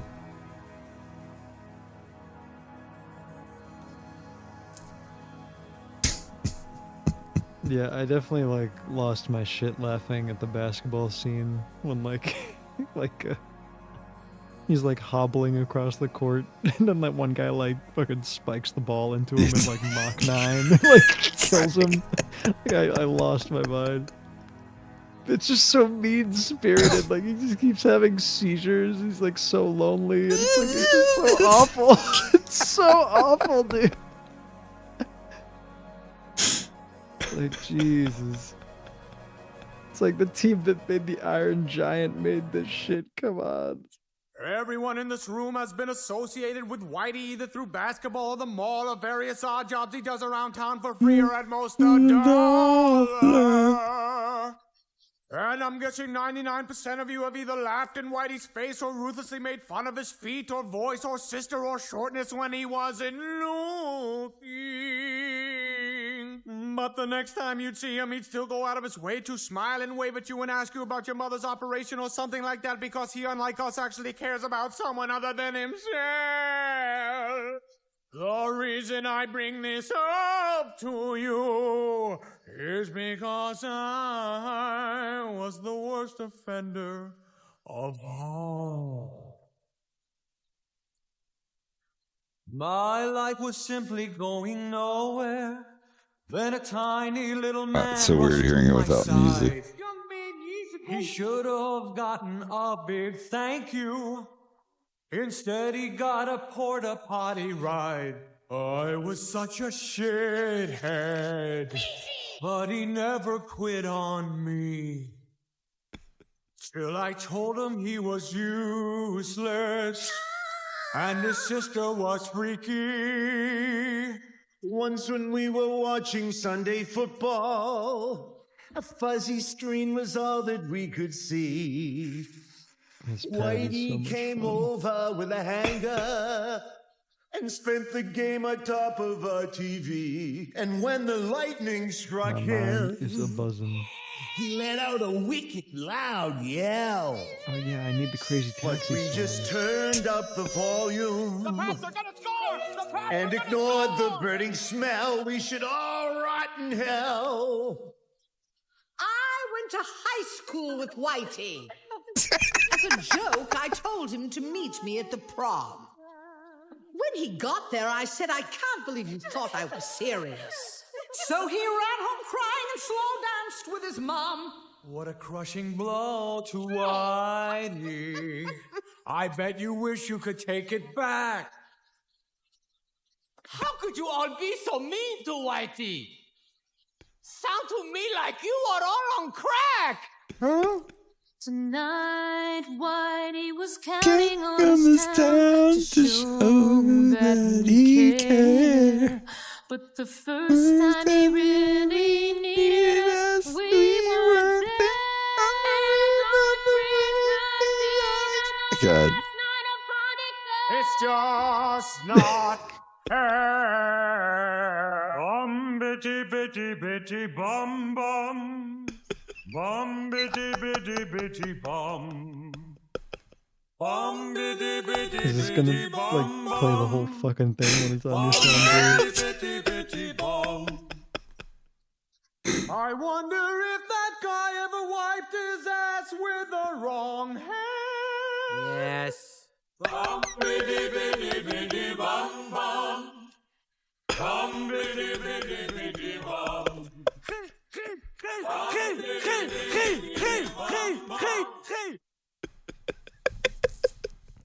It's got the music too.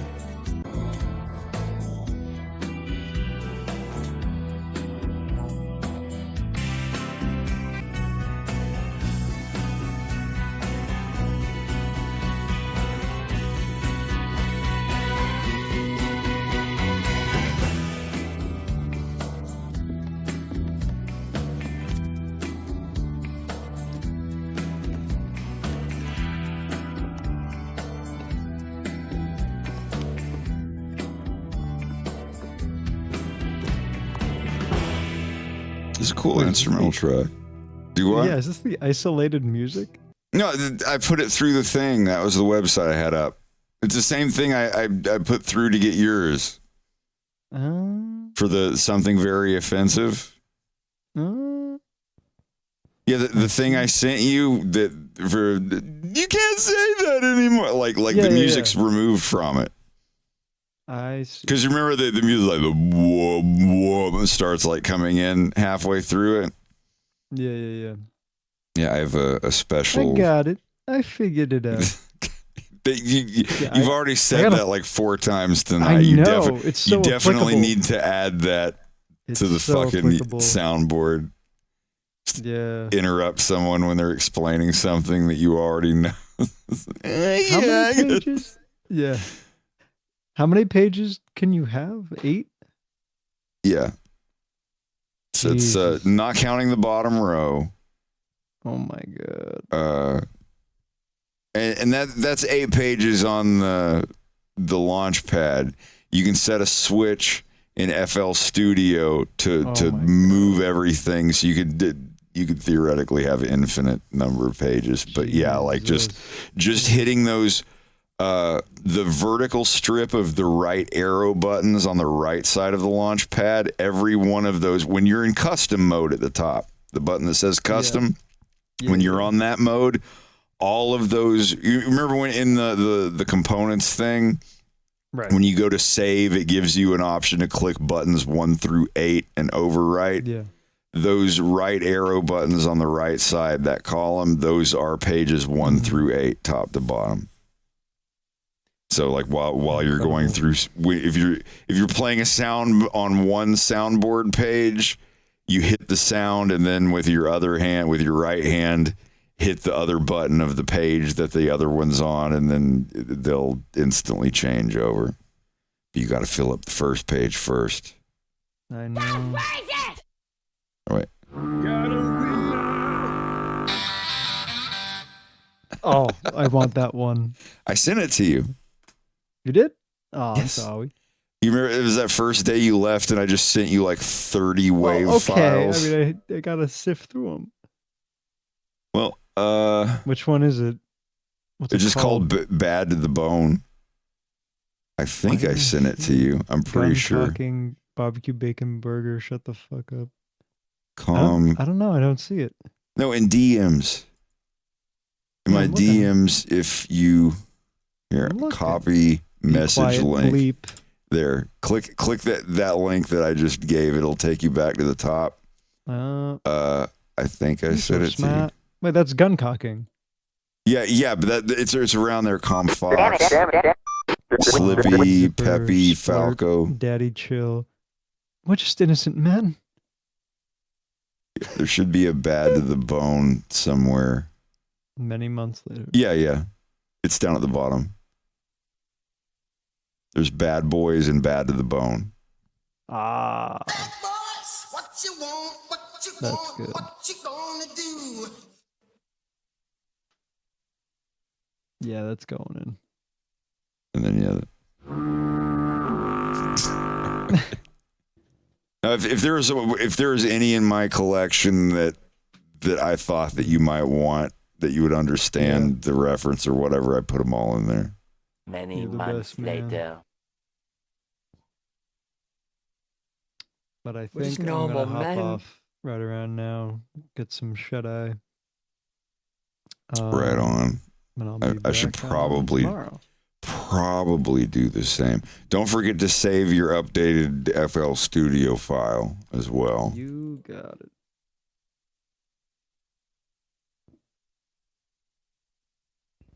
We're at 5 hours. Am I at 5 hours? Hell yeah, Batman. Hell yeah, Batman. Hell yeah. Barbecue bacon burger. Hell yeah, Batman. The party next door. Gotta read. Excuse me. Excuse me. All right. Goodness gracious. All right. Good night. Yeah, Good night, dude. champ. Have a good one. I'll talk to you tomorrow. Bye, everybody.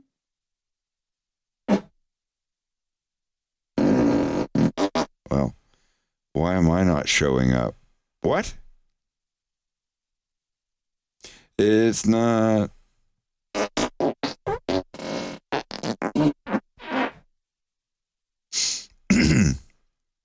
Anyhow,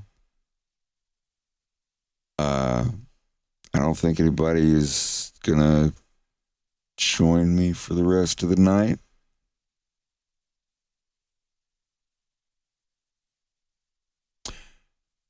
Yeah, okay, my thing is showing up on there. I mean, I don't really have any.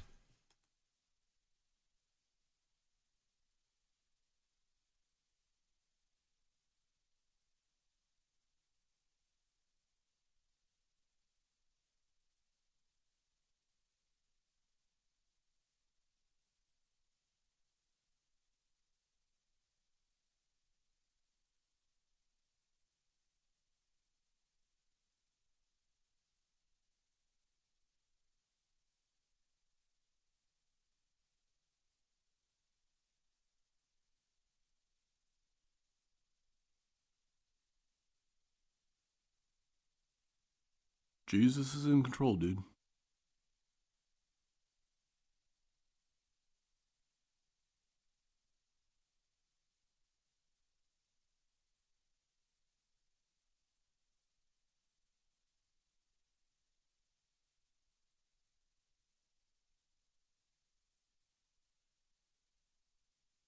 What the hell is even that? I forgot what I was going to listen to.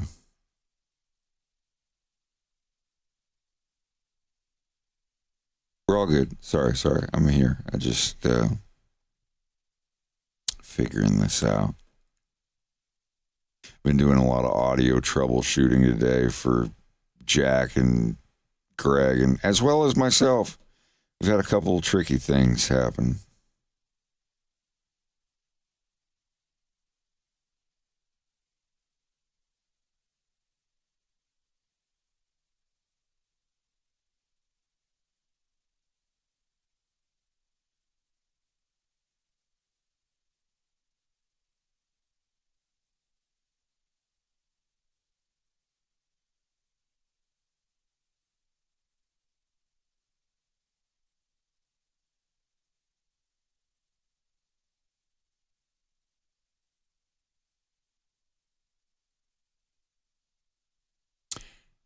My model for James is complete.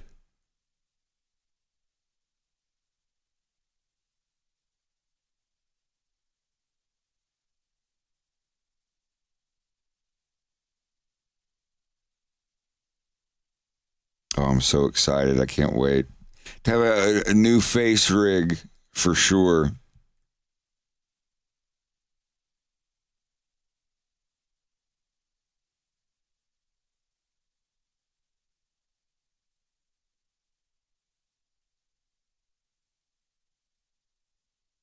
Oh, he does. I'm going to have to learn how to use it and everything, but I'll definitely be able to.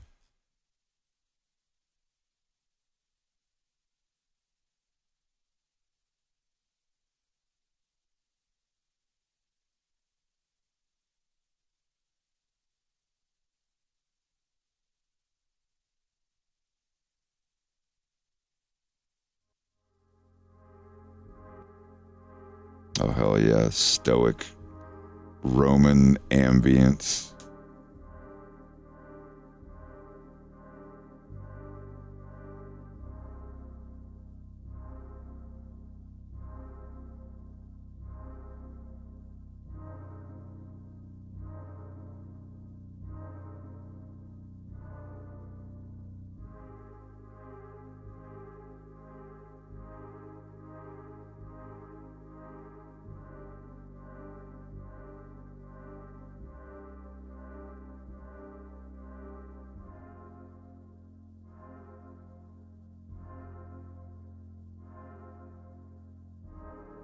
Kinky submarine? What's kinky about my hyena captain? It's the hat, isn't it? It makes him look like a dom daddy, but he's really a sub yin. Oh, he's there. I can yin it up. I can yin it up.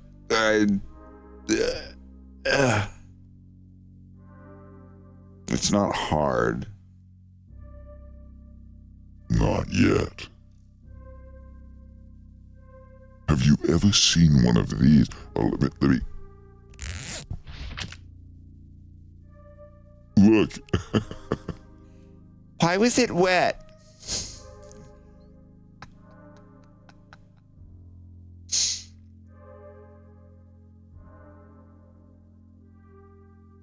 Nuke or diesel? Neither. It runs on souls of the damned.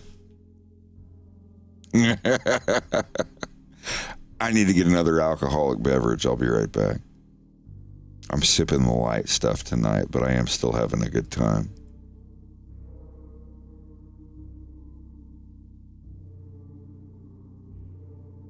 And the kid tells the other kid that his mom bakes a cake called jungle cake, and that he should go home and tell his mom that he wants some of her jungle cake. And his mom knows whether she's like, where'd you hear that? I heard it from Samson. He goes back to school, talks to Sammy. He's like, don't say that about my mom.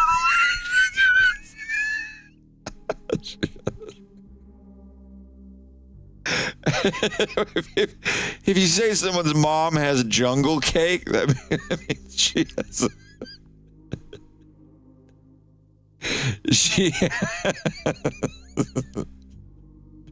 she has a plentiful backyard.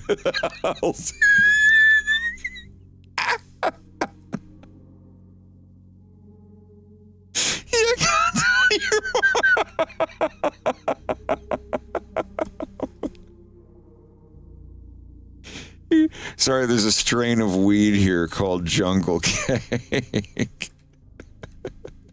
It's legal. It's taxed and legal. That's all the government cares about. Raisins? How can you like grapes but not raisins?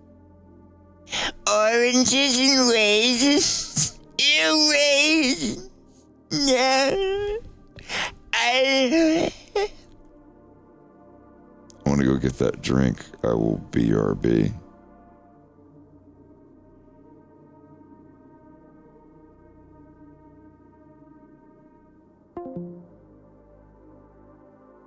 No, I wish I was tipsy. I just have a full stomach of liquid and I don't feel anything. I've only had one drink. But I do want another.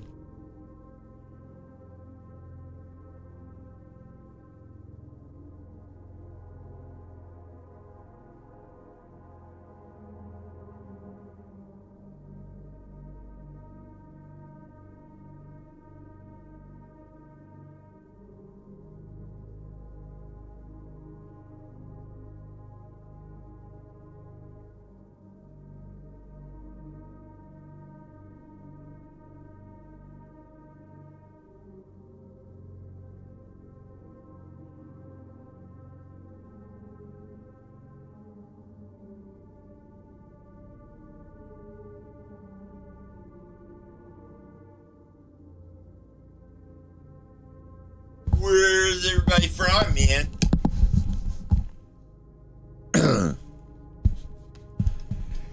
I live in St. John, New Brunswick. I'm a maritimer. I moved here from Maine. I'm in the Atlantic Northeast.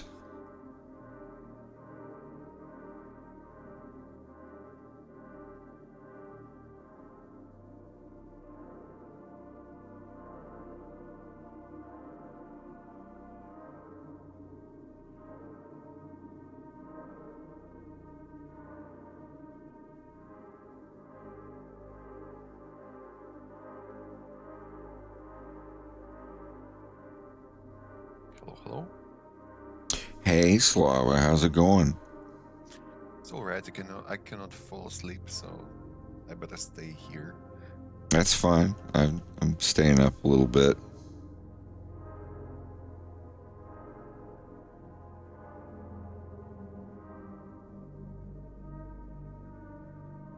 You've already been 5 hours. Yeah.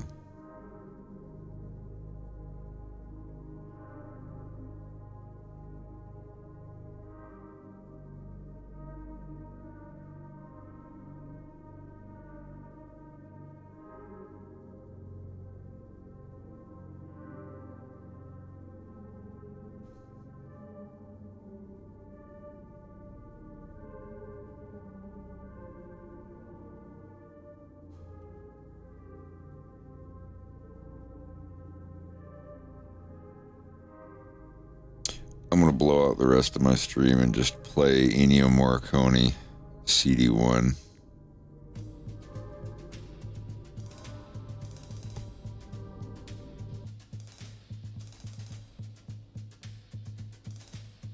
Wait.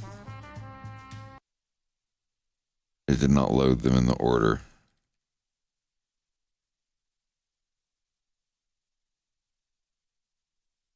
I hate when they do that. They don't save them in the exact order.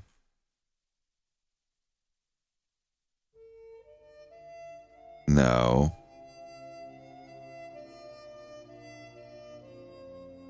Come on now.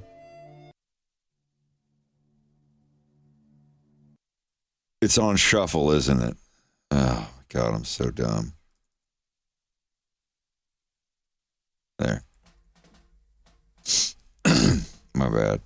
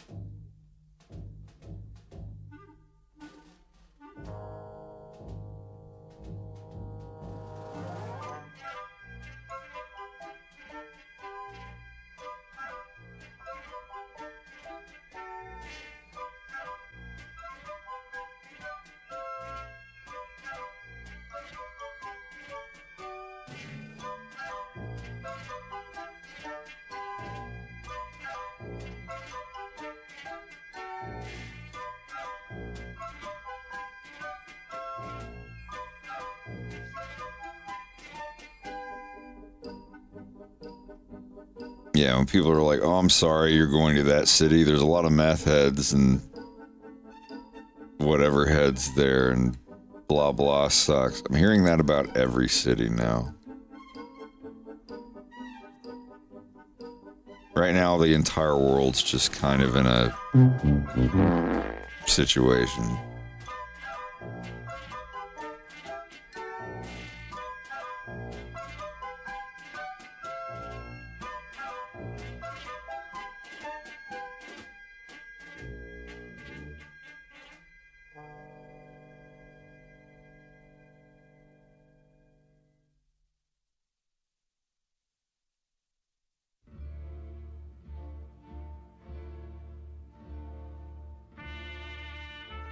Yeah, I have a very big soundboard.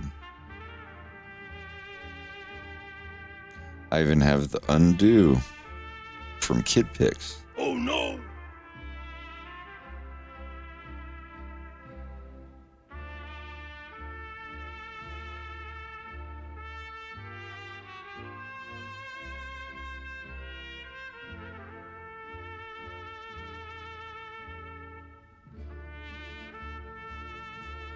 Why don't you take a seat?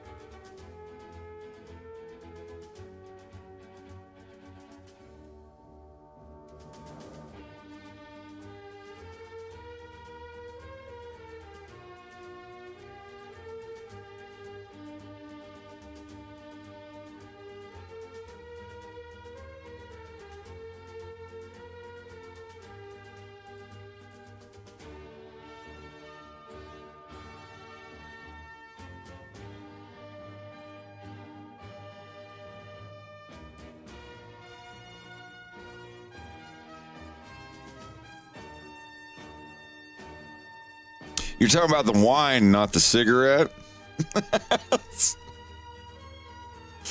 Love you on cigarettes? A pack of Winnie Blues.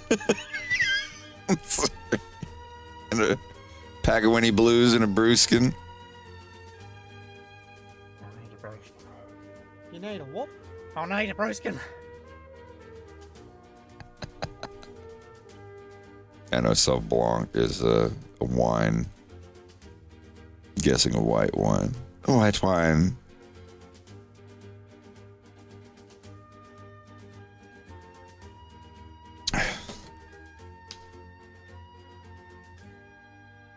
Just like X brand Queensland beer. Like the Homer Simpson beer.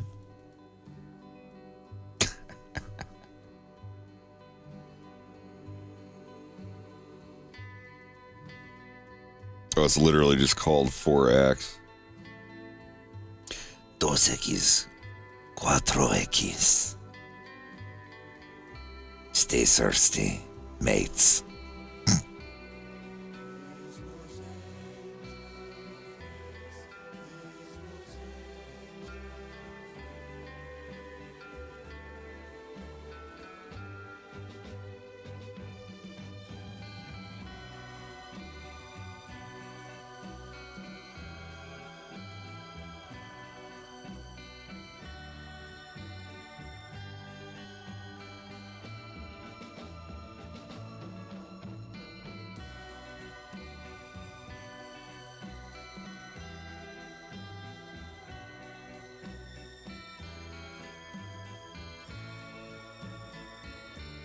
Queensland, that's a province with Brisbane in it. I don't remember.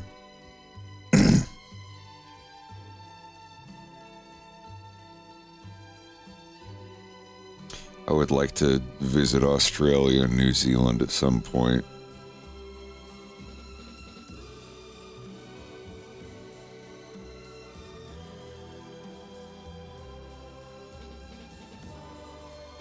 It's like Edinburgh, Scotland.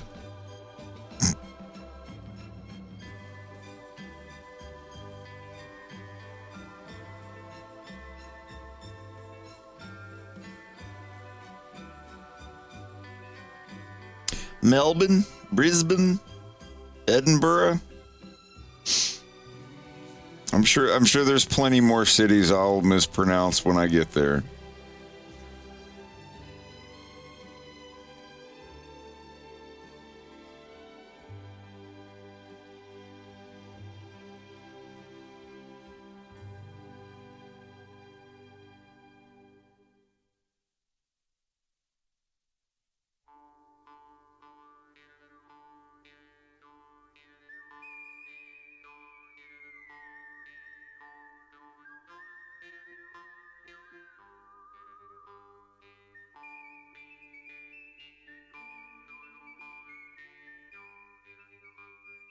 I want to go to Makara Beach, New Zealand. Round trip ticket would be $3,200. Damn. I want to go to where they filmed Bad Taste. Or what's the Pukeroa Bay? I don't know how to pronounce it.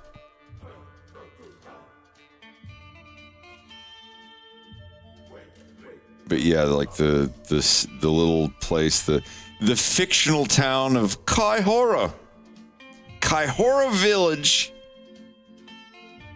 was a New Zealand town that was subjected to an extraterrestrial incursion that devastated the local population. The Astro Investigation and Defense Service, AIDS. Dude, that was so great.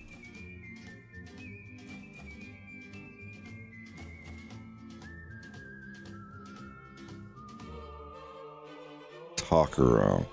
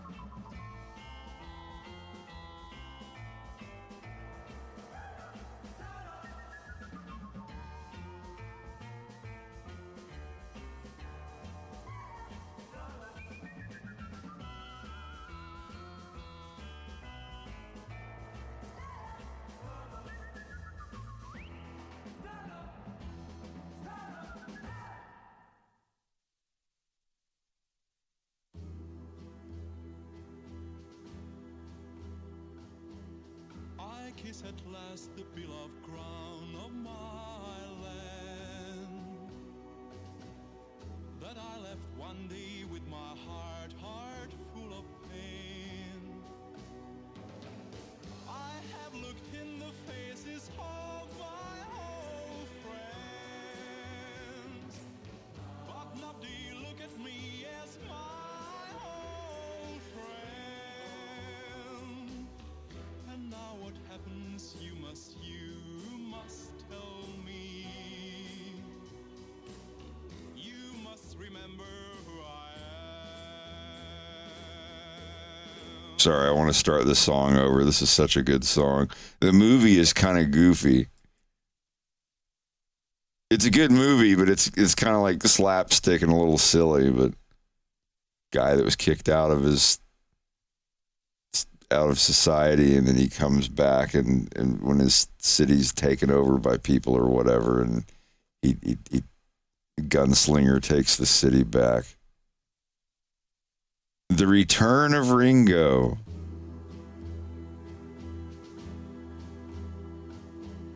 I kiss at last the beloved crown of my land that I left one day with my heart full of pain. I have looked in the faces of my old friends, but not they look at me as my old friend.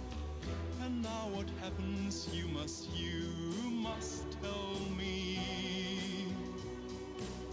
You must remember who I am.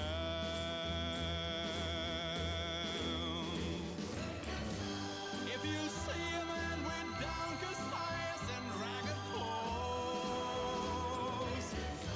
walking through your village, don't shout him, but go at his side. I'm that man, and now I beg you, help me. I need you. I need you. The liar who told my sweetheart I was dead. To take my place, he shall pay for the space lie. Those who saw me as a round-town man, those who tried to destroy our world, shall leave forever our beloved land.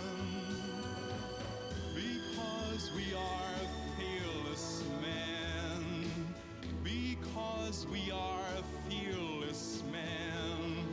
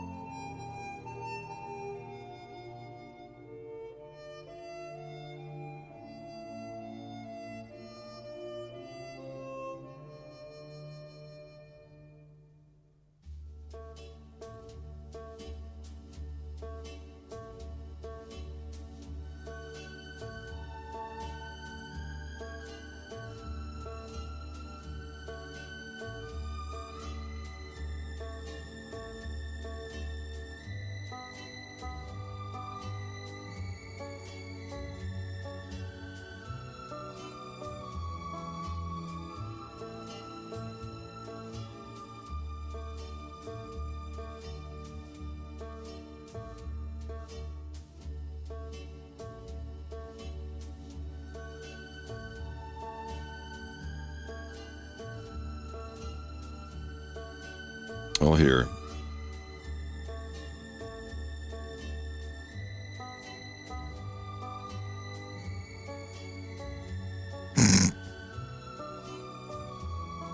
It just needs love.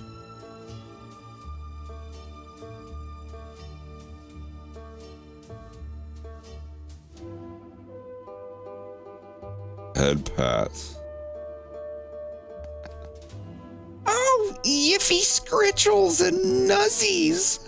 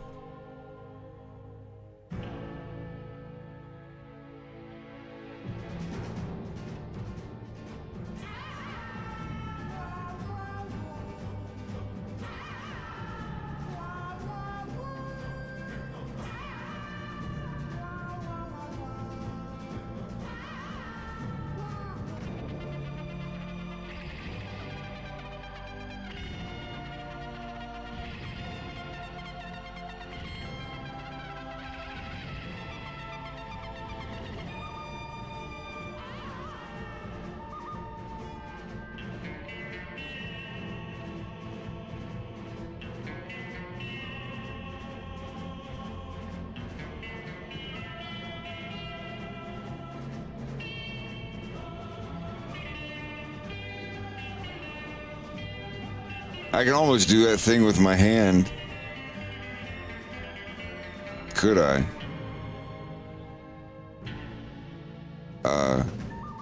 You cup it like this and you go. I can't do it anymore. A little bit. It's hard to do. When you get old and your hands get wrinkly, there's like air that slips through them. I can kind of do it. I could play individual notes when I was in second grade. My hands were little.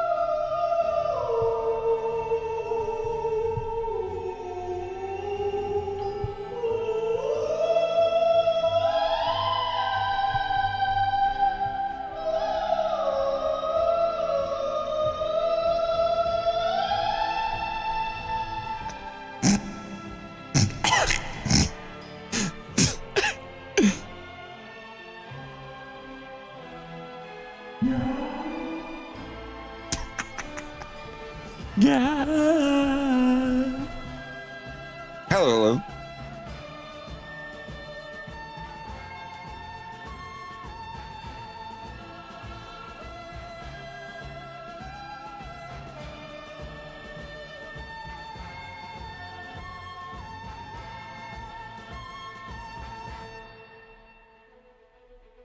Wah, wah. Wah, wah. Wah, wah.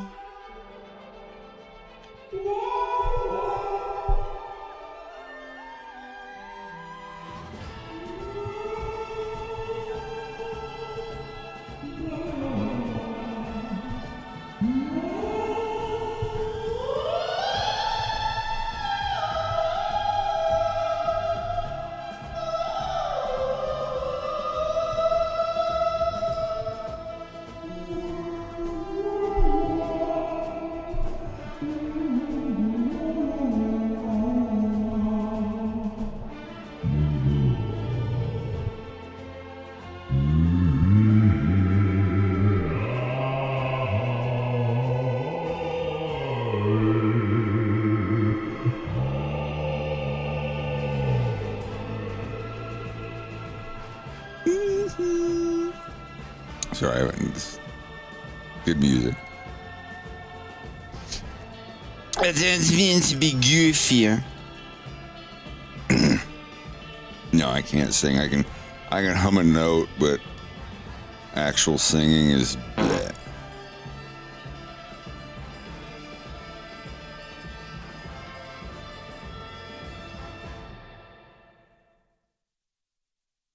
Wah, wah.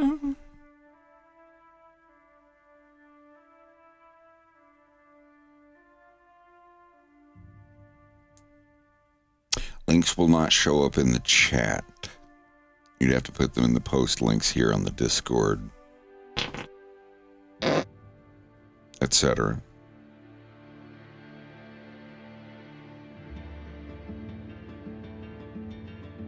Well, yeah, that shit was like 20 years ago.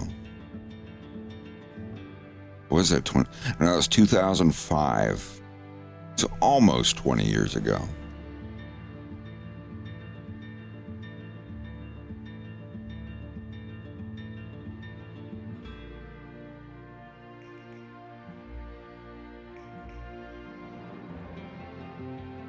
Slava, is this something specific, or is this just a personal practice project?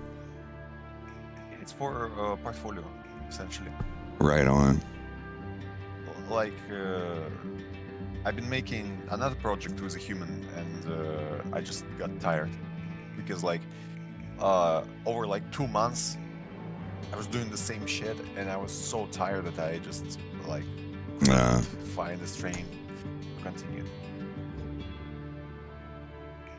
And this, like, everything here is made in like less than a week, if I remember right. It's still pretty badass. I think that's actually going to be like a Sith from Star Wars, just because I've been watching some Star Wars recently. Got inspired, essentially. Plus, you know, like I need to learn how to make proper faces, because there's so much. It's so much harder to get right than like some free characters.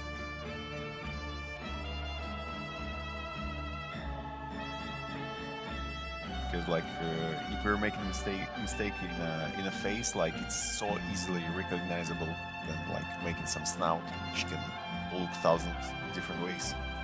Yeah.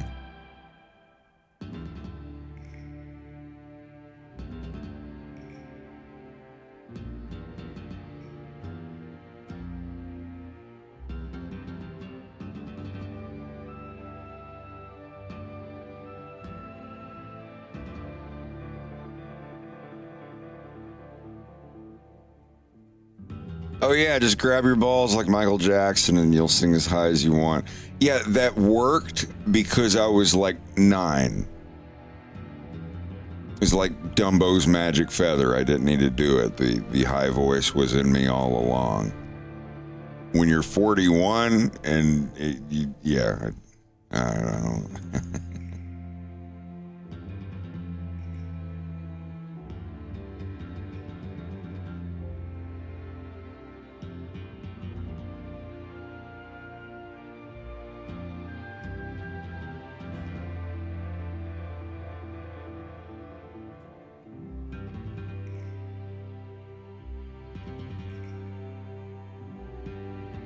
Yeah, when you're older, someone else has to graph.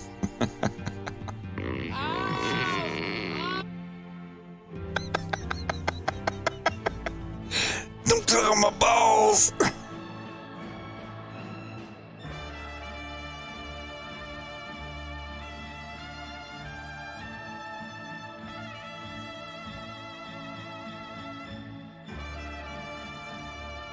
That's not always true. I've seen like people when they get older, their voices get higher and more whispery and raspy. It does happen.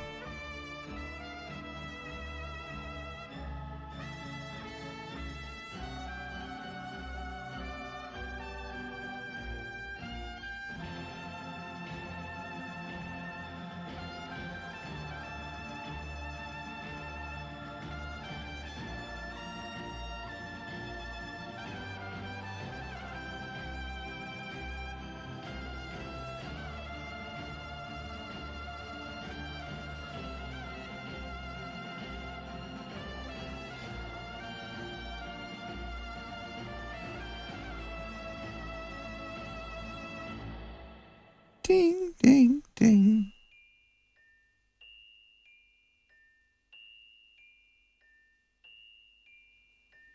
You're never going to have another musician like that.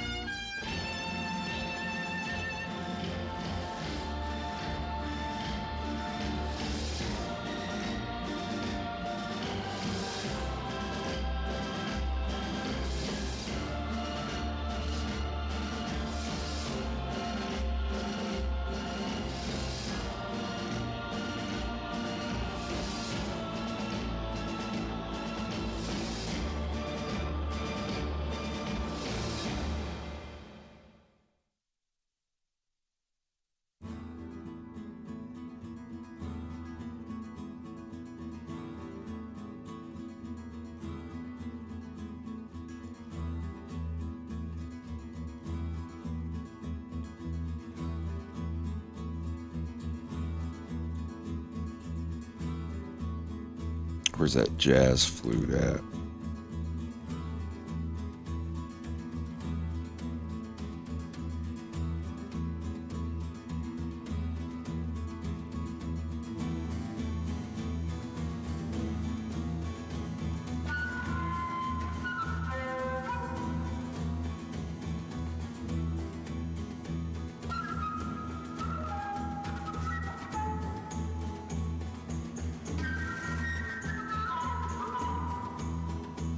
I'm glad you're all here.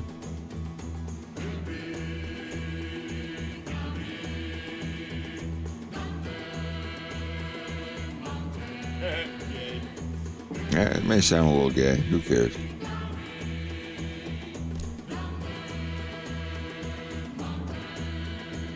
What?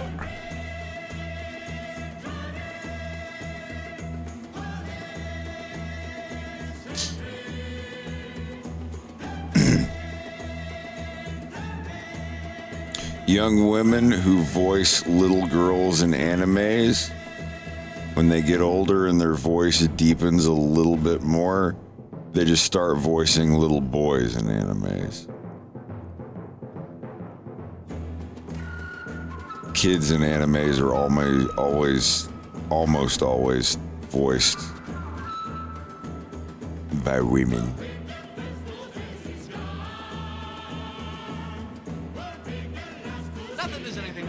No, not at all. I'm just saying, like, from judging from every anime that I've watched in the past and looking in the voice credits and everything, like, yeah.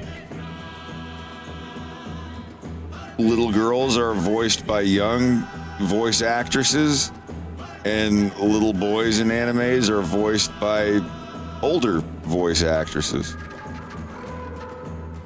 I mean, shit, Pamela Adlon, she voices Bobby Hill, but yeah. It's a lot more difficult for a guy to voice a child when they get older and their voice gets... Like me, I'm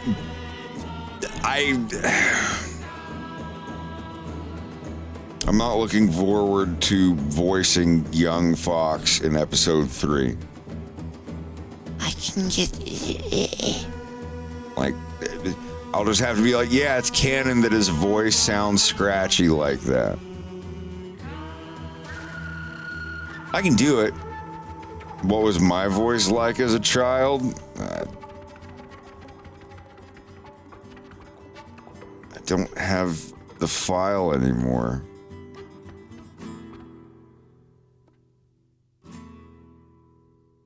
I've got a tape player with me on it when I'm 7 years old. I'm either 6 or 7. It was right when I got my NES. And, no, Fox is, in my cartoon, Fox is kind of in the middle of puberty in episode 2. He's 13. His voice is kind of scratchy and whatnot. I never used the Justin Bailey. I tried it once just to see what it was, but no, I like to beat games all natural.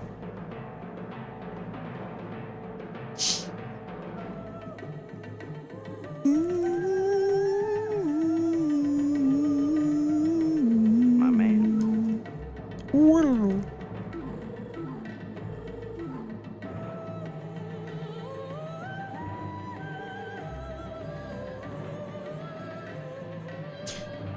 One character, so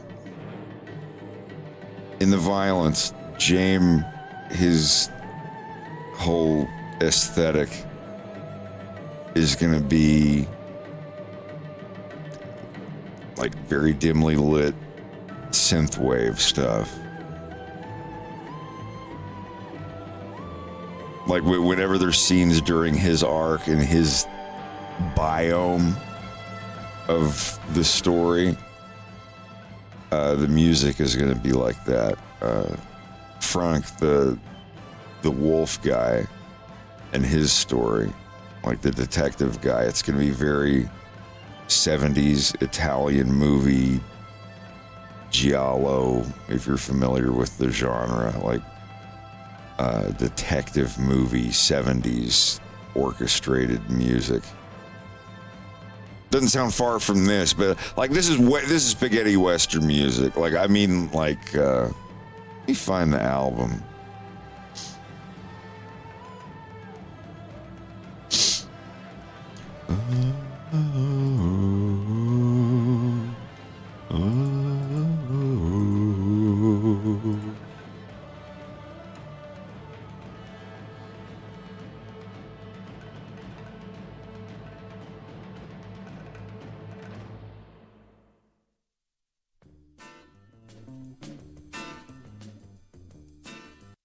I find the other album. Doom, doom, doom, doom, doom, doom, doom. Yeah, this isn't the right one.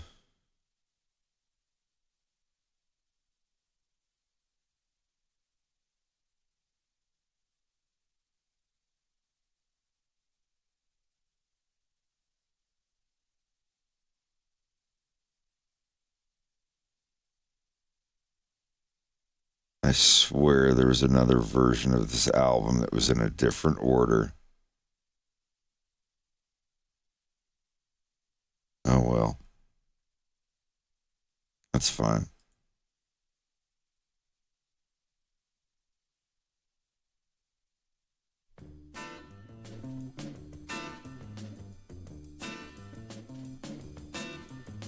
This is 1971. This is from an Italian mystery thriller movie.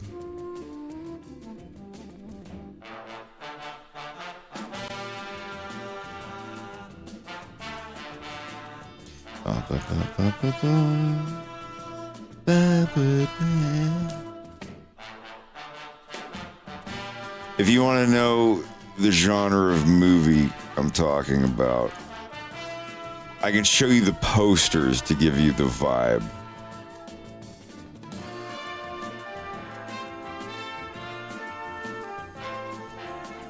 But even the ads for that episode of The Violence are going to have kind of this vibe to them.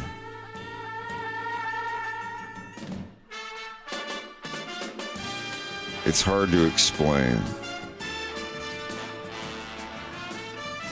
But if you've seen the movies, even some zombie movies could be considered like that. But there's usually a woman on the cover being terrified of something, or a knife dripping with blood, or they're thrillers. They're early 70s, late 60s, early 70s Italian thrillers. I mean, it goes on up into the 80s and stuff, but that sweet spot, honestly, the sweet spot was like, yeah, okay,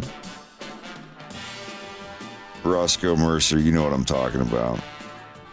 But yeah, like that, when the story focus switches over from the hyena guy to the basically legally distinct Wolf O'Donnell. But yeah, there's a lot of Italian movies, but like the music vibe that those movies have, it's very specific. This is one. I want to play a couple more tracks. But these give the right vibe.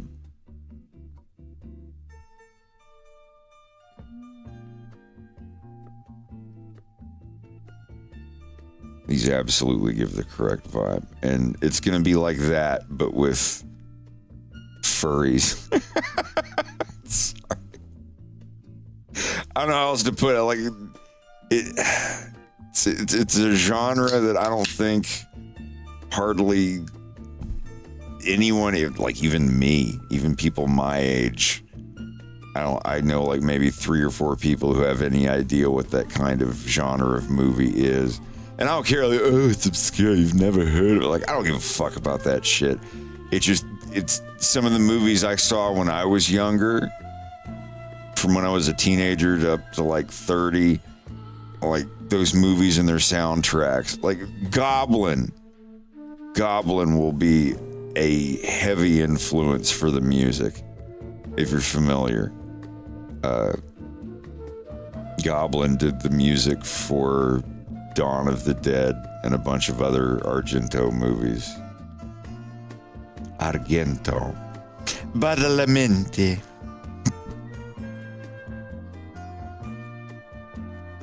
Goblin's the Italian band that did the music for most of Dario Argento's movie. Argento, I don't fucking care. Corleone. Yeah, Tenebrae. Tenebrae's the one that got, I think that's the one that Justice mixed for Phantom Part 1 and 2. I'll load up some Giallo music here. I think Jareth, the Goblin King. Yeah,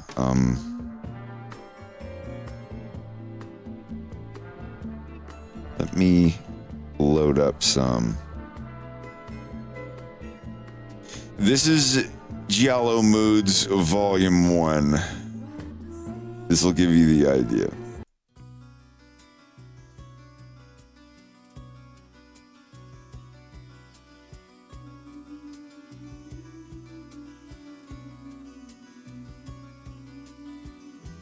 So, the term giallo, refers to a genre of Italian horror and thriller films that are characterized by murder mysteries, graphic violence, and eroticism. The word giallo is Italian for yellow and comes from the yellow covers of popular mystery books published by Mondadori.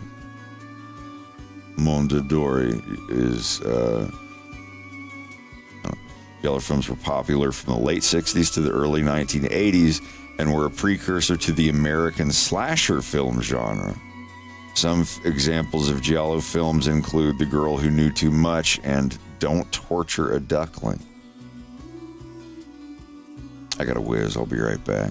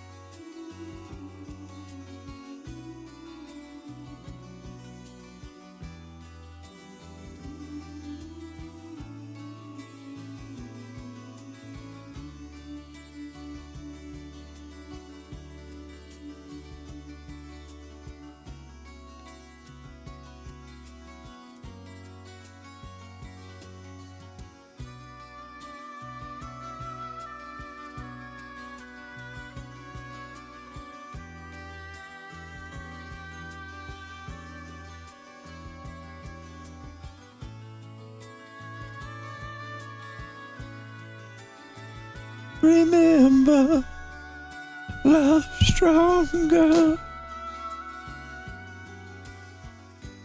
Yeah, all of this music you're about to hear has that vibe of what I just explained. Thank you, AI Overview, even though I turned you off and you keep coming back. I think my extension is failing. Your skills are fading with age.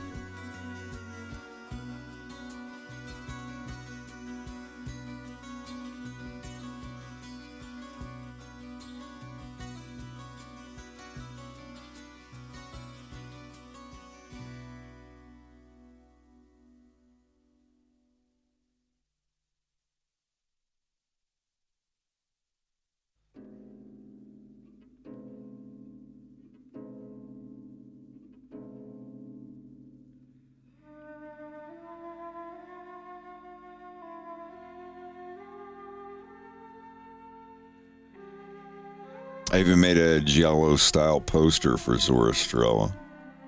I was pretty proud of that.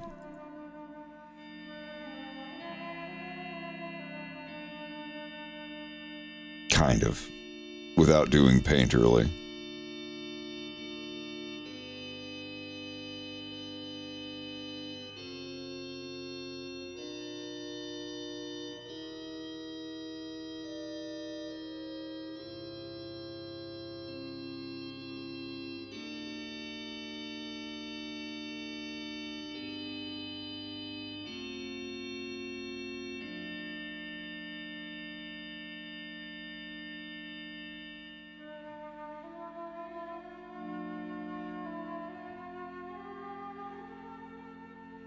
Right there at the Clint Eastwood.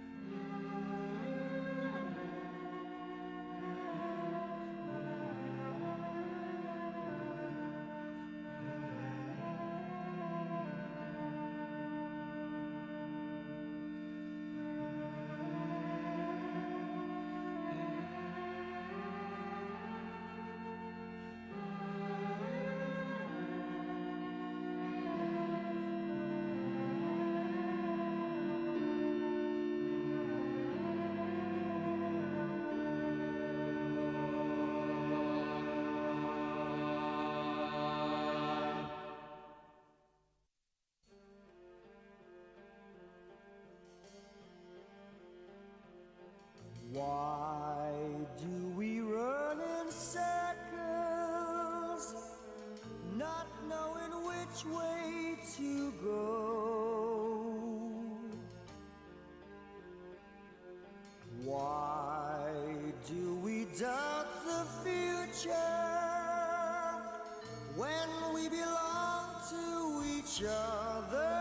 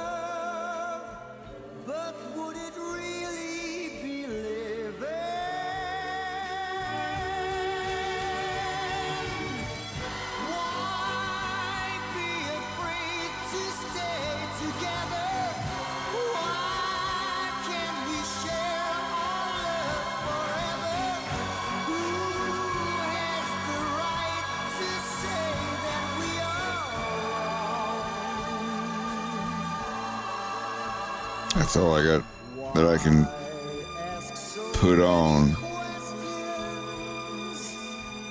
That's all that remains. But it's not all lost.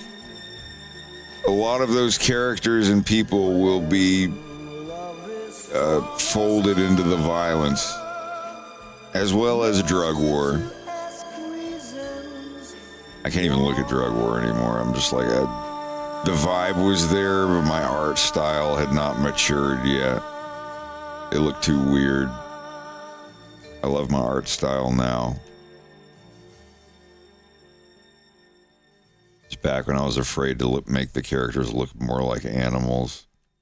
And now I'm in the exact opposite. I want their faces to look like animals.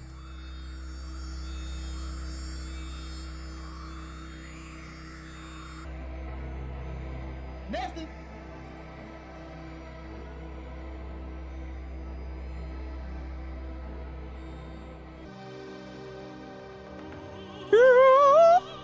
This makes me think of if Parasite Eve was a 80s slasher movie.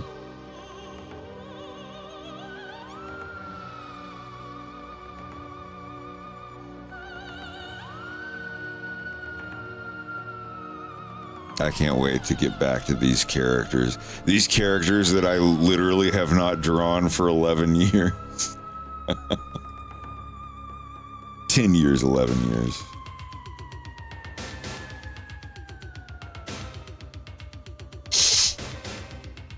I hate that the rights were bought for a Parasite Eve movie and then they were just fucking sat on.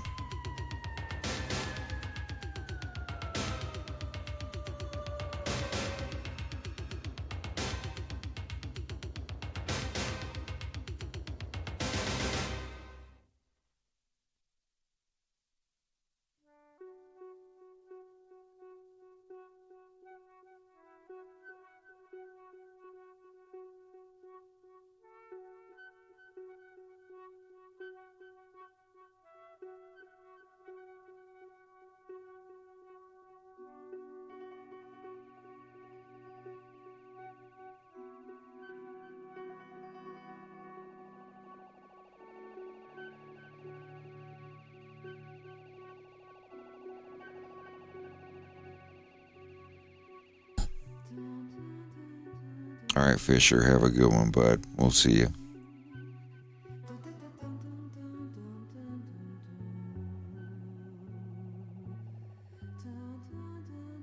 Like the whole game.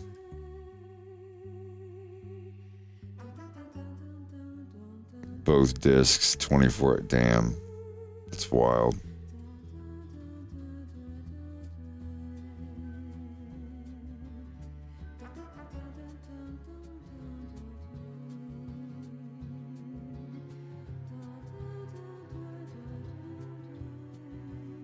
Yeah, I completely forgot I had this album. Like it's a mix.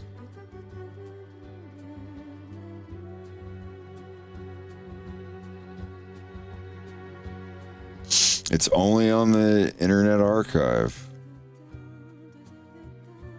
I cannot give you.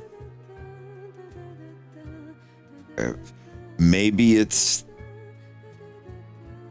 Brian D. Horowitz. Horowitz. Ha ha ha. Okay. Let me look at the track listing. Yeah, I think it is. Yep. Yo.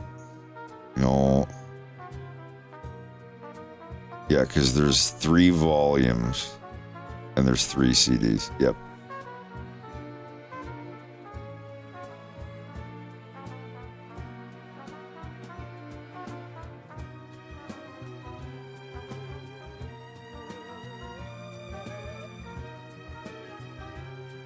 I don't know if they have a license for it, but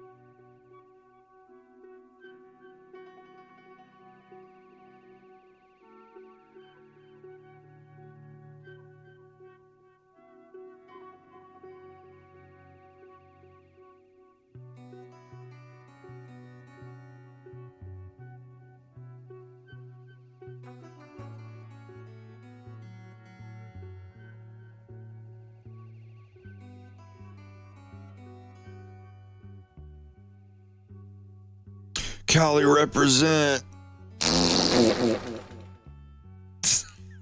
I've never been to California. I want to go.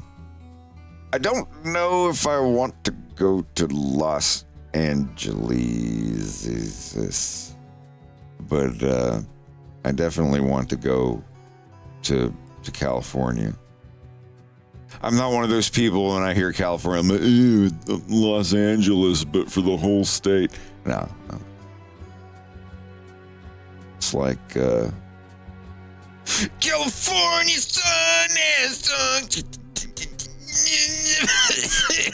all right outside. Sorry, I'll quit. Ow, I just gave myself a headache. It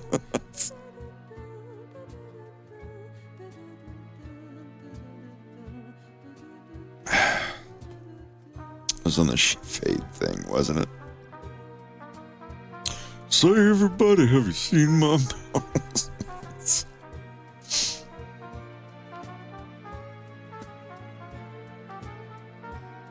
Yeah, I want to see the trees that are bigger than some skyscrapers. That shit's wild. All right, Bill.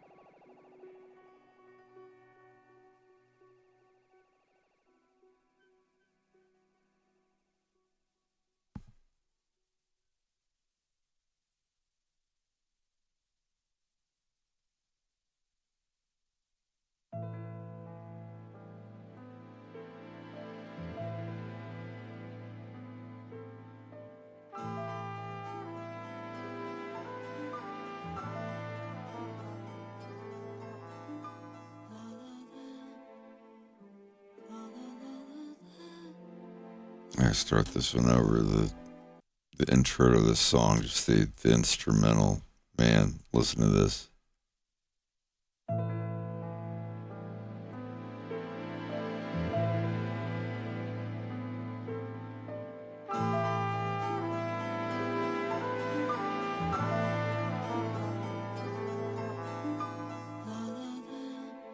It's really rad. Sorry.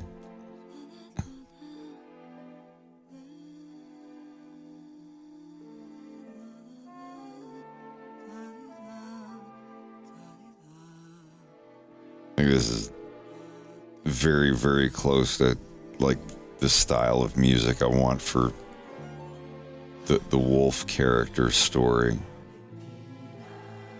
Valentina. Molto forte.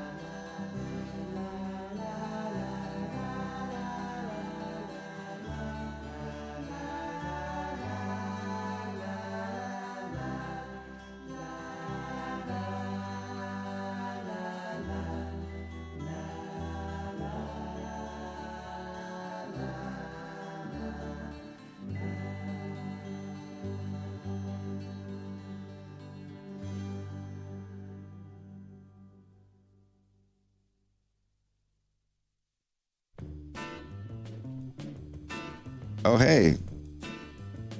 The theme song for Man with Icy Eyes is in this compilation. I forgot about that. Yeah.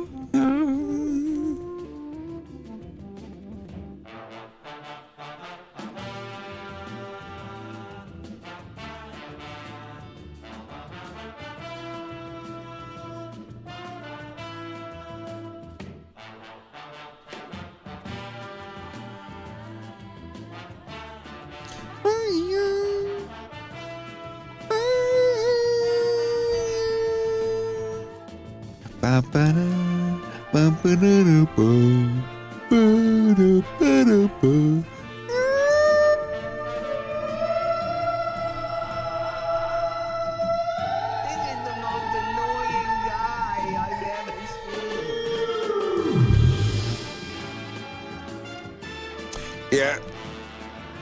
I wouldn't be a hyena otherwise.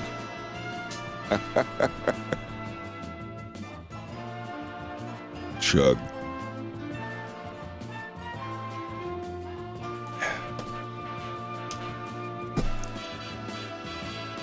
I'm on the sparkling water now.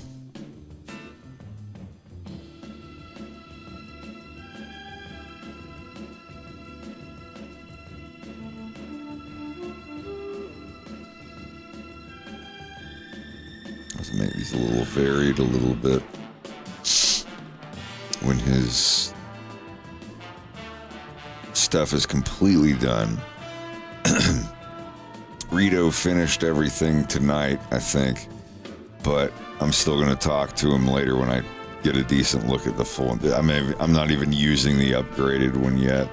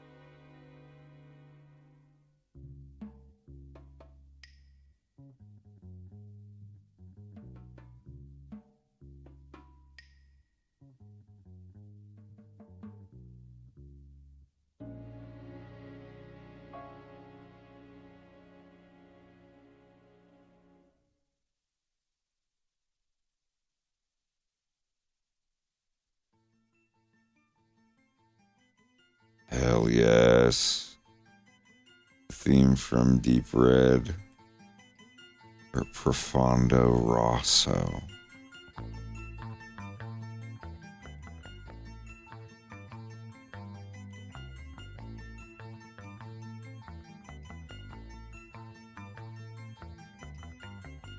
Dario Argento, he's still alive. He's 84. He was born in 1940. That is wild. He has made a bunch. Yeah, and some of his movies didn't get rated that well, but I'm one of those people that's like, oh, this movie got a 6 out of 10, and his latest movie got a 5.5 out of it. If it's a director that I like, I don't give a fuck what a critic says about their movies. It's like, I want to see them. Even if they're bad, like, even if it's like a lazy effort from the director, like, if I watch it and I feel it was lazy or bad or something like that, I'll say to myself, like, well, that was kind of a lower effort. Maybe he was just bored and wanted something to do for a month or whatever, but I still want to see it. I'm still interested. Half of my favorite movies in the world have like a teen rating on, or like a fresh meter in the teens, like 15%, 16% on Rotten Tomatoes.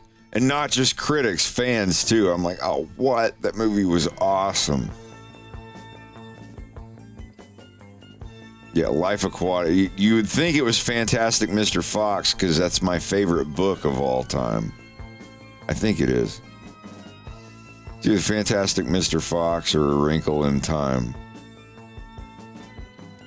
Fantastic Mr. Fox got a great movie adaptation. Wrinkle in Time, still waiting on it.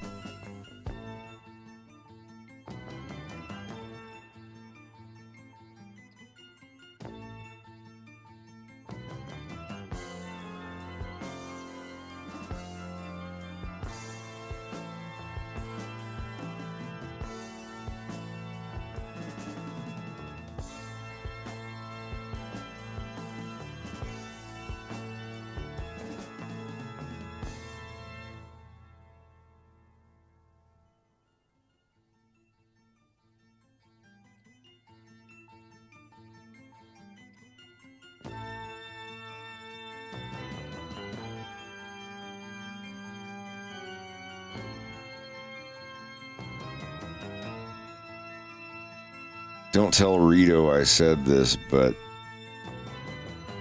if a model like this cost me $10,000, I'd be just as satisfied with it. Specifically for this character, because I think this is one of the most important characters.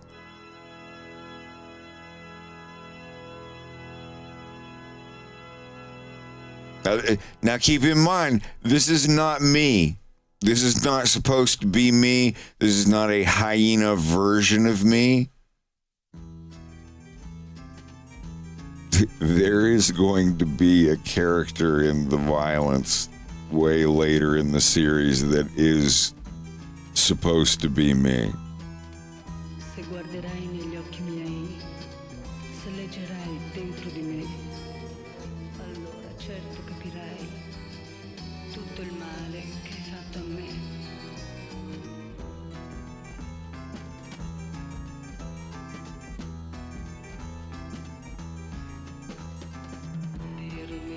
Yeah, I'm sorry. Like, Wrinkle of Time is one of my favorite books of all time. I read it in 5th grade when I was a kid, and it was so weird. And the ending was perfect. And it just, everything about it was, I mean, it's not that long of a book. It was when I was, 10 years old and severely distracted. But, yeah. Nope. I saw the trailer for the movie and it was an instant hard no. I'm like, no. I'm not one of those people that throws around the W word. I am definitely not. But, because I believe people just throw that word around now. It's like, oh, it's got a such and such person in it. Like it's just become a knee-jerk thing for idiots. But that being said,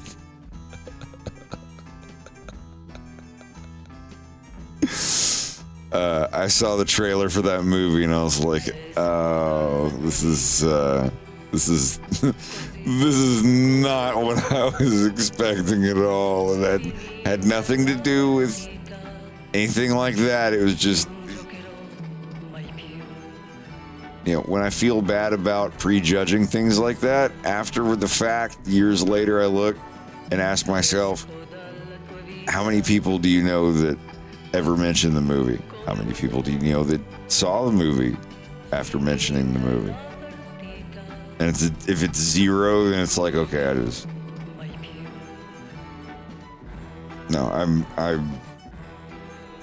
I want to have characters in the violence that deal with, being marginalized, hormonal issues, love issues, issues with morality and doing the right thing and what like everything you can think of. Like I'd love to incorporate that into my cartoon for everybody, but only if it's in a way that everybody can enjoy it and people don't feel that something is forced or heavy-handed. I've said this, especially now. I do want to touch on this before the election happens. I'm not voting for either one because I'm in Canada and I can't vote. But I'm going to say something completely like super centrist and right down the middle. Regardless of how you feel about either side, I wish it was Tim Walz and J.D. Vance running as president or running for president. I'm not going to get into anything on either side that leans one way or show any bias, because like I'm totally checked out on all of it. But I watched the presidential debates and the vice presidential debates, and I'm ashamed that it's not the other way around. Say what you will about J.D. Vance. I don't care. Tim Walz. I don't care. But think I would have much more faith in my country if they wanted J.D. Vance and Tim Walz to be the main candidates. I hate Kamala Harris. I hate Donald Trump. I'm sick of looking at them and listening to them. They both sound stupid to me. And the vice presidents seem like, I don't know, like yeah, you can see, and we could get into a debate about it, but like the vice presidential debates, they were so civil to each other and shook hands and hugged each other, even though they disagreed. And I think if you put Kamala Harris and Donald Trump any closer to each other, they would start hissing and screeching at each other like mutants. I don't know. I watch everything. I watch Fox News. I watch CNN. I check everything out. I don't get into, like, I don't want to get into anything, but like I watch everything. Everyone's like, ew, why'd you watch that? It's like, you're missing my point. I check everything out, and I believe about like 20% of everything that I see on TV. You know, all these people golf at the same course. You know, I'm completely checked out. But holy shit, I just want it to be over. They elect Trump, yay. They elect Kamala Harris, yay. Whatever. I don't fucking care at this point. Fix the fucking economy. I don't know. That's it. That's my political rant. I'm like, I don't fucking care. Oh, but Fred, did you know that Kamala Harris did this bad thing? Oh, did you know that Trump did this? Like, this is 2016 all over again. I was like, all right, I'm gonna vote on whatever, and then it came down to fucking motherfucking Hillary Clinton and Donald Trump. I couldn't bring myself to do it. Like, once Donald Trump showed his ass, I was like, nah, blah. And don't worry, I'm not going to wake up and regret saying this tomorrow, because, like I said, I'm in. Everybody can say, like, oh, are you Democrat or are you Republican? I am registered nonpartisan. I got made fun of by the DMV lady for it. I don't pick a football team. I don't care if it doesn't let me vote in the primaries, but I make my own free decisions, and when it came time to vote and it was Hillary Clinton or Donald Trump, I felt embarrassed making a choice either way. And I know that's bad. Not that it would matter. I was in Tennessee. Tennessee, like, everybody knows who Tennessee's going to vote for. But, yeah, when I lean one way, it's like, oh, well, yeah, of course, obviously I'll vote for this person because the other, but I don't really, nah. How did I feel about Biden? Well,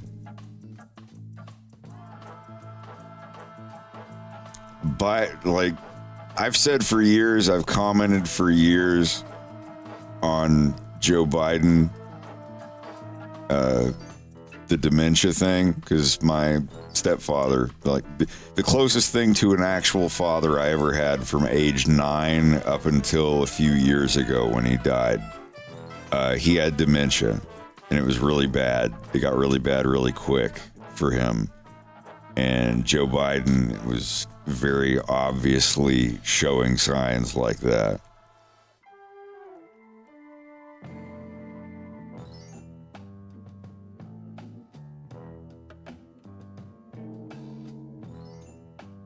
Let's not get into that kind of discussion in here, please.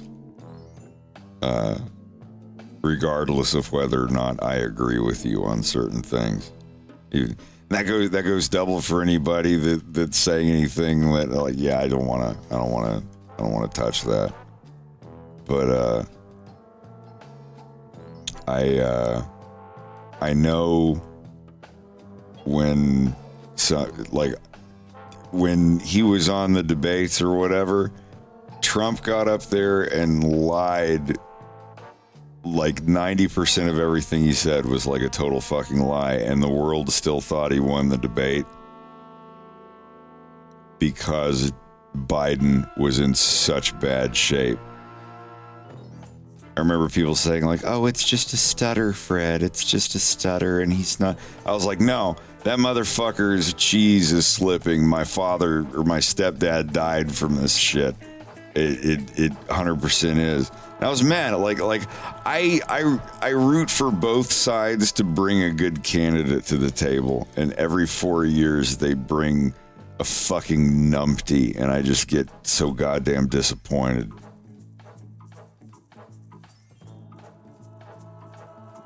And yeah, I don't know. I won't say one way or another. Everybody can sit and fucking fight about it like it's a college football game or something. I don't care who wins. Just get in there and fix the economy. I'm tired of groceries being like $400 fucking dollars. I know that's become a meme, but you know, what if dystopianism becomes a meme and we're like balls deep in it? I'm so fucking jaded.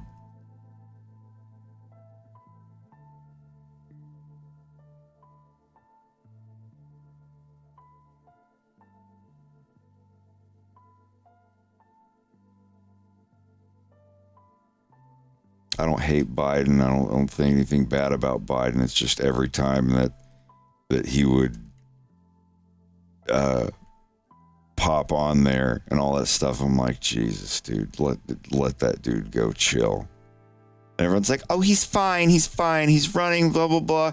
And then that fucking debate happened, and it was so blatantly obvious at that point. It's like everyone's saying that Trump won, and Trump fucking lied about and exaggerated about everything that he could, and everything was fact checked and false. And everybody's like, well, he still won because Biden fucking malfunctioned. And then finally, the guy who says everything for the Democratic Party, George Clooney, the greatest actor in the world, he doesn't have a psychiatrist, finally says like, yeah, let's get somebody other than Joe Biden. He's not gonna beat Trump in that shape, and he wouldn't if they couldn't get Joe Biden to relinquish the role. I mean, they would have forced him. They knew at that point. They're like, okay, we can't hide it anymore. And I was mad about that.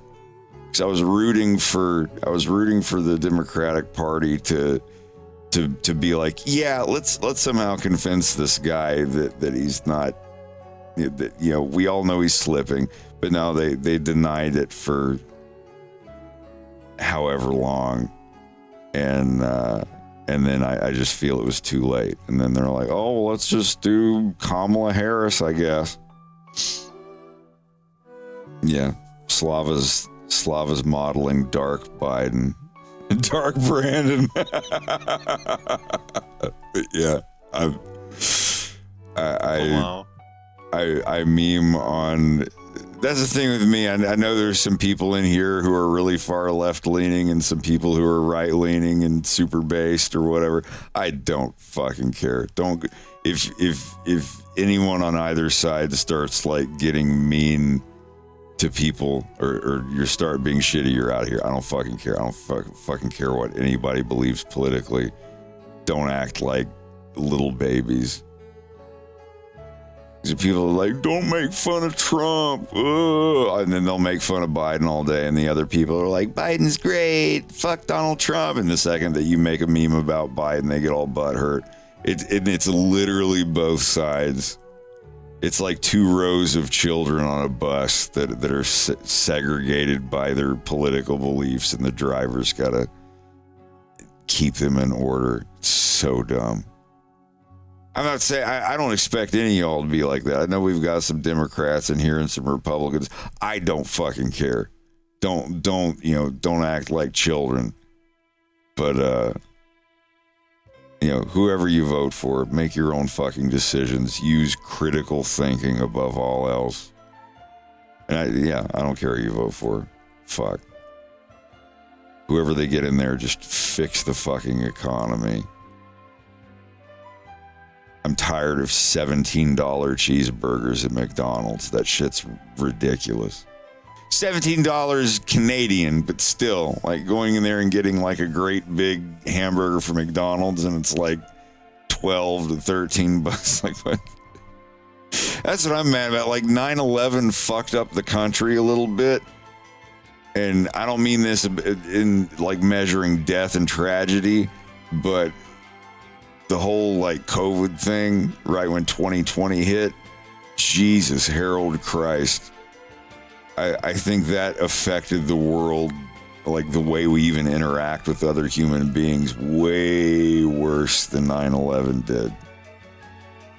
That isn't like comparing the deaths and the tragedy and the evil behind that at all. I'm just saying, like, 9/11 happened, everybody got a little more conservative about stuff, and airports were way more strict. COVID-19, it has completely like rewired the creative direction of humanity, and we have a whole generation of kids that got robbed of like 5 years of their fucking life out in the normal world. I've cried about that. I've gotten upset about that at night when I've drunk too much and I think about little kids and stuff, and it makes me no stop. God damn it. I mean that, like, I was in a Discord chat the other night talking to people that are just like 20 or so, and in like an animator Discord or whatever. And I asked them, I was just like, how was COVID for you guys? Like, you know, just starting out college, getting out of high school and stuff. And they're like, yep, it sucked. Half of it, like 90% of my classes were at home.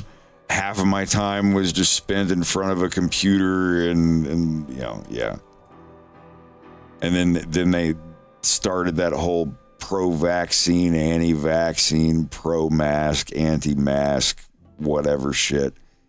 And every time that there's an opinion, they have to be like, well, if you think this way, you're a Democrat. If you think that way, you're a Republican. And instantly, just like with everything else, they've split us into like this half of the country and that half of the country, and everybody's on Facebook poning each other, and I gotta own the anti or the pro.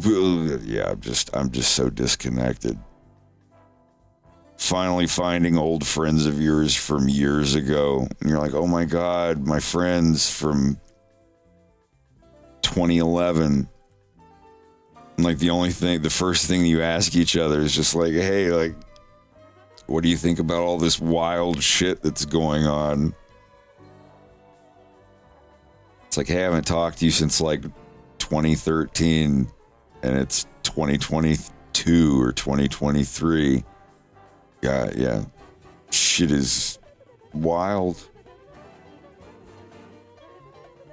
Sorry, I don't mean to like stir anything up. It just, I wanted to talk about some of this because we have one day left until the country falls apart.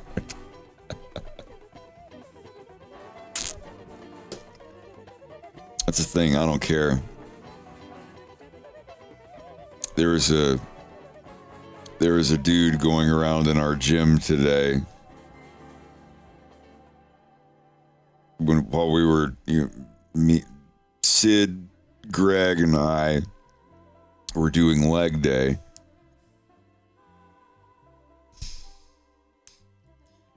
And there was a dude in the New Brunswick gym. There is a dude in the New Brunswick gym in St. John, New Brunswick, in Canada, wearing a very extremely politically charged t-shirt for American politics that was designed to get everybody upset in the gym, even though they're Canadian. Like you can kind of figure out what I'm getting at. And he was going over to every machine for like 2 minutes. he would go over to a machine near people and like do something on it for 2 minutes and then go. It's like just being a provocateur. And like I kept looking over because I was trying to figure like is it a shirt for that person, or is it a shirt with like meme stuff going, made you look, I'm actually this, or blah blah blah. Like no, it was and I thought that it was like maybe it's just a guy working out who actually feels that way politically. That's fine. He's allowed to wear that shirt. It doesn't say anything hateful on it. It's just a troll shirt. It's whatever. It's fine. Like I didn't give a fuck. Like I had a little giggle over it. But when I realized he was only like on every machine for like a minute or two, it's like no, when you're using these machines, you're using them like for 4 or 5 reps or whatever. This dude's doing this just trying to get a rise out of people. And then he left. He went over into the ab crusher thing and just sat there on it, like looking around for like 2 minutes, and then he just got up and he left the gym. I'm just like, wow, dude, really? I was looking around for his buddy. I was like, is your buddy over there filming you, trying to get Canadians to react to your shirt so you can upload it to your TikTok? It was just a little, a little weird, a little tired. I don't know. It just, chill out. But I still, like I said, I had a laugh over it. I was like, oh my God, can you believe that this guy, it's like, no, it was pretty funny. But I would never do that. Maybe if I was like 14, I'd be, oh, let's wear this shirt and go into the gym and you guys like film it for TikTok. Yeah, if I was a kid, probably. But this is why I stay at home.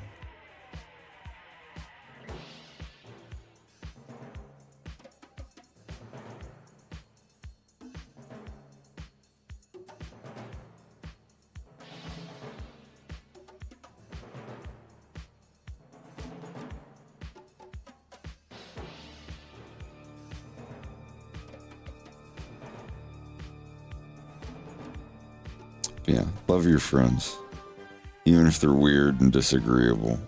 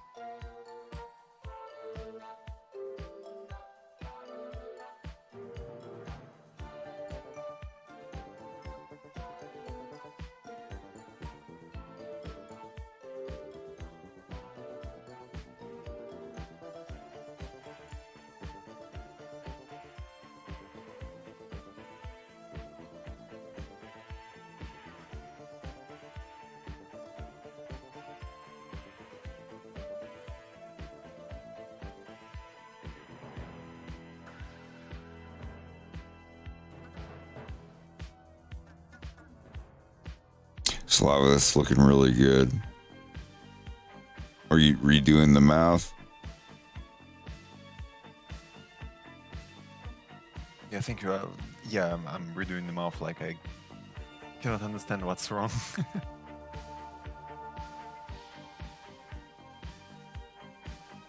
Gulfing, this is for Fox in Space. The hyena guy I was looking at here.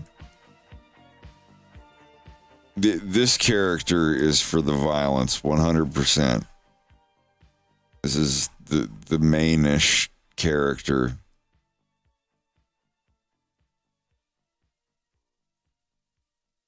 But yeah, I was just doodling, a little practice.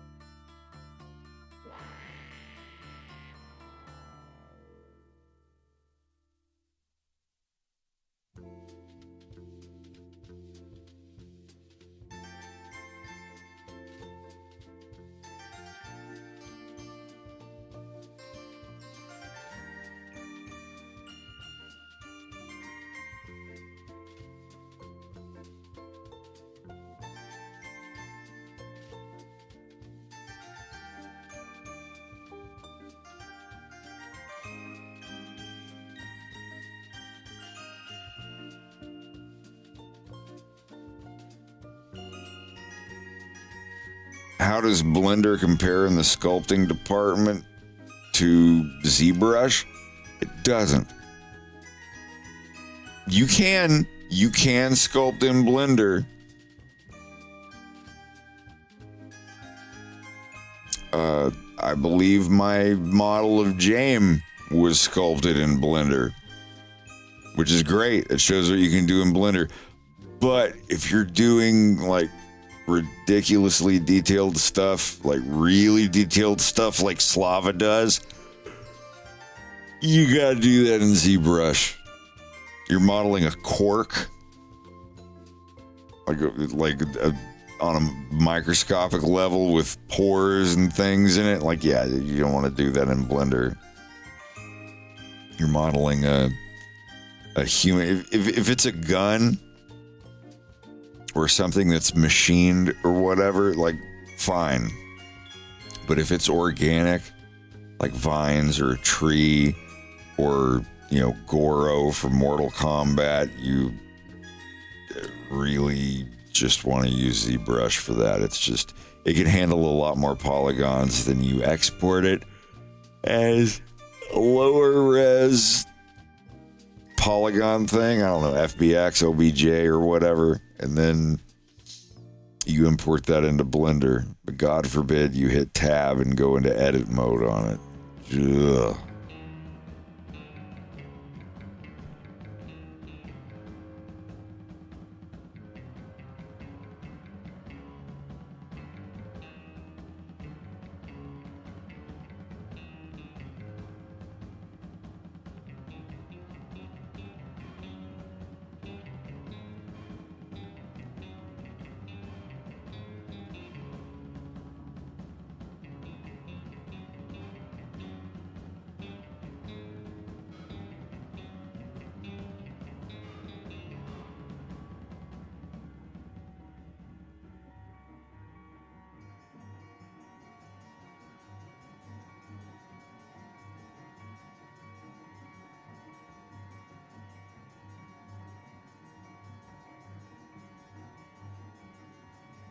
Jesus Harold, how big was the fucking chargeback?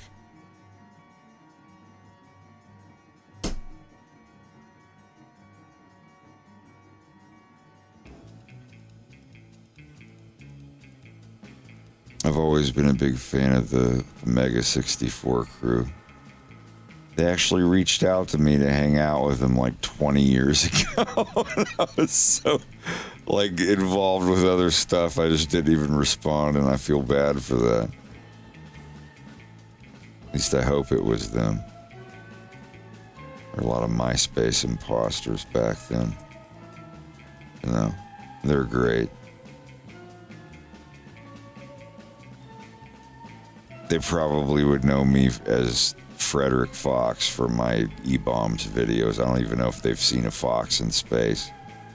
But I watch all the animations that are done from their podcasts and stuff.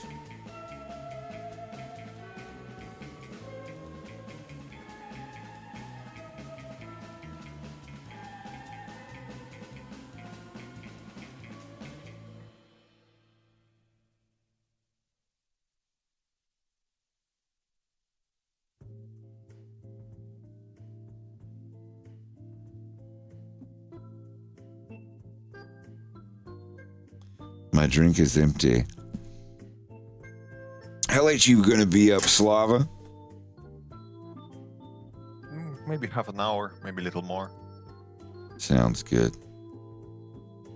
I'll be right back. I'm gonna grab a veggie snack and another drink.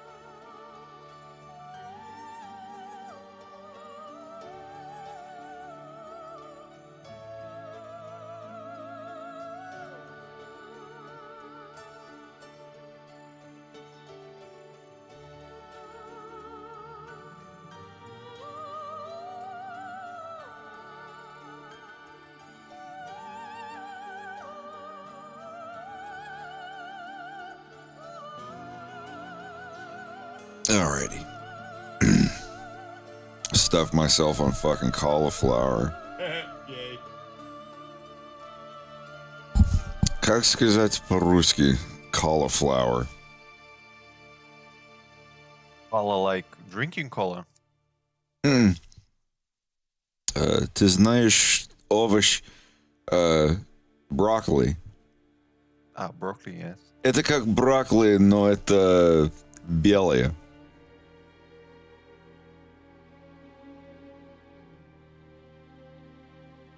Ты I знаешь. understand what you mean, but I forgot how it's called in Russian for the moment.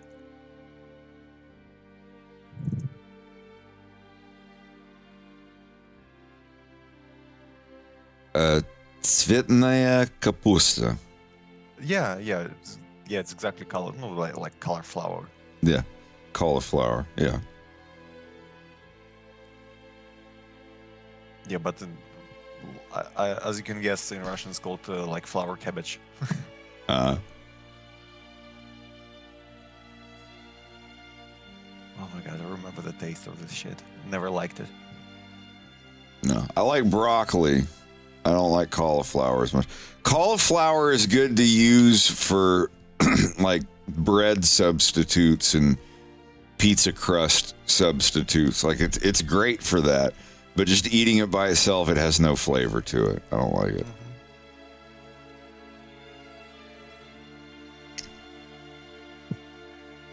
Думаю, что по-русски брокколи это просто брокколи. Брокколи или брокколи? Broccoli. Брокколи. Да, понял.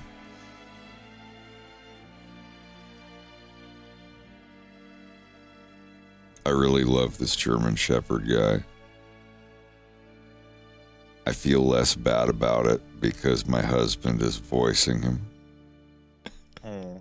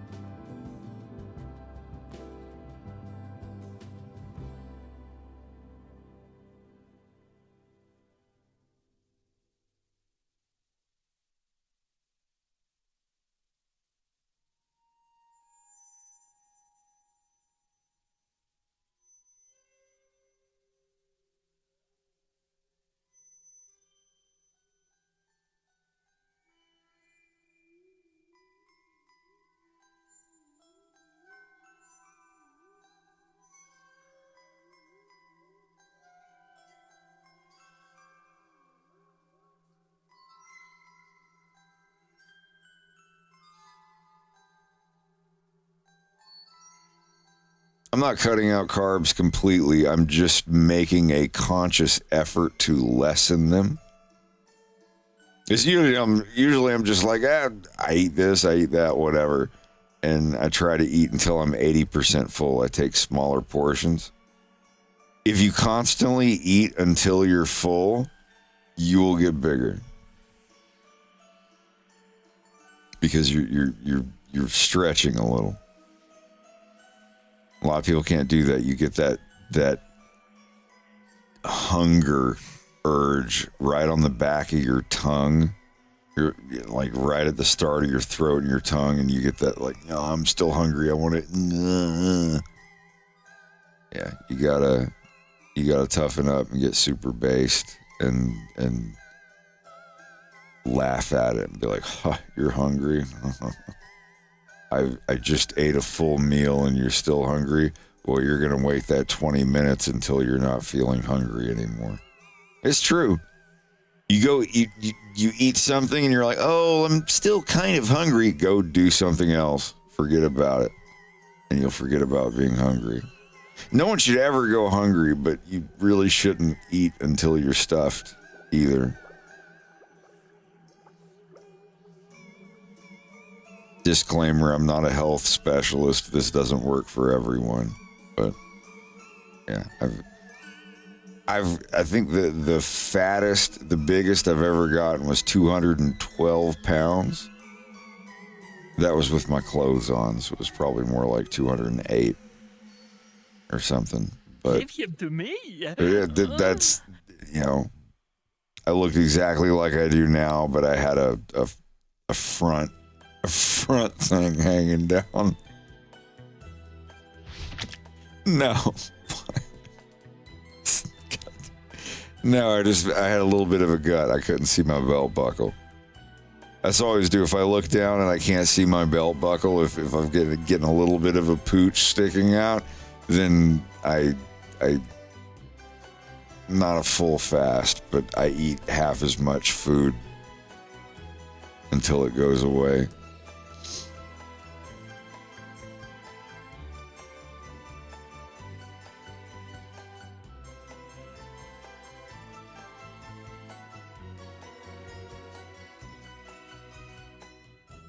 If you get your dopamine from TV shows, there's a neat thing you can do.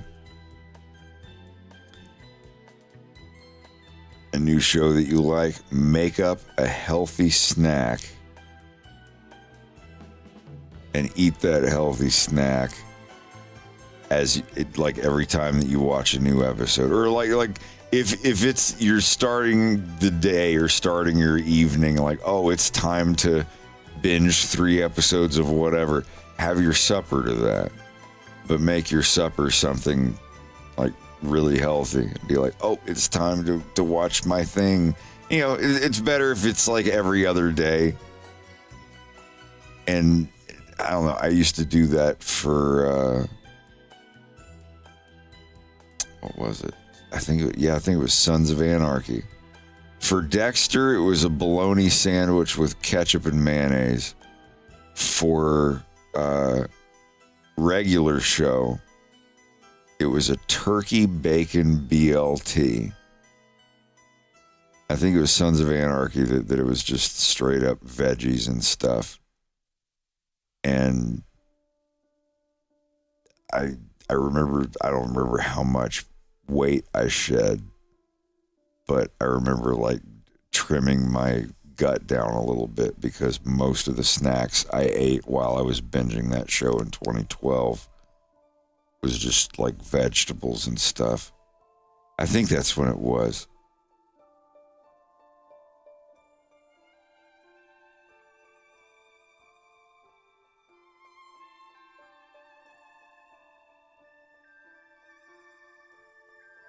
I miss that. I miss having good TV shows some of them I go back and look at them now. It's like, yeah, I would never watch this now. It's not as good as I thought it was. But then there's other shows that are the exact opposite, where I have to watch them at least once a year. That's how I'm with Super Metroid. I play Super Metroid just about once a year, every year. because it's just that good of a fucking game. TV shows. I'm picky with my TV shows. But if I had to list 3 live action TV shows that I really liked, I'd probably say, I don't know. Number 1 would be Deadwood. Yeah, Deadwood, The Wire, Sopranos, I guess.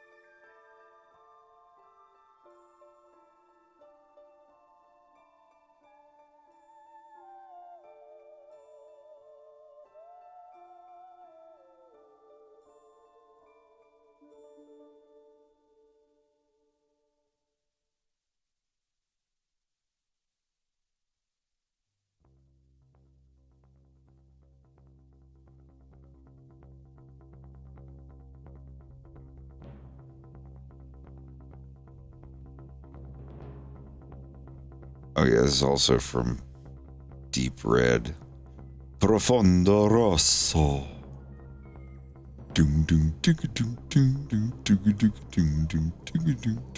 Yeah, this one's got a pretty good bass beat to it, I think.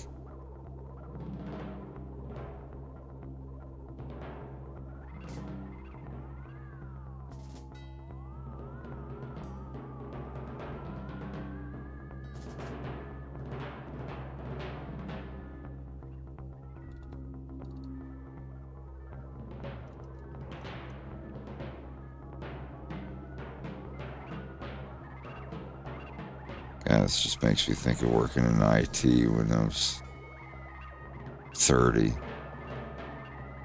2013. Started on Halloween 2013.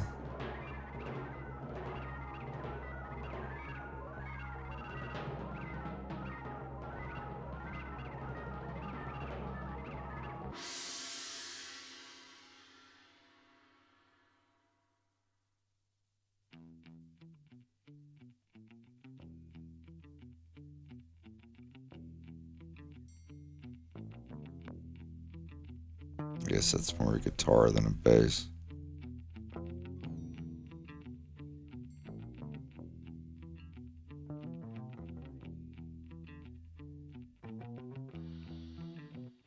Longer than that, a Brazilian years ago.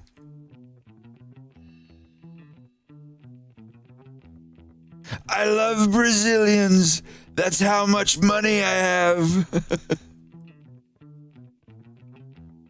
They ask me how much money I have. I have Brazilians. I have a Brazilian dollar.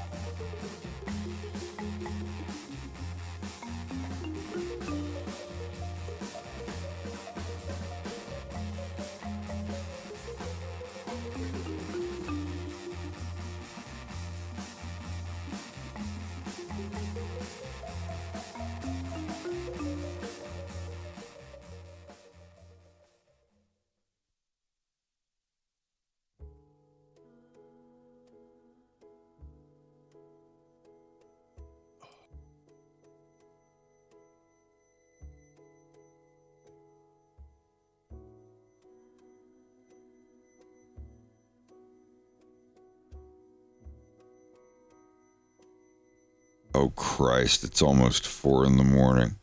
I was wondering why I was tired at the beginning.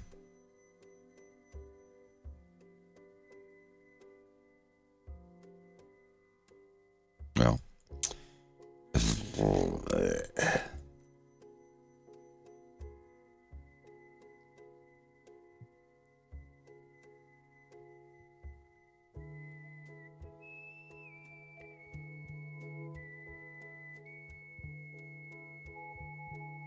I don't know, I think my mind's used to it being dark, so being like, oh, get tired sooner. It got dark, it wasn't even 6 p.m. It's so weird.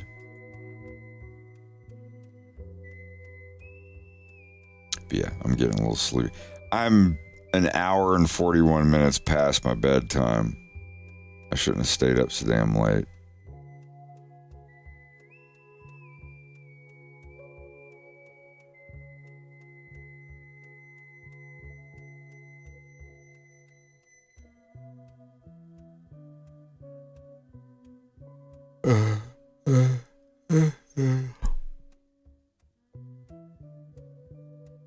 Sexual themes.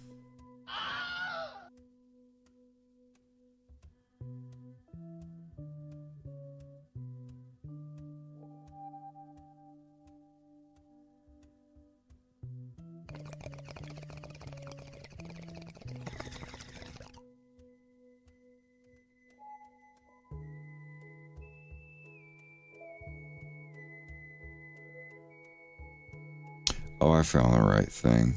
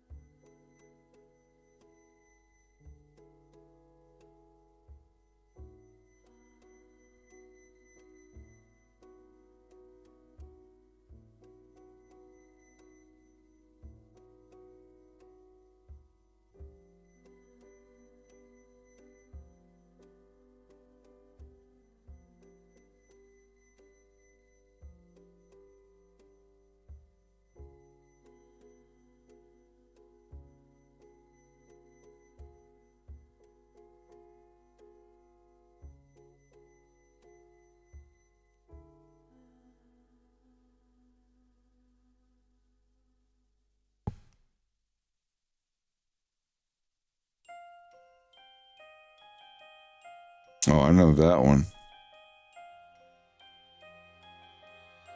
你开网页 F5就可以看到。我有。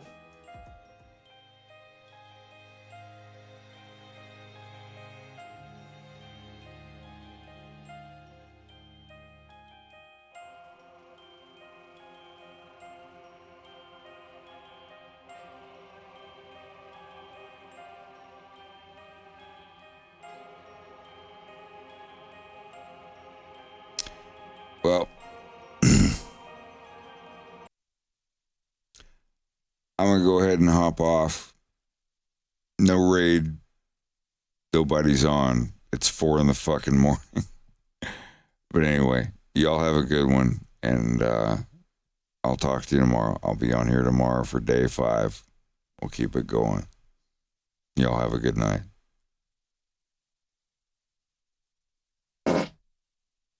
Oh my